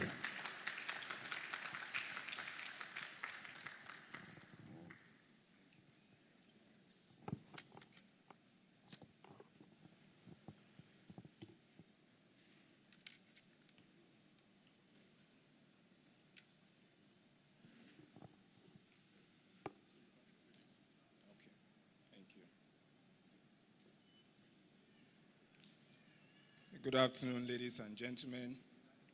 It is my pleasure to be here to talk about industrial relations and taxation. What are the current realities? When I received this topic, I got confused a bit. I said to myself, what exactly would I come and say at a business summit in relation to industrial relations that you do not already know? What also would I say about taxation that you do not already know? I also wondered about, are there positives when it comes to industrial relations system in Nigeria, or even the taxation system? But I decided that I would talk about both the positives and the negatives. But again, the idea is for businesses to know what to do when there are industrial crises in the workplace, and of course, giving attention to the taxation system as we have it now in Nigeria. So, with the belief that my slide is in display, I will just go through my presentation. So, my presentation will have this outline. I've been told that I should do this within 15 and 20 minutes, so permit me if you see I skip some slides as we progress. So this is the outline, and I've been told the slide will be shared with you much later. So let's move forward.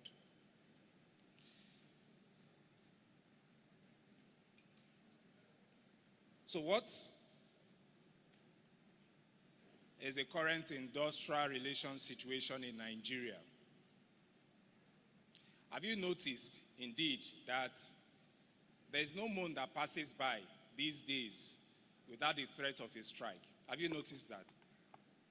So the Central Labor Organizations, NLC and TUC, will give an ultimatum to government. The next 2 weeks, we are shutting down. Our people should not work. Even at the company level, it's not different. In fact, every day in Nigeria, there's a strike at the company level. It's not showing there. Yeah, it's not showing. We'll do this slideshow.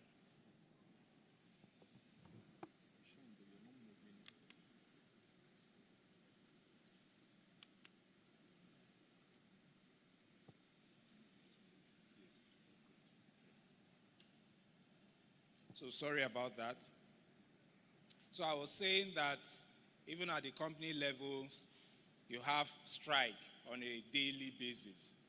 Maybe in this company today, that company tomorrow, and across the federation, just like that.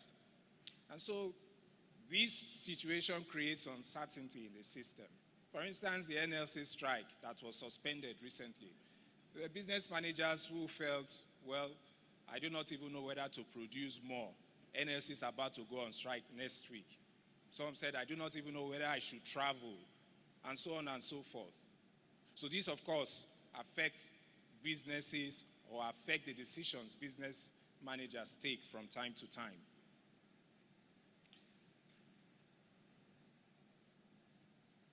Now let's come to organized businesses. It is estimated that organized businesses lose more than 10 billion naira daily due to strike actions. So let's look at it. In 1 month, it comes to about 300 billion. Take note, this could be more. It's just an estimate. It could double this or triple this.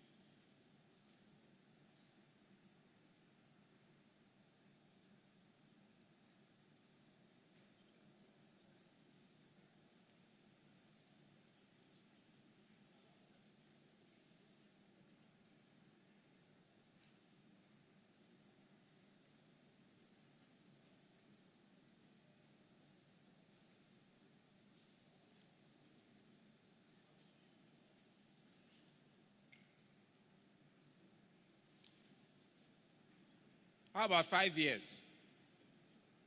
We are talking about 18 trillion. That's what businesses lose every 5 years. Who are the losers? Let's spread. Foreign investors. So they come, they invest their money, they are unable to make profit. What happens? Capital flight, so they leave the country, of course. They go to other places where the environment is hospitable enough for them to run their businesses. And those who collect loans from the bank will not say, well, because there is an impending industrial crisis or your company unions are on strike, for that reason your tenure will stop. Is that what you will hear? The tenure will continue to run. And at the expiration of it, you are expected to pay back the loan. So losses for businesses. And of course, when there's capital flight, when people pull out their funds, what happens to government revenues? They depreciate, they go down. And again, it's even worse because it is at a time that the government need money that companies are closing shop these days. This is as a result of our current industrial relations situation in Nigeria. But what are the real reasons for our industrial relations crisis? These are not new to you. Failure of government to honor agreements. That's one big one. There's also another one there, making promises under duress, where the government will say, oh, we'll do all these many things. And when it's time to do those things, they'll begin to ask, did we actually say those things then? Of course, there's a lengthy adjudication time. So this means that when you take a matter to court and you're expecting the court to give a judgment so you can move forward, it takes like forever. So this, makes the industrial relations crisis even worsen. And then on the company side, there's a poor understanding of industrial relations by actors. So it's not enough to say I'm an HR manager. Do you really have the skills to run industrial relations system in your company? Do you have the skills to engage the unions? So it's not enough for the unions to say we are selecting this man because he can speak for us. Does he really have the skill to negotiate? Does he have the skill to maintain industrial harmony in the workplace? So this also is a problem. There's also the distrust among parties. It's always very difficult for the unions to trust the owners of business. And there's always that struggle between the owners of capital and labor. Labor always feels that the owners of capital want to exploit them, use them, and dump them. And of course, owners of capital feel labor wants to take them out of business. So there's always that struggle. And of course, the business environment is uncertain. The government can come up with a policy today and knock the business out. So at that point, if you want to even explain to the union, it becomes a problem. Of course, there's failure of the parties to exhaust dispute resolution mechanisms. So there's always the first thing that comes to mind is let's shut down. How about going through the dispute resolution mechanisms as prescribed in the Trade Disputes Act? It's always very difficult for the actors to follow this. And of course, there is negotiation without considering whether I have the ability to pay. So the union is asking, but can the company keep up with all those demands? These, are the real reasons for our industrial relations crisis, either at the national level or at the company level. So what are the coping strategies for businesses, which is why we are here? Regularly engage your in-house unions, especially during calls for nationwide strikes. Do not get tired of talking. Do not get tired of engaging the unions. Do not get tired of consulting the unions. So whether NLC calls off the strike today and next month they are saying they will go on strike and you say, well, it may not happen. You never can tell. It could happen. And the unions in your company may, for solidarity reasons, decide to join the strike. So regularly discuss, regularly engage. Keep communication lines open. Like I said earlier, distrust is a big problem. So keep it open. Keep the communication effective. Do not give the union that thinking that it's like this management is hiding something from us. That's why they are quiet. Do not keep quiet. Keep the communication lines open. Be as transparent as possible. Train your people managers. Train your industrial relations actors, whether the management staff or the union. Train them. Let them have the skills for them to be able to maintain industrial harmony in the workplace. Do not make promises you cannot keep. Very important. Do not also negotiate under duress. Oh, the client says we must deliver, so let's just tell the union we'll give them this.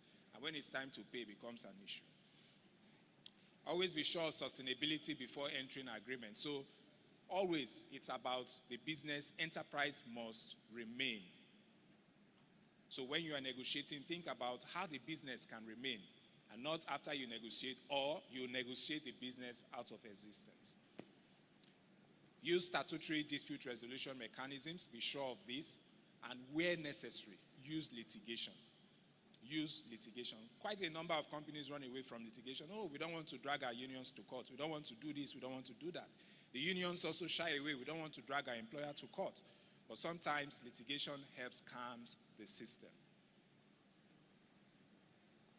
Now let's go to taxation. Sorry, I'm rushing. Our tax system in Nigeria has many faces. Do you agree with me? Many faces. And sometimes it's always very difficult to understand where the government is going in relation to taxation. The government will come up with, okay, our youth are unemployed. We have the unemployment rate going up. Let's engage the private sector. Let's engage businesses. Let's see whether we can create jobs. That same government will come up with another policy that will make the environment for those businesses to thrive very difficult. So it then becomes an issue. You want me to create jobs? Your tax system is so bad. You want to kill me? You want the business to die? Then how do I create a job? So that's what we have right now. So it even becomes very difficult to understand the direction of the government. Where exactly are they headed? Now,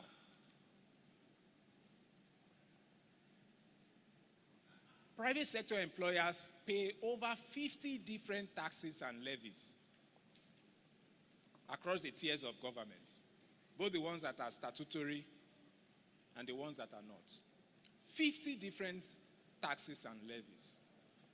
So how many companies will survive under this?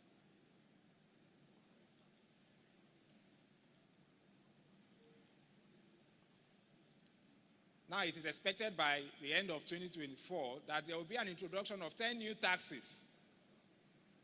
10 new taxes. There will also be increases in some of the taxes we are paying already. Businesses are paying already. VAT, of course, it's already in contention. The government wants to increase, labor is agitating and saying no, and so on. Stamp duties, and the rest of them. When the new administration came, they gave respite to companies. Okay, for some time, let's slow down on this excise duty on drinks and all of that for now. But that time has gradually elapsed, so which means companies will have to pay, as you have enshrined in the Business Facilitation Act.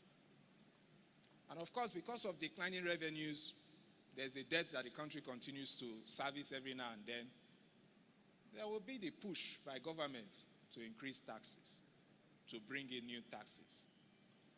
And of course, there's always the effect, and that would be the possibility of more companies to leave Nigeria. And so the government says, well, perhaps we are not getting it right. Let's establish a committee to reform our tax system. So my question to you is, would it be a double-edged sword? Would it have the good sides and the bad sides? We'll judge at the end of this presentation. So will the tax reforms work? For me, it is good to be optimistic, but what are the options and realistic options?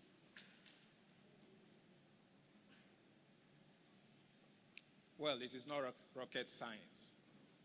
The committee, when it comes to tax reform, will come up with these 3 recommendations. Yes, the popular one would be, let's harmonize the taxes, because of course, companies and businesses, and even the government has agreed that double taxation or multiple taxation is a problem. So there will be the need to harmonize taxes and levies. The chairman of the tax reform committee said he had met with the governors and they've given their nod of approval that it will be good to harmonize the taxes and levies. So it will not be rocket science when the committee comes up and says, okay, we have agreed, or we are recommending that we harmonize our taxes and levies. Of course, the second one would be widen the tax net. So instead of taxing 4 people, tax 20. Instead of focusing on 4, go all out and tax all the companies operating in Nigeria. And of course, we cannot run away from the third, even though it is not popular. There will be increase in taxes. What are the 5 things to note, however? Well, the first one, whatever options are adopted, we cannot avoid the issue of raising taxes. I've said that. The recommendations of the Tax Reform Committee will not become automatically binding. No. They will just be recommendations. There will be an implementation of these recommendations. So the question, therefore, would be, would it be like the other committees that came up with these recommendations and that recommendations and nothing was done? Well, We'll see. And of course, you know, some of these recommendations will have to go through legislative process. Some of them are, as a matter of fact, law. So whether the recommendations come and they are positive, they have to go through the legislative process.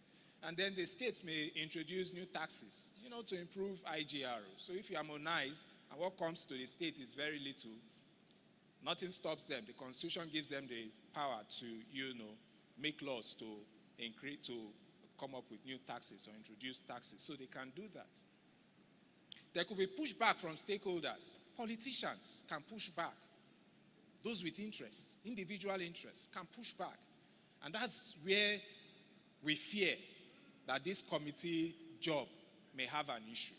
Because the big guys will go behind the back and talk to the president or talk to whoever is in charge and may just sabotage the entire process, which is exactly what we've been seeing with other committees who have done this and that in the past. Organized labor, like we are saying today, will push back. For instance, the VAT increase. Of course, they know when you increase VAT, it affects so many things. So they may push back. Business associations may push back. Civil society organizations and the rest of them. And importantly, we should know that some of the tax issues are constitutional in nature. So it's not something the president will come and say, we must do this, we must do that. They are constitutional in nature, and that means that you have to look at what applies for this particular tax. Will it have to go to the National Assembly, and so on and so forth. So are better days ahead in relation to our tax system? Well, if popular Nigerian artist did a song, and the line in the song says it all. Do you know what that song is? It says, if you ask me, now who I go ask? You know that song? So our better days ahead. So if you ask me, who will I ask now? Well, let's see. In the face of uncertainties, what approaches can businesses take? Just quickly,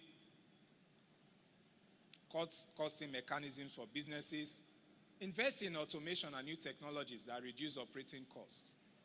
We have identified that the tax system is not favorable. We have also identified the industrial relations system is causing more and more problems for us. So invest in automation, new technologies that reduce operating costs for us.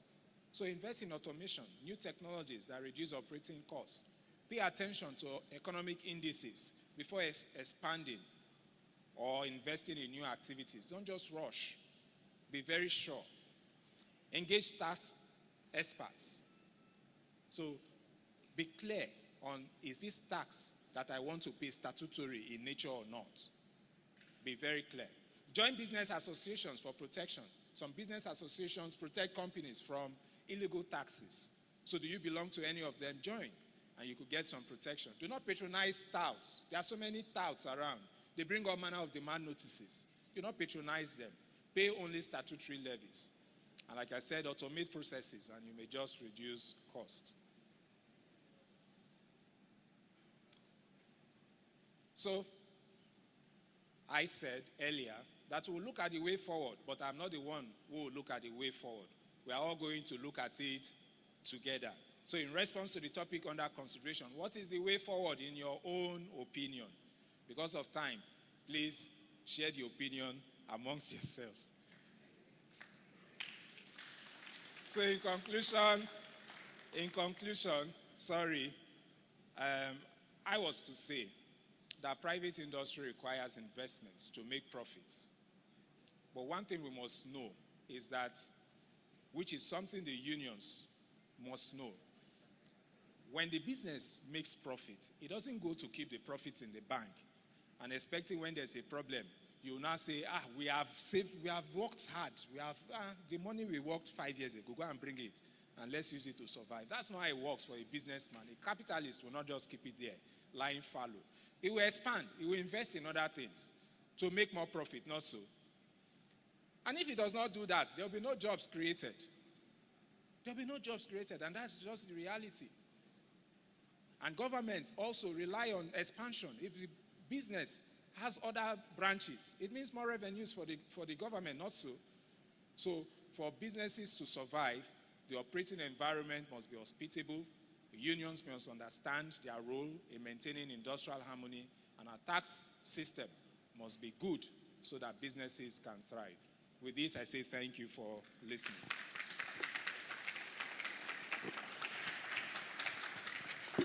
Thank you, Dr. Ifeanyi Adama.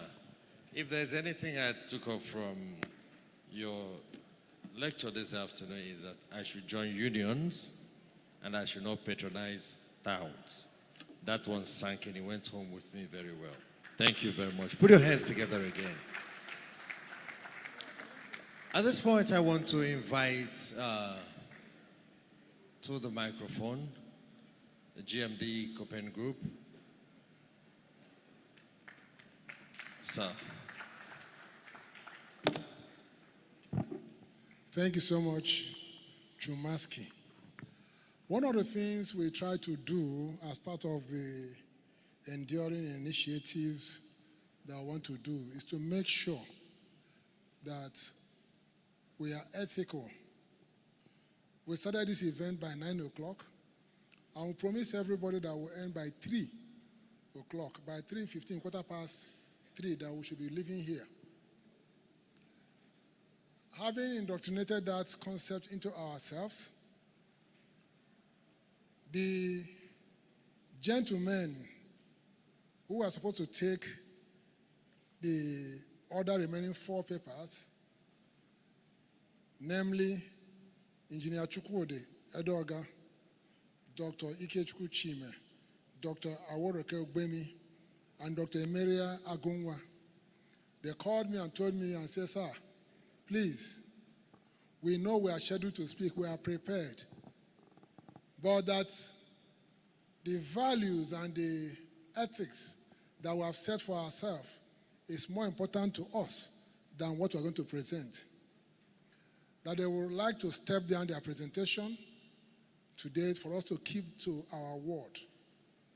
And to that extent, that if you look at the program for today's event, if you look at page 7, you find out that we'll have ICT training on 24th of October.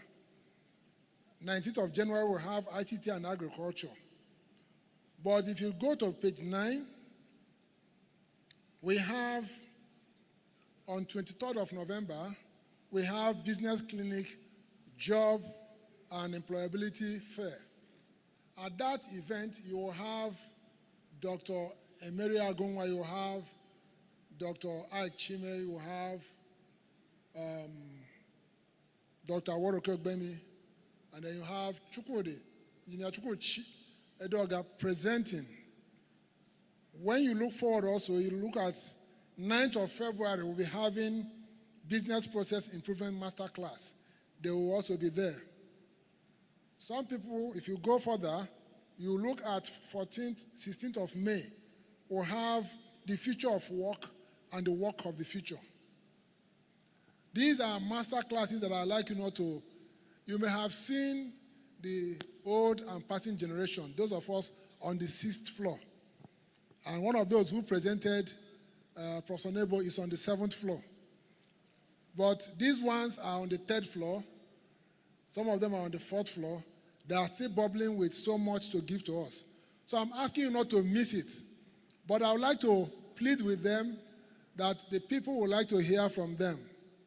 May I therefore invite Engineer Chukwude Edoga, invite Dr. Warisa Ike Chime, and invite Dr. Engineer Aworoke Ogbemi, and then by Zoom, just for 1 minute each, invite Emeria Agunwa. These are my colleagues in the Amadeo Initiative. And I would like to give them a clap of, let's appreciate them as they come. Thank you so much. Good afternoon, everybody. Would have loved to talk on this occasion about the digital economy. By training, I studied energy law. Now, but I've come to realize that because of the power of technology, it is transforming every aspect of society. And it is projected that in the current value of the Nigerian digital economy is about $9 billion US. But in the next 2 years, by 2025, it is expected to be about $15–20 billion. Why? Most of the things we are doing in the physical material realm are shifting to the online platforms. Now, the challenge we have is that in the Southeast, we haven't been able to grow unicorns. These are like businesses who start and grow significantly in the Southeast. ENUGU has huge potential because of the aggregation of universities that are here. So what we would have talked about in today's session was to see how all of us here can begin to, one, understand the digital economy, what is it all about, and how we can begin to participate therein, because that's where the world is going. So, so we're hoping that, since we couldn't do the presentation here today, we're hoping that in the next event we're going to have, please, we'd like to encourage you. All of us need to be aware of what's going on around us as in terms of the digital transformation and its impact on economic activities. And then to be able to see how we can grow our capacity to be part of that which is here. I'm no longer talking about what is coming, it is here. And if you look at the old pays of this world that are displacing big banks, traditional banks, if you look at the juniors of this world that are taking on other institutions, you realize that the same thing is happening virtually across all aspects of the economy. And so it's important that all of us as people in ENUGU here see what these potentials are and then see how we can create hubs and create institutions, create networks, collaborations that will make the Southeast in general and ENUGU in particular a great player in that digital sphere. So we're going to be discussing that hopefully in the next event coming up in November and the next one coming up in January, sorry. And we hope to have you in that event. Thank you so much.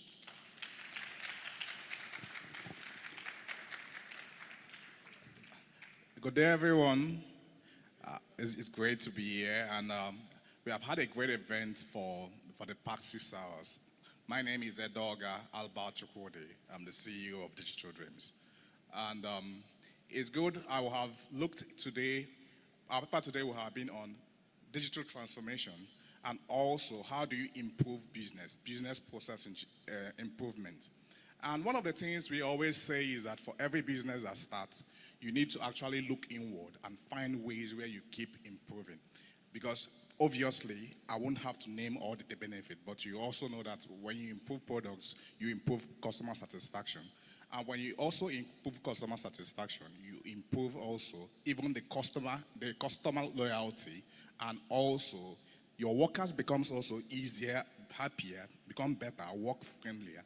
But this process of improving your product or your service takes a whole while. It starts from your mindset, and your mindset actually, there's been a word from Japanese called Kaizen, which actually means to change for good. And that mindset needs to actually be in the mind of every entrepreneur. And this is one of the things we want to discuss, because one, business process improvements is both a mindset, it's also a tool for inquiry or finding your problems within your business, and it's also a process. I believe that by the next event, we should be able to unpack all this and be able to see how you can take your business from level A to level B by continually improving it, continually asking questions, and trying to get better at every point in time. Growth is a difficult thing if you don't actually measure the progress. And like Peter Drucker will always say, whatever is measured is managed. So thank you, everyone. A very good afternoon to everyone. Permit me to stand on existing protocol. What we were looking at, we're meant to look at this afternoon, was look at the opportunities in the housing industry and how we can raise investors. Now, the concept of raising investors is beyond us as individuals, but we wanted to also look at how we contribute to that global goal of shifting where we are and shifting where we can be in terms of the contributions of this mortgages in the housing industry, and see how we can contribute more significantly to the gross domestic product of this nation we call our own. A lot of people have lost hope, but incidentally, a lot of us who are still here, as long as we're here, there's a lot we can do As at today, Nigeria has not shifted from its 0.5% contributions in terms of mortgage contributions to the gross domestic product. Countries like Namibia moved from 2 years ago, they've now become top in the list in the African countries in terms of mortgage contributions to GDP. Now we're trying to ask ourselves as a people, what can we do to shift the dial? What can we do to improve the situation within the economy? We're going to look at the real estate value chain. We're going to look at where each person falls in within that value chain and how you play a part so that not everything is bad in this country. There are things that are still working, and there are things that will work when we all put our hearts to it and ensure that the next person also has adequate information about the opportunities, the institutions. We have a number of them that are here. Time will not permit us to go through them. But the institutions that are available and have been helping millions of people transit from being tenants to being homeowners, and then also move from being homeowners to being investors.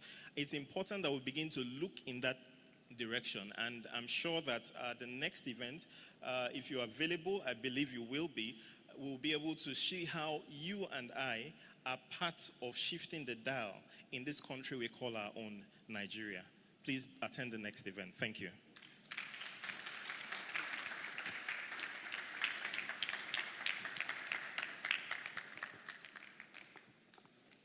Yep. Good afternoon, everyone. Good afternoon.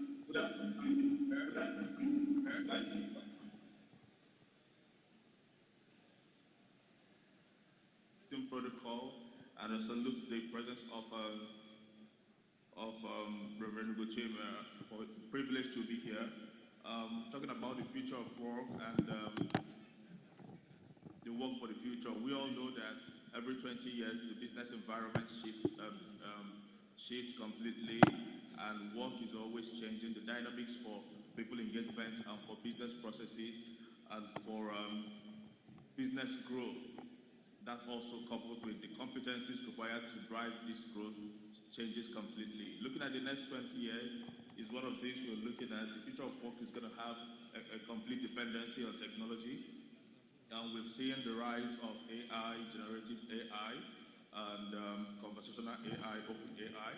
And the thing we are trying to bring on board is that technology can never be the core of the future. It's going to be a tool. So we're trying to raise conversation around original intelligence, where we create a complete growth structure around the original intelligence. We've been driving conversation about original intelligence, which is human beings elevating themselves to using technology as a tool and not complete dependency on it. So we're looking at the framework for continuous interdependency, for growth for the next 20 years. Work as we see it and business as we see it will completely change from business perspective and income, people, culture, global engagement, and collaboration and partnerships. So what we're looking at is the competencies and the skills for future engagement in the business environment, driving collaborative growth, and maximizing technology as a tool, and leveraging on the economic indices for the future and creating a more beneficial platform for everybody to grow. I personally want to plead with everybody who needs to be around for the next event that this is quite an exhaustive path in conversation for the future of work, and it's not something we can exhaust in few lines of conversation. So I enjoy you to join us for the next conversations and meetings subsequently when it comes to issues about future of work and work for the future. Thank you.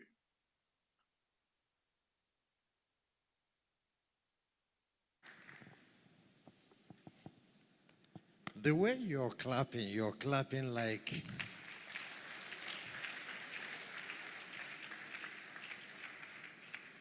Okay, someone is clapping like he wants to can you let us just go home and start implementing the things we have learned? We are so laden that we might just explode sitting here. Do I have a witness in? Let's put our hands together for Amadeo Initiative. And of course, this is the season 2 of Amadeo Initiatives ENUGU Business Summit. And I'm sure it can't get better than this. but just watch out and wait. Sometime next year, when the next event, the next major event will come on, then you're going to be part. But let me tell you, go and follow Amadeo Initiative on Facebook, on Instagram, on Twitter, so you'll be abreast with goings on, and the events are going to be reeling out, so you will be a participant and be sure to take part fully in all that it takes. At this point, I'd like to call someone to come and take the vote of thanks. He is no other than Dr. Ikechukwu Chime, to come and give us the full vote of thanks for the event. Please put your hands together for him.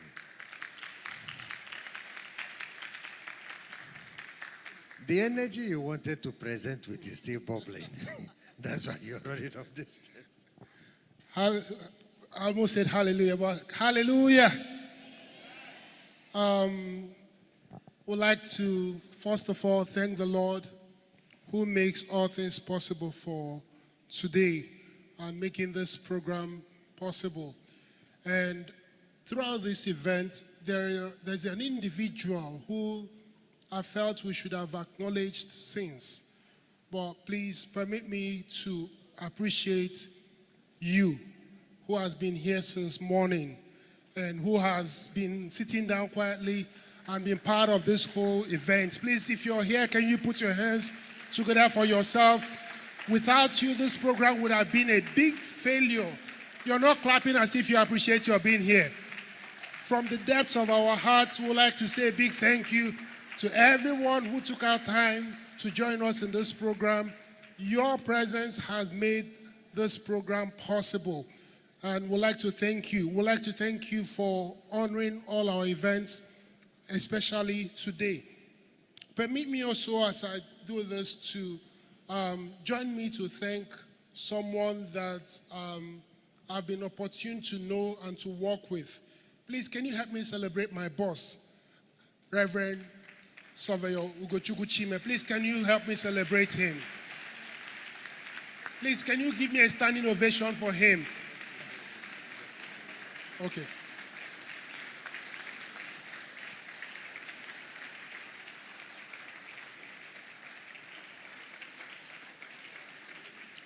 Okay, thank you so much. Chuma, can you ask him to come? Can you ask him to come? Tell him come.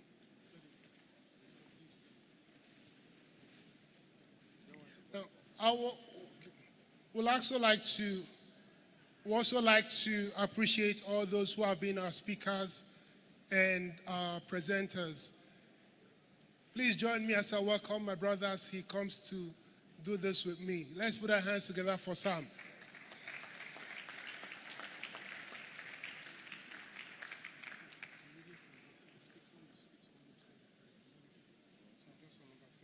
Okay, so we'd like to thank all the speakers who've been part of this event. They have taken our time from their busy schedules to be here, and we'd like to deeply, deeply appreciate them for being part of this event. In appreciating everyone for being here, I'm hoping that we all got something out of this event. You know, even with all the snacks that we were able to eat, I know we left with something more sumptuous in our stomach. And even as we look forward to the next iteration and more from the speakers who weren't able to speak today, I know that there's a lot we've gotten from this event, and we're looking forward to the next one. And also we'd like to thank all the people who have, all the sponsors of this event, all our partners who partnered with us with this event, Afia TV and all the other people who have been part of this.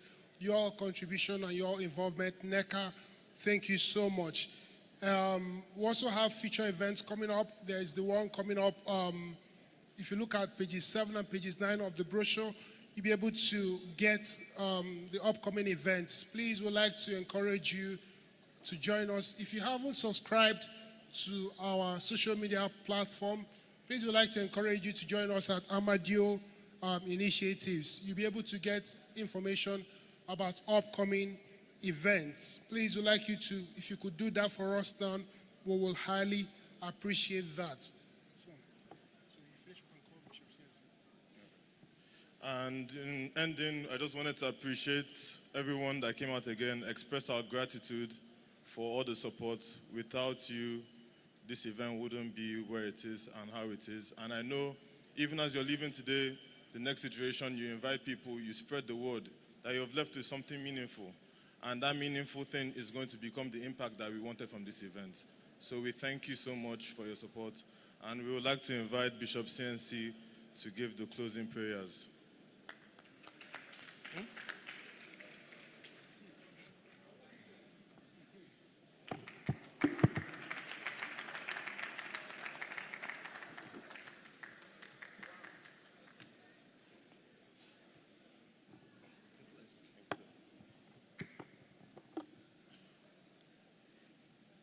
Hallelujah.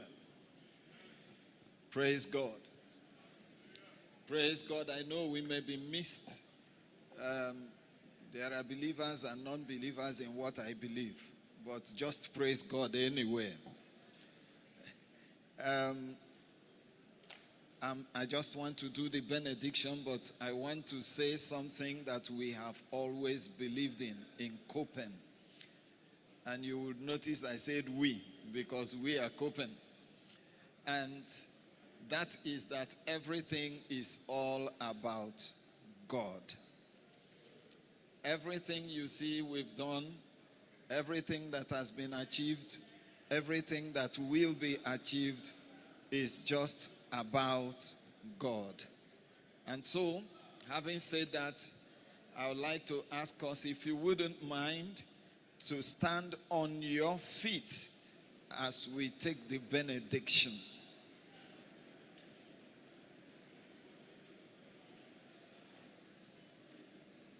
And you could also use that to stretch your waist and prepare yourself for the exit. Shall we pray? In the name of the Lord Jesus Christ, amen. It's all about you. Because apart from you, we can do nothing. All that we are able to accomplish that matters, that has eternal value, has been because of you. And that's why we give you praise. That's why we thank you. Thank you for your son, who sat in a meeting like this and decided to live a significant life, and is around today celebrating it and asking us to also join. I ask that you illumine our minds to not just learn how to be good entrepreneurs, but to pray and ask you that we will be like him and be like the Nwokike that inspired him, and that we, at the end of our own time, will inspire others. Grant us, most holy Father, retention of the things we have heard. Meetings like this come and they go. New ideas are sold. But it is not in the hearing that change comes. It is the compelling of the will unto obedience that matters. And so, Father, we ask that by your Spirit you will cause us to be restless until we begin to do the things we have learned. Our brother told us that the reason that we fail, the only problem we have is us. And we hardly see it. We blame the government, we blame the economy, we blame the environment, we blame the tax officers, we blame everybody except ourselves. Grant us repentance today, so that when we know we had a problem, we can readily change. May we go out here better. Bless Copen. Bless Amadeo. Bless my sister Chinelo. Bless my brother Ugo. Bless the staff and all that work with him. Loyal men that you have given him. May they grow to have loyal servants themselves. I ask, oh Lord, that you will bless all of us with this cream of workers in our diverse entrepreneurial engagements, that we can raise men who will stay. Thank you for those that were able to finish their doctorate and remain to stay. Thank you for them. Bless their stay in Copen. Bless their stay in Amadeo. And I ask, dear Father, that as many of us that are here today will be around to attend the November session, that will be around to attend the next year's session. As we go back to our respective places, we pray that you will take us safely.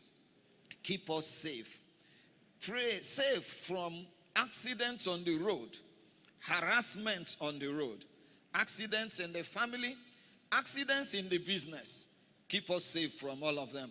And we will not forget to also present all the facilitators and ask that you inspire them even the more. And let your name be glorified in our lives. May we be those citizens that will cause others to return. May we build a Nigeria that is habitable and enviable. In Jesus' mighty name we have prayed. Unto God's gracious hands I commend you. May the Lord God Almighty keep you. May he guide you and guard you. May he cause the light of his face to shine upon you. Grant you peace, grant you grace, grant you his mercies. May his peace that transcends all human understanding garrison your hearts and your minds. And may the blessings of the Almighty God who dwells in the burning bush, God the Father, Son, and the Holy Ghost, accompany you all, both now and forevermore. Amen. The Lord be with you. Thank you, sir. That was an Episcopal closing prayer by His Lordship, Bishop C.N.C. Oyeledo. And at this point, I want to ask you to follow us on Amadeo Initiatives, Copen Group, and Copen TV for upcoming events. At this point, let me welcome to the stand Harry Sachs,